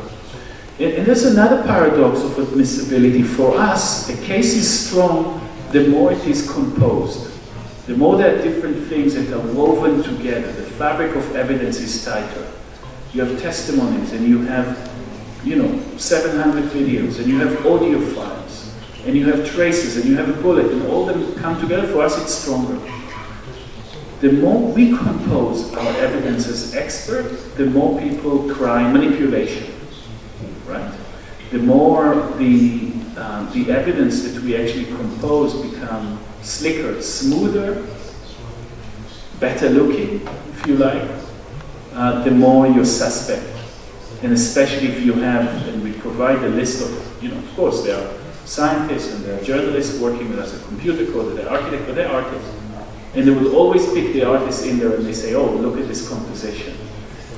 They would always go for the weakest part in the matrix to do it. But there is no other way, because we need to struggle to get our evidence recognized, because by doing that, by not working conservatively, by trying to push the boundary, we open the door for citizen-produced evidence to become more and more admissible. And I think it's important, beyond the technicality, it's important politically that citizens are producing evidence.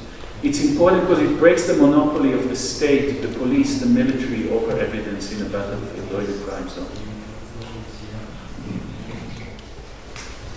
Well, thank you very much, Eyal, and your team for sharing your amazing and very relevant work, and also for being here at the architecture school and making us shake, and questioning ourselves. I'm still doing this, and I'll throw it very quickly in English and then in Spanish. And shaking us, in the sense of questioning ourselves. Okay, what are we deciding? And this past hours and days we've been discussing, the relevance of mapping and cartography and space building, and as a way of deciding what is evidence and what is not evidence. But I was very intrigued, by how you say the space of the trauma, but also the relevance of space, and in your work. I was asking myself, what's the difference between a traditional forensic work or a traditional autopsy work, and again the relevance of space, space in the recall, in the memory. Perhaps we as architects we take for granted that space is the way we kind of deal with reality, we deal with memory, and so perhaps if you could share again, how important is space, how it's in our experience, in our memory, and that's perhaps, and if that, it's perhaps what makes this work so relevant, you know. And that's what, and the other, how through space, you actually are doing this excuse to actually talk to people, you know, and to share and to listen. So, voy a traducirlo rapidísimo en español, primero aparte de agradecer, pero un poco voy a sintetizarlo, pero se me hace interesante y me quedo con mucha curiosidad de entender la diferencia entre un trabajo forense tradicional, inclusive un trabajo de autopsia tradicional, y en ese sentido la relevancia del espacio, ¿no? El poder de la dimensión espacial en la recuperación de la memoria, que tal vez nosotros desde la arquitectura lo tomamos como algo natural, ¿no? Pero cómo eso tiene un poder, ¿no? para construir, para crecer, y a través del espacio para también usar otras herramientas, ¿no? como escuchar o comunicar. I mean, this is great. Thank you, Laura, for giving me the opportunity to say that. I'll try to be as quick as possible because I get all the alarm signs that we need to evacuate this space. So I say, firstly, no? It's too harsh. It's too harsh. Okay, we can stay. If it's too harsh, we can stay. Good. Yeah.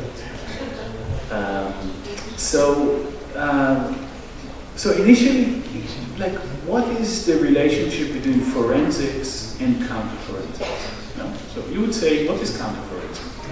Is it just like Edward Said said, the colonized need to produce mapping to expose imperial forces?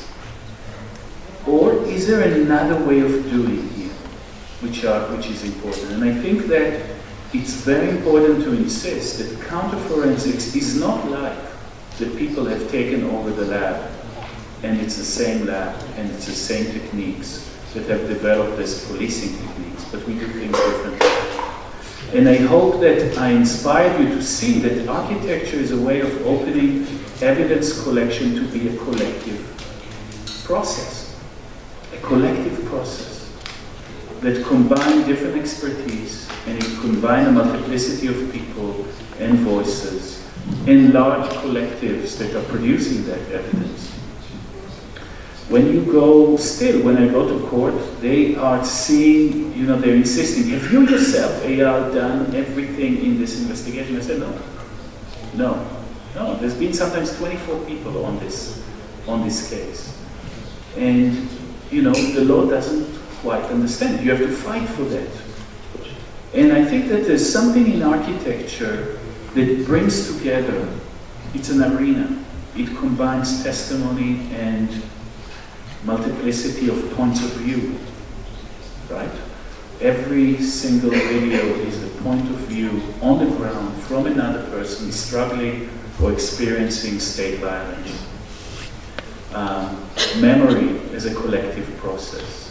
I think that's something about the discipline that we kind of inhabit. No, we say we don't. You know, when you say, and I'm saying, as they say, are you an architect? I say, I am from architecture. Like I'm from Israel. It's like it's a place I come from. I go in a different direction, but I come from architecture. And to come from architecture is to think spatially, is to think relationally, is to think about space not only as an object, but space and architecture as a set of relation between people. And I hope that I can show also as a means to provide resistance to state power. Thank you.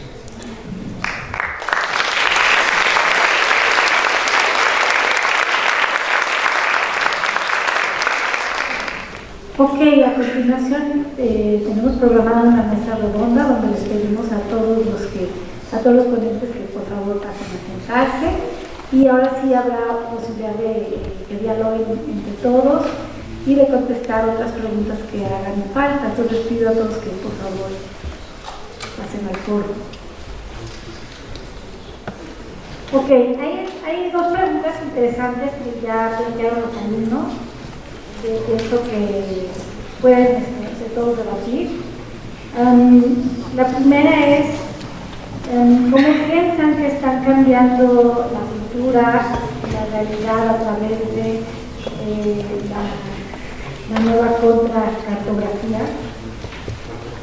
Y la segunda, que tiene que ver con lo mismo, es si no puede haber una contracartografía también hecha por grupos de derecha, y si esto seguiría siendo, aún siguiendo sus pasos críticos. O sea, esto es algo que preguntan como cuáles serían los riesgos de que esa misma forma de trabajar lo tome el otro bando, por así decirlo. Y no sé si quieren empezar con eso y después seguimos con esto. Esa suena como más dirigida a ella, ¿no? Okay, I think it was for you. No. Actually, I think I've spoken enough now, and I also need a breather. And I think it's a question that is not only for because I've seen the presentation, and there was definitely cartography going on there. And what was interesting for me in your work was how the scale of the map, being almost urban, allowed map making to be a kind of like maps being inhabited in that way, and to form this sort of like relation between people that participate in this almost like game-like manner in there. And I think that's another aspect of counter-photography. So I don't know, maybe you want to... Sorry, I put you on the spot. But... Gracias. Sí, suena, creo que esa parte es muy interesante, como habla un poco del tema de apropiación. Cómo creamos relaciones con el espacio, pero también cultivamos relaciones con otras personas.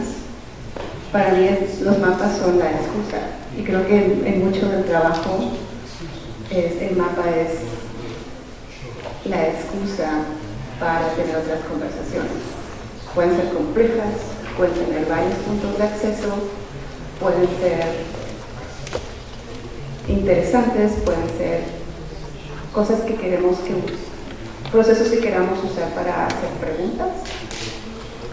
Pero para mí, yo creo que como alguien que ejerce en el ámbito de planeación urbana, para mí los planeadores urbanos hemos hecho también una tarea estupenda vacunando a todo el mundo en contra de la planeación o del interés en involucrarse en la planeación.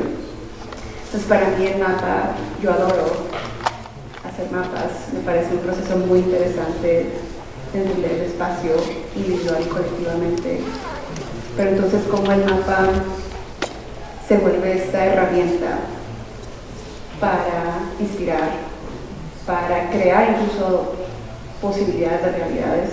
O sea, los mapas que yo enseñé de Chicago, seleccionamos esos mapas, la selección de esos mapas es muy intencional, porque son mapas que escriben daño. Un mapa de Chicago lo hemos visto 20.000 veces dibujado. El mapa de escuelas cerradas duele. ¿Cómo es posible? Es una llamada de atención y una llamada a la acción. El mapa de inundaciones. ¿Cómo es posible que esos barrios sean los que más se inunden? ¿Por qué? Es entender eso, la manera intencional de la selección de la imagen y del mapa, para mí es incluso un proceso de reflexión muy personal, pero se vuelve también muy público. Entonces es una herramienta a la vez individual y colectiva. Y se vuelve, no sé, como algo de counter, ¿no? De contraintuitivo. El mapa es como siempre esta herramienta pública, pero para mí es muy personal. Los temas que quiero abordar y los temas en los que me interesa tener una conversación colectiva. So it's nice, it's both counter-forensics and counterintuitive.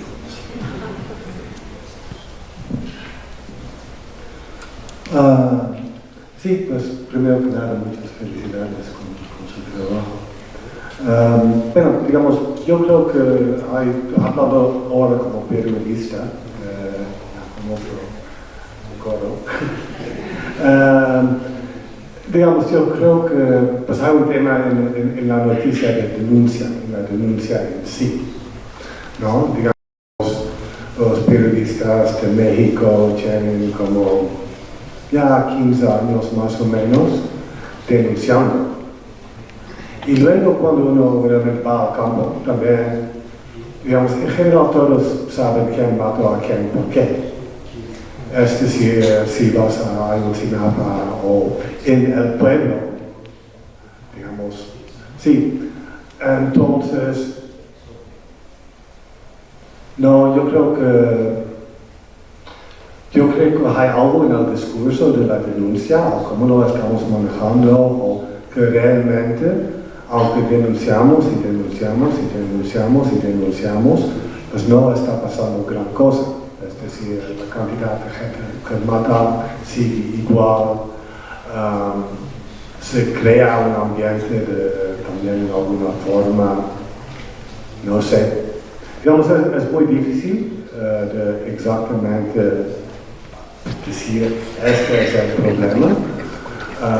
Pero dentro de eso yo creo que la contracartografía también representa una herramienta que puede ser aplicado o no. Es decir, digamos, igual no necesariamente tiene que ser la herramienta que a fuerza se tiene que usar para cualquier tema. Lo que sí tengo claro es que la denuncia en sí no basta. Es decir, sí, como los denuncias, pues ya, muchos culpables identificables, muchos, que todos lo saben, muchos. Entonces, también yo creo que pues habría que invitar a la contracultura también de llegar a otros niveles y meter el pisador o como el telescopio sobre exactamente cómo tomaron estas decisiones o cómo se llegó a este punto. Yo creo que es como lo poco que puede contribuir a esta discusión. Yes. From my point of view, what I take out of this is I take something that's like in between all of this we presented somehow for me is the collectiveness. To see that it's about collective evidence, it's about collective mapping, bringing people together, and yeah, what I also tried to point out, like the collectiveness behind the maps, the collectiveness behind the mapping process. That's not just a tool in the collective process, and it can be any kind of tool. I think it's much more about where we want to go as a collective. And I think that's the beauty of what I take out of this, and that this is happening gives me a lot of hope, even in the worst cases, like in Colombia, Mexico. And so this is, I think for me, like going to these kind of events, it's about taking some kind of hope. And just, I like that you said that you come from architecture, I come from geography, and for me it's like thinking about this collective process. This is also including, when we see that human rights is related to environmental rights issues, to like, yeah, to get, I think it's like a big challenge for us as society, as humanity, to go somewhere where where we were before already, to indigenous knowledges, indigenous perceptions, cosmovisions, to think this collectiveness not only within our humans and our community, within our city, within wherever, to understand that we are part of a collective network. And yeah, we have to build up this collectiveness within each other, but also within like this place where we live, with the soil, with the bacteria, with the climate, with the creatures, plants, and yeah. So thank you all for giving some hope that we go in this direction with collectiveness. Okay, next question is, la siguiente pregunta es para todos. ¿Qué actividad está, o sea, lo que ustedes, las funciones que ustedes están cubriendo, the functions you are doing, están, ¿por qué las tienen que hacer ustedes? ¿Qué vacío están cubriendo ustedes al hacer esta colectividad geográfica, forénsica, arquitectónica, etcétera? ¿Por qué se está dando este fenómeno?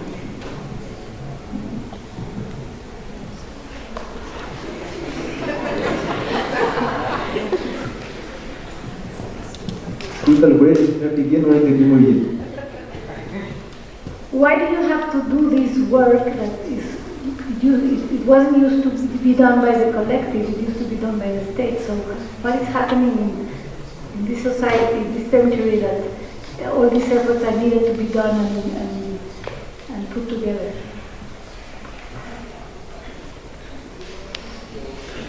I'm not sure I'm the right person to talk about the state here. I'm not sure, like, what inspired me to do my work. Honestly, like, I was really moved by your presentation because people inspired me. I've been working as a human rights defender in Colombia for a long time, and to see these kind of people who are like defending human rights, like people who I've worked a little with urban agriculture in the favelas in Brazil, to see community leaders, people who have lost their sons, their parents, whatever, and to see them to continue contributing to the society, to their community, to building whatever, small garden, to make herbs, to make medicine for the neighborhood, even if they have passed so much traumatizing stuff. Yeah, I feel it's an honor for me to try to support something that it seems really humble and insignificant in comparison to those people working on the ground, fighting on the ground. And yeah, these people move me to go on. That's what's going on in this country, Sabatista movement, and these people believing that there is another world possible, that's contributing a little bit in a humble way.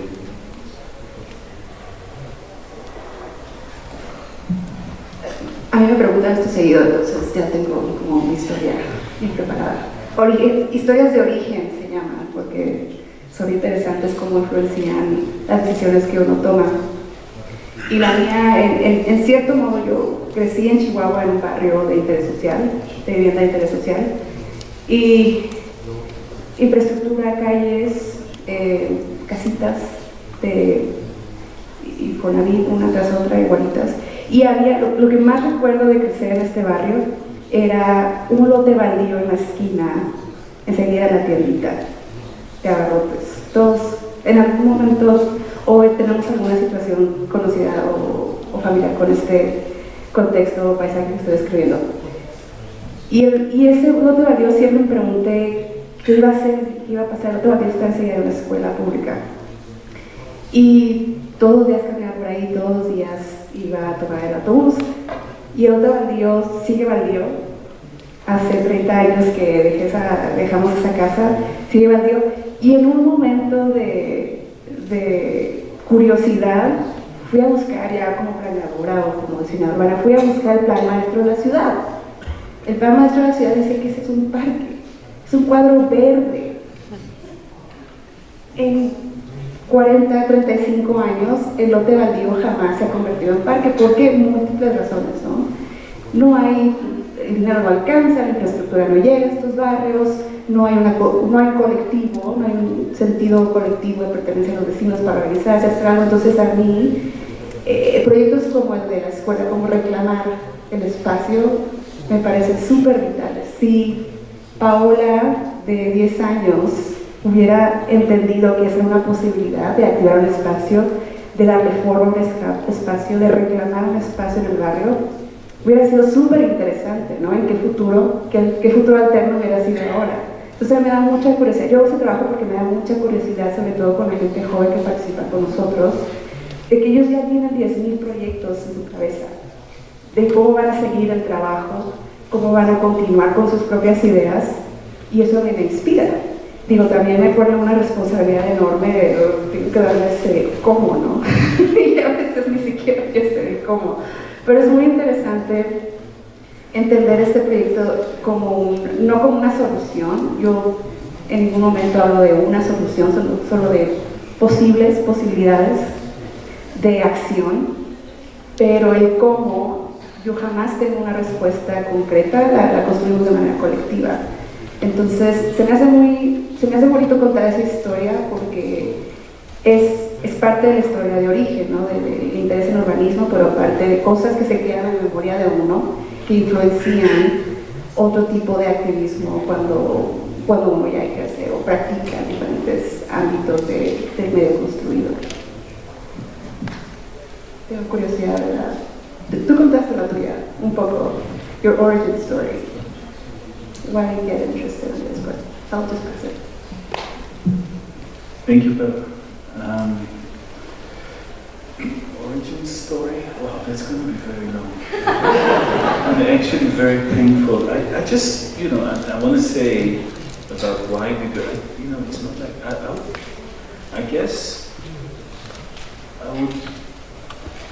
I still feel like I miss the architectural design career that was also kind of brewing in me. You know? I would rather live in a society when that is the thing that would have been important for me to do. I felt like in the kind of historical conjuncture, in the time where I graduated, in the environment I lived, there was no other way for me to practice. There was not a choice. And I felt that, you know, we had to do it because nobody else did it at that moment. That's it.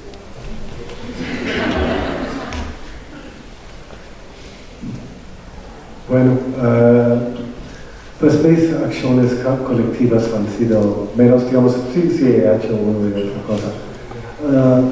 No, yo creo que en términos generales, y esta es igual una óptica equivocada, pero se siente ahorita que hay muchas como fuerzas invisibles que en alguna forma mueven la cultura en cierta forma y es casi imposible escapar de ello. Es decir, aun con la mayor voluntad del mundo quieres escapar, pero en alguna forma te comportas de una manera y las cosas se mueven en una manera que no tú logras salir de ello. Y no, digamos, para mí como una tendencia como muy claro de eso es la facilidad con la cual cosas vienen de Nueva York acá y de acá van a Durango o Villahermosa, ¿no? Pero que algo pasa en Villahermosa y sucede acá y luego que algo brinca de acá a Nueva York requiere como un esfuerzo monumental, es como que hay un corriente, una fuerza magnético de la cual no te puedes salir. Y pues digamos a mí como me da mucha inquietud eso, es como estoy en una fuerza magnética invisible y te mueves. Como qué forma tiene, igual es un poco como el trabajo de forensic architecture en el cual estás intentando de mapear algo invisible. Y yo creo que todos esos esfuerzos que hacemos todos para hacer algo distinto, tomar una perspectiva diferente, pues en alguna forma es una forma de mapeo de un sistema que sentimos que pues, nos deja muy infelices o a menos que no está funcionando y va a un lado que no nos gusta.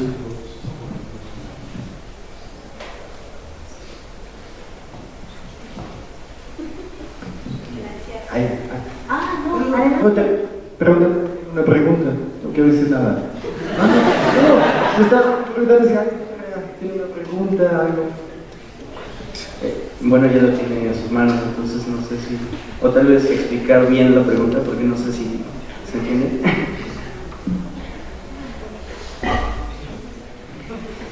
¿Cuáles serían las dificultades y diferencias que encuentras entre Estados Unidos y México para empezar acciones colectivas como la que sucedió en las escuelas en Chicago? Bueno, lo que yo me he dado cuenta después de algunos años de practicar en Estados Unidos es que no somos tan diferentes como pensamos. Burocracias, sistemas de inequidad, sistemas de infraestructura. Hay muchas similitudes, sobre todo en las barreras para incentivar inversión en las zonas que más necesitan, ¿no? Entender la diferencia, o que se pueda entender la diferencia entre igualdad y equidad. Creo que eso hay mucho trabajo que hacer con esa diferenciación. pero yo creo que hay una energía bastante latente en nuestras comunidades, que a veces es importante también encontrar esos líderes locales. Hay tanto liderazgo en comunidades si nada más prestamos atención y observamos. A mí eso me ha sorprendido también, como contra todos los principios de mi capacitación y entrenamiento como arquitecta, es observar lo que existe en vez de este instinto de empezar a inventar de inmediato o de crear de inmediato. Entonces, yo creo que hay un aspecto de pedagogía que tiene que cambiar, sobre todo en la arquitectura. Yo mencioné en mi presentación la manera en que yo aprendí arquitectura. Seguramente no necesariamente uso muchas de esas herramientas ahora.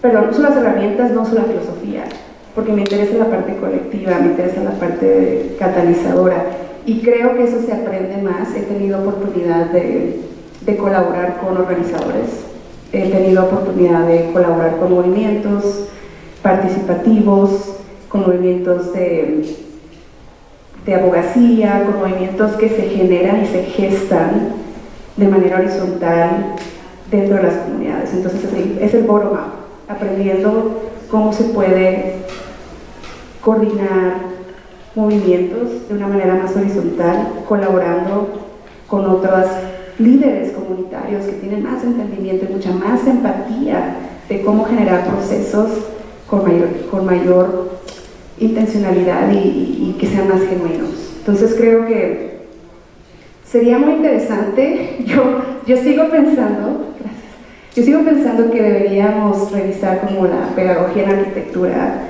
y pensar en clases o otro tipo de cosas que se puedan aprender que a la par se puedan utilizar con procesos arquitectónicos, porque nada de esto obviamente lo aprendí en una escuela. Todo fue a partir de la práctica y de curiosidad, y es casi como self-training, ¿no? Como capacitación propia, que uno pues, no encuentras lo que necesitas y lo tienes que generar para ti mismo.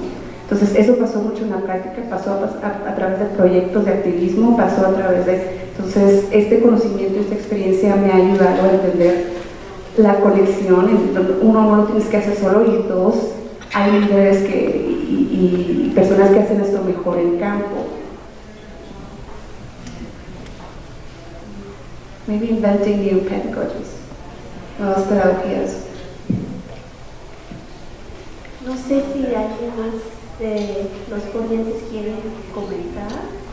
Si no, tenemos que pasar al cierre de esa mesa, y esto es el cierre de todo el evento. Entonces les doy un par de comentarios que he propagado a lo largo de esa tarde súper, como dijo Severin, súper inspiracionista. Quiero empezar. Raúl Cárdenas ayer habló mucho de performance. Quiero empezar con esto.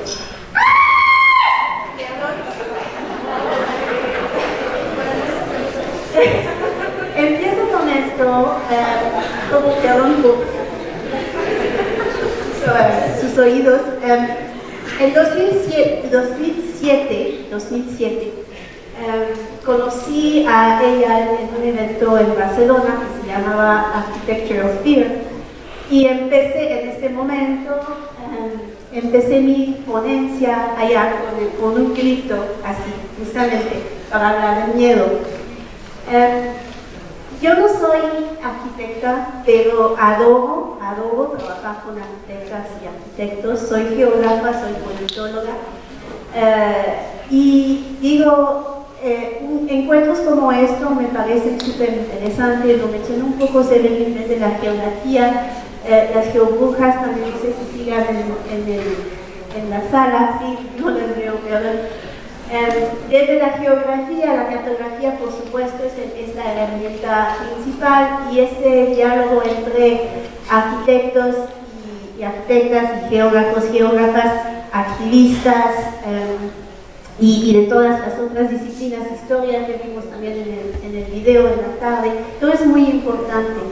Y ¿Por qué esa performance, ese grito? Es que creo que una de las cosas que yo me llevo de esa mesa en la tarde hoy, poniendo en conversaciones diferentes ponencias que hemos escuchado, es la importancia justamente, como nos dijo Feike, del conocimiento encarnado de los espacios, no caminados, no solamente mapeados.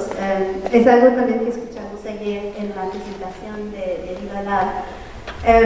Pero también, como nos dijo Eyal, poner su propio cuerpo en la línea. Es decir, ese trabajo, cuando es un trabajo crítico, es un trabajo que la gente no les gusta escucharlo, no les gusta ver estos mapas y esta evidencia.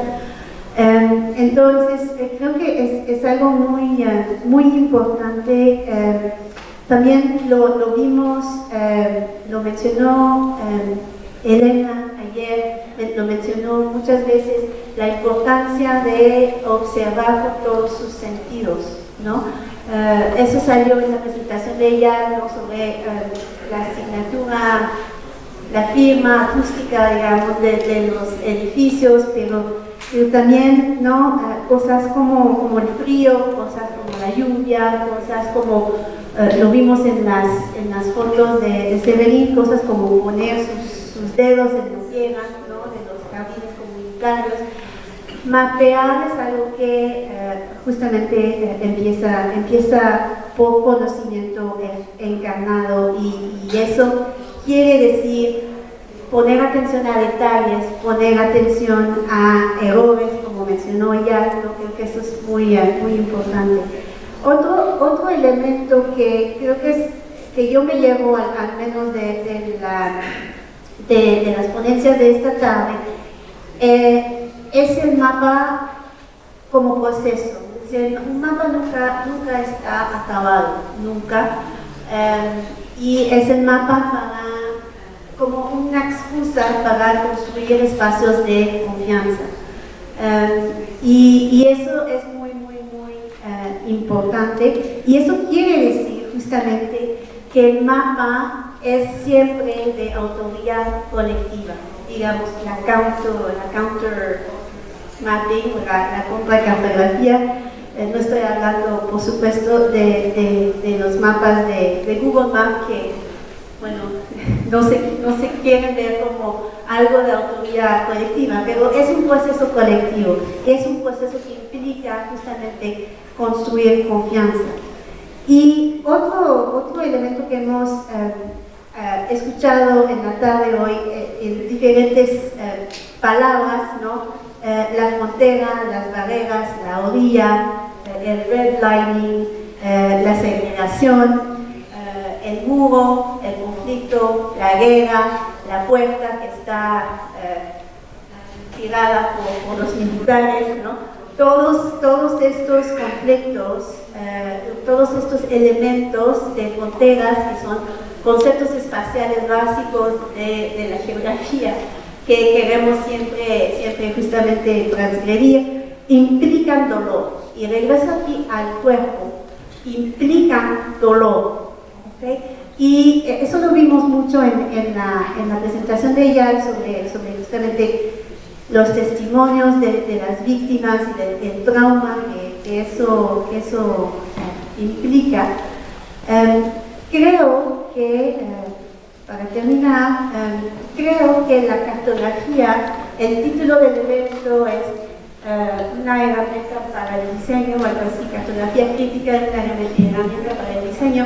Yo creo que la cartografía, más que el diseño, quizás porque no soy arquitecta, la cartografía es fundamentalmente una herramienta de reparación y de sanación, a través justamente de procesos de care, de procesos de construcción de confianza, construcción de comunidad, a través justamente de procesos de el simple hecho de plasmar la memoria que tienes en tu cuerpo, de tu experiencia, en un mapa, es un proceso de sanación. Sí, está hecho, por supuesto, de manera ética, como nos decía Feike. Entonces, con esto voy a dejar la palabra a los organizadores del coloquio, no sé quién, pero muchas gracias a los ponentes de la tarde de hoy, y vamos a pasar al cierre del evento.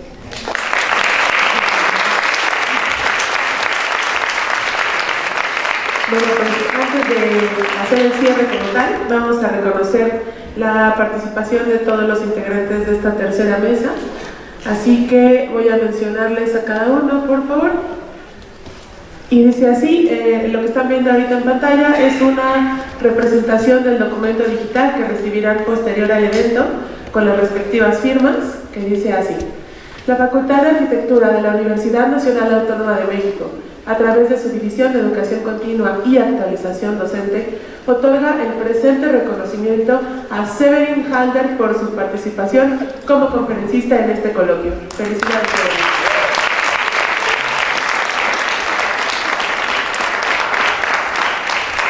Aquí les estamos entregando los presentes por parte de la facultad y de nuestro director. También agradecemos la participación como conferencista de forma simbólica a Paul Schweizer, así que regálenle un aplauso a la distancia.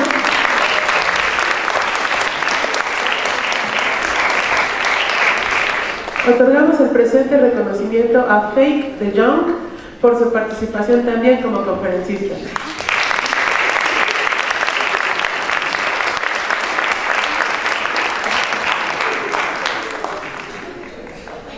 También reconocemos la participación de Paola Aguirre Serrano como conferencista en este coloquio.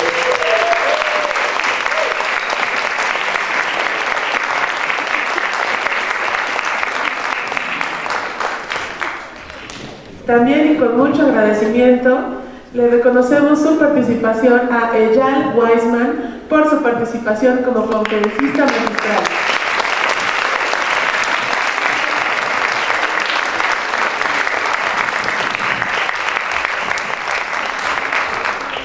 De igual forma, reconocemos el trabajo y el apoyo de Daniela Blefer como moderadora de esta tercera mesa.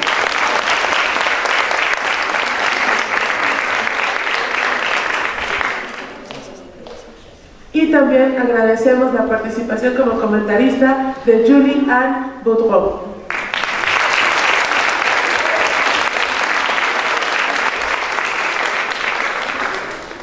Es momento, ya que estamos terminando este evento, de reconocer también la participación y el trabajo de otros coordinadores que estuvieron apoyando durante todo este coloquio, y felicitamos a Hugo Vargas Rosales por su trabajo.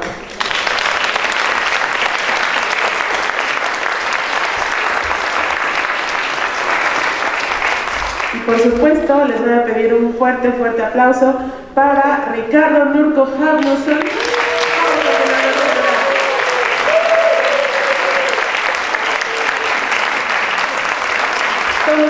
por su participación en el Coloquio Internacional Cartografías, Herramienta Crítica para el Diseño, que se llevó a cabo del 14 al 15 de noviembre del 2022.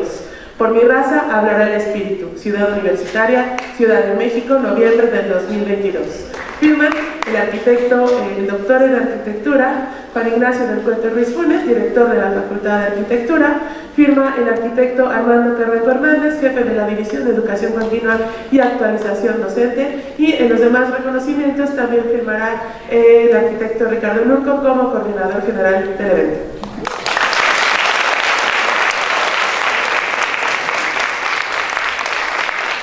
Ahora bien, les voy a pedir un par de minutitos extra porque vamos a llevar a cabo la ceremonia de clausura de este evento. Les pido a los que nos acompañan en la mesa si por favor toman lugar en las butacas, y esperamos un segundo en lo que nos apoyan colocando la mesa. ¿Que no? ¿Qué dice el director que no? Que si pueden bajar la pantalla, por favor. ¿Ahí mismo? ¿Seguro?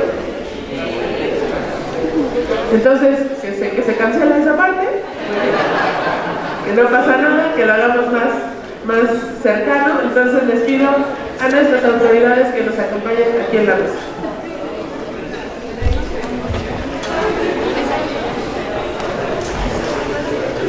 Serán unas breves palabras, por favor, ya para el cierre.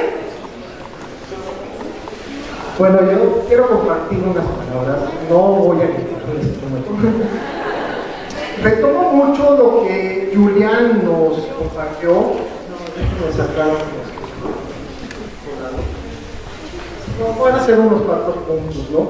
Que también me llevo unos comentarios de estos 2 días muy intensos, entendiendo sobre un punto que con Laura, desde el principio que empezamos con esto, manifestar que la cartografía no es neutral, que siempre desde que se empieza con una gente a trabajar, que hay una subjetividad, que hay una postura ante el mundo, ¿no? Ya va a haber un posicionamiento político, como comentaba Fede Young, pues la cartografía tiene una fuerza de imponer y de dar, y de ahí está nuestra posición ética, como Sara nos manifestó, de decidir qué se puede hacer y en lugar de oprimir, incluir y fomentar un bien de alguna manera bajo nuestro propio punto. ¿Por qué manejamos la palabra crítico? Creo que aquí en español la palabra crítico pues podemos hablarlo desde el posicionamiento de decir una crítica pues, un poco como 17, ¿no? Que tiene este posicionamiento de ver el mundo ante una crítica, pero también de lo crítico, de la crisis, que pues, en el libro de Eyal pues, lo manifiesta en este sentido, de que siempre es un elemento dinámico, un elemento vital, y regresamos a este posicionamiento, siempre nos está confrontando nuestro posicionamiento hasta los eventos y acontecimientos que se tienen. Entendiendo también bajo lo que es crítico la crisis, pues estamos en un momento que nos lo manifestaron muy claramente, que la etapa de estos antropocenos, capitalocenos, ocenos que ya estamos viviendo, que nos estamos acabando el mundo, tenemos que hacer algo, tenemos que cambiar paradigmas, tenemos que acercarnos de otra manera a ver a lo que está pasando y a ver las realidades. Y entender, como Nikos nos manifestó con sus maravillosos mapas, que el hombre no nomás está solo y no nomás somos el centro del mundo, sino también todos los objetos, los animales, los mares, son parte. Y ahí pues tomo un poco, como con Daniel, no sé si todavía está aquí con nosotros, platicamos un momento sobre la tour, ¿no? Que es retomar que pues, la teoría de actor red, que todos los elementos somos actores y somos también actores al momento de hacer el mapa.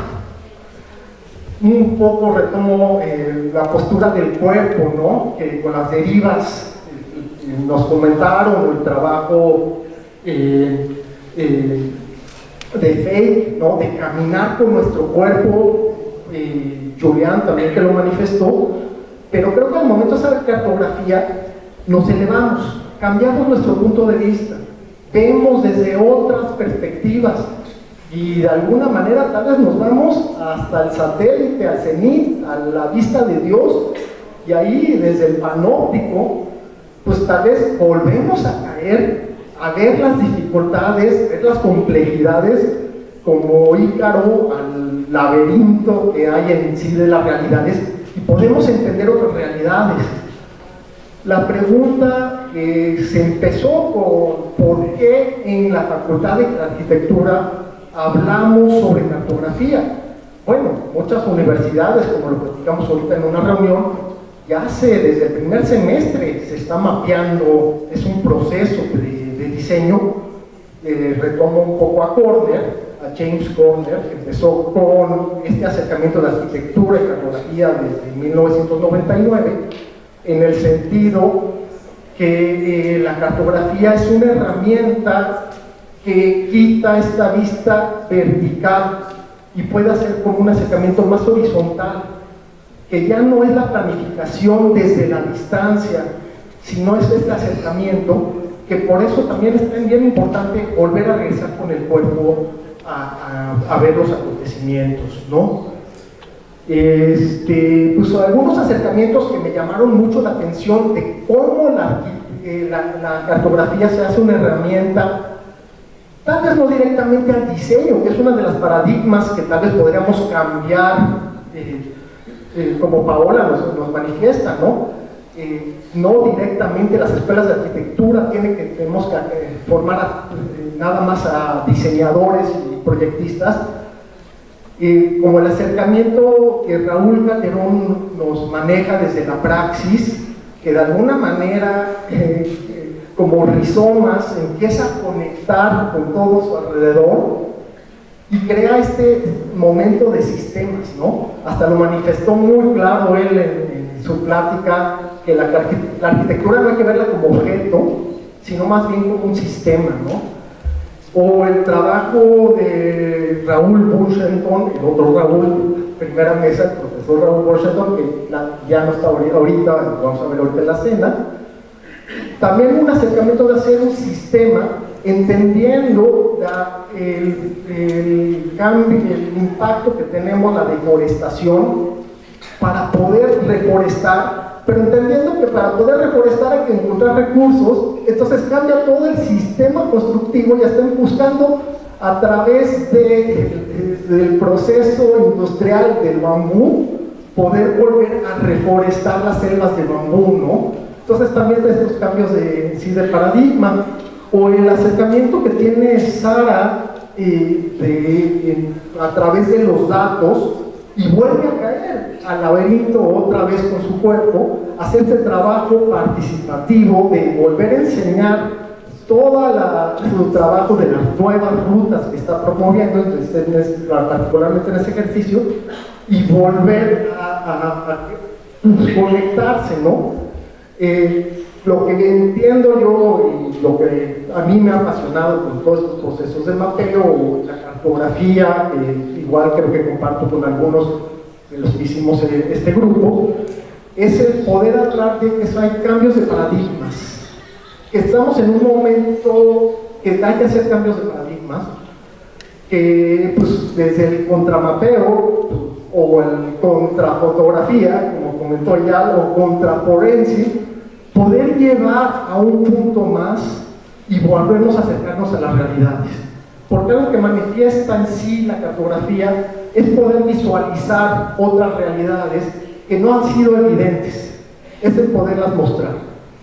Bueno, y pues de entrada quiero agradecer al magnífico equipo de trabajo que tuvimos, a Laura Yanga, a Daniel Dao, a Enrique Flores, a Hugo Vargas, agradecer a Isaura por haber tenido la fe y el apoyo en empezar con todo esto, al doctor del Cueto, y un agradecimiento muy grande a todo el equipo de DECAT, al arquitecto Armando Carranco, al arquitecto Midori, a Ana Paola Pino, no sé si todavía estábamos por ahí, muchísimas gracias, a la diseñadora Daniela Fuentes, que me aguantaron todos mis nervios de organizar todo esto, de momentos de no poder ver, y pues un agradecimiento también a todos los ponentes, a Nikos, que particularmente que a través de fondos nos pudo ayudar a pagar sus viáticos, a Eyal, que pues está logrando este acercamiento con la universidad, y bueno, perdón, en la mañana, en el inicio, muchísimas gracias a todos los ponentes que estuvieron aquí con nosotros, también a los mediadores, gran parte del equipo trabajó como mediadores, y moderadores, perdón, sí. Y bueno, pues ya hablé demasiados de translators, ¿sí? A Sergio, a Elis también, que hicieron un trabajo maravilloso en poder lograr un acercamiento con la facultad. Sí, entonces ya me callo, paso el micrófono. Muchas gracias.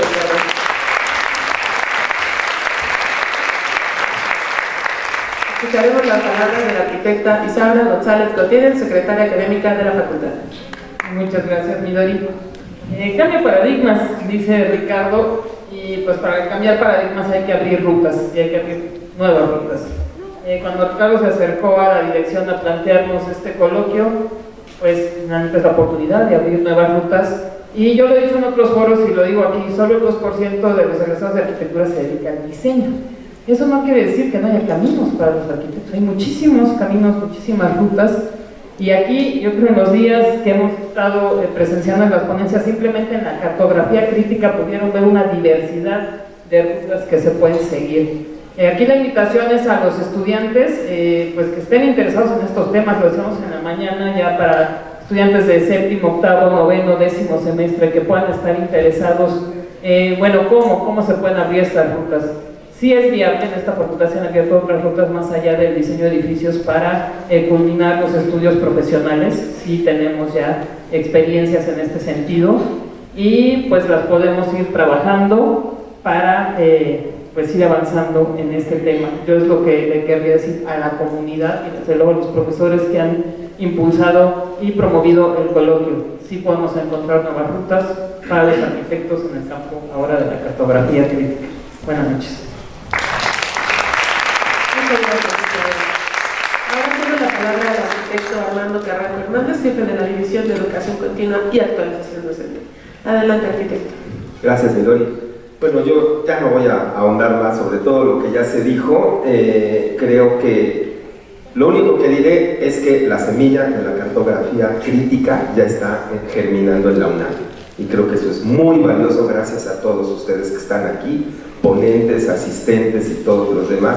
Por supuesto a nuestro director que desde el principio creyó en este proyecto y nos apoyó rotundamente. Y aunando a los agradecimientos, también quiero agradecer a Fundación UNAM, que nos está apoyando para la administración de este proyecto, a ONU Habitat, a la Fundación Placemaking, a 17 Instituto de Estudios Críticos, por supuesto a mi equipo, que de verdad es un equipazo el que tengo, Lili, Nelly, Ana, Dani, Luis por allá, por supuesto la líder de todos, yo soy el jefe de la división, pero ella es la líder, Midori, y a la coordinación de difusión cultural, Malena Mijares, que incluso movió cosas que ya estaban aquí en el teatro para que hoy pudiéramos estar aquí, nos apoyó con la ayuda para el montaje de la presentación de los trabajos del taller de arquitectura forense, a la coordinación de atención a la comunidad de igualdad de género, también nos apoyó hasta para descargar presentaciones, o sea, un gran trabajo en equipo que hay aquí. Por supuesto también a todo el equipo técnico del teatro que siempre nos ayuda, nos apoya, bueno, sin ellos no podríamos hacer nada porque ellos les saben bien cuál es el cable, cuál es el enchufe y un montón de cosas. Entonces, y a todos los chicos voluntarios que andan por ahí de playera negra, estudiantes que se sumaron entusiastamente, muchas gracias por todo ese apoyo.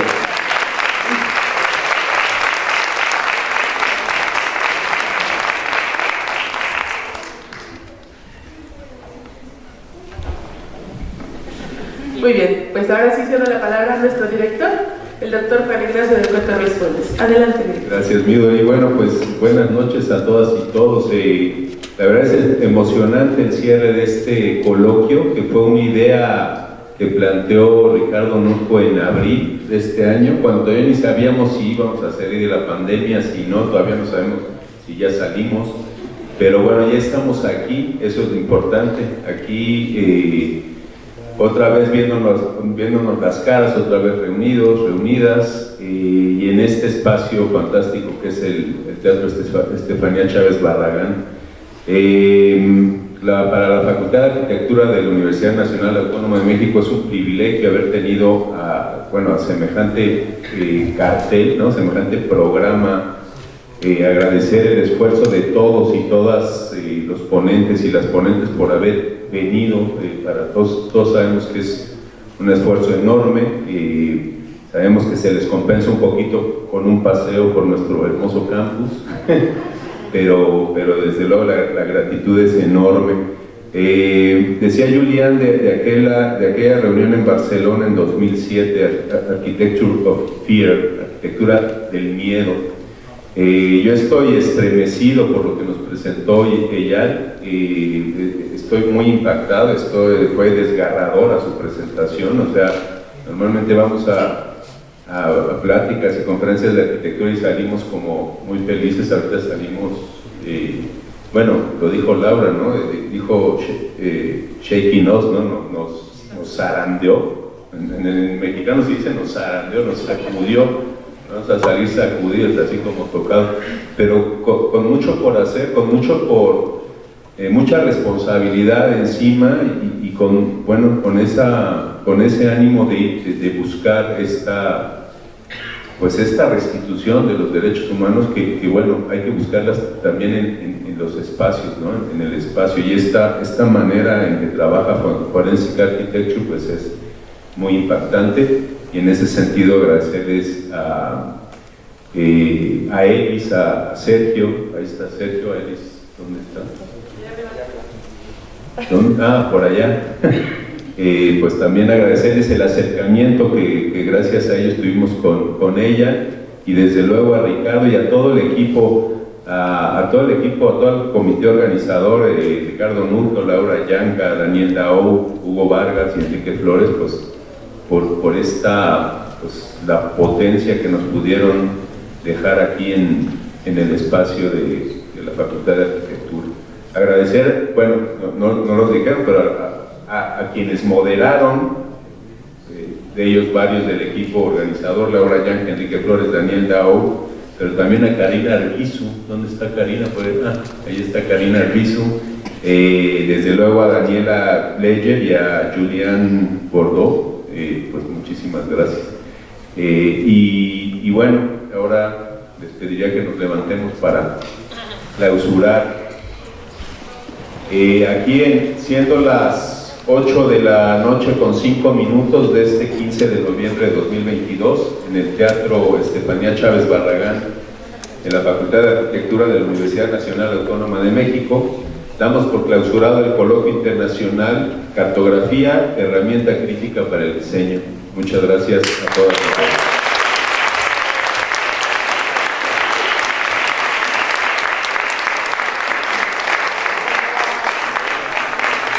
Ahora deben de saber todos que todos estos eventos universitarios se cierran con una porra de nuestra universidad, así que le pido al arquitecto Carranco que nos ayude a coordinarla, por favor.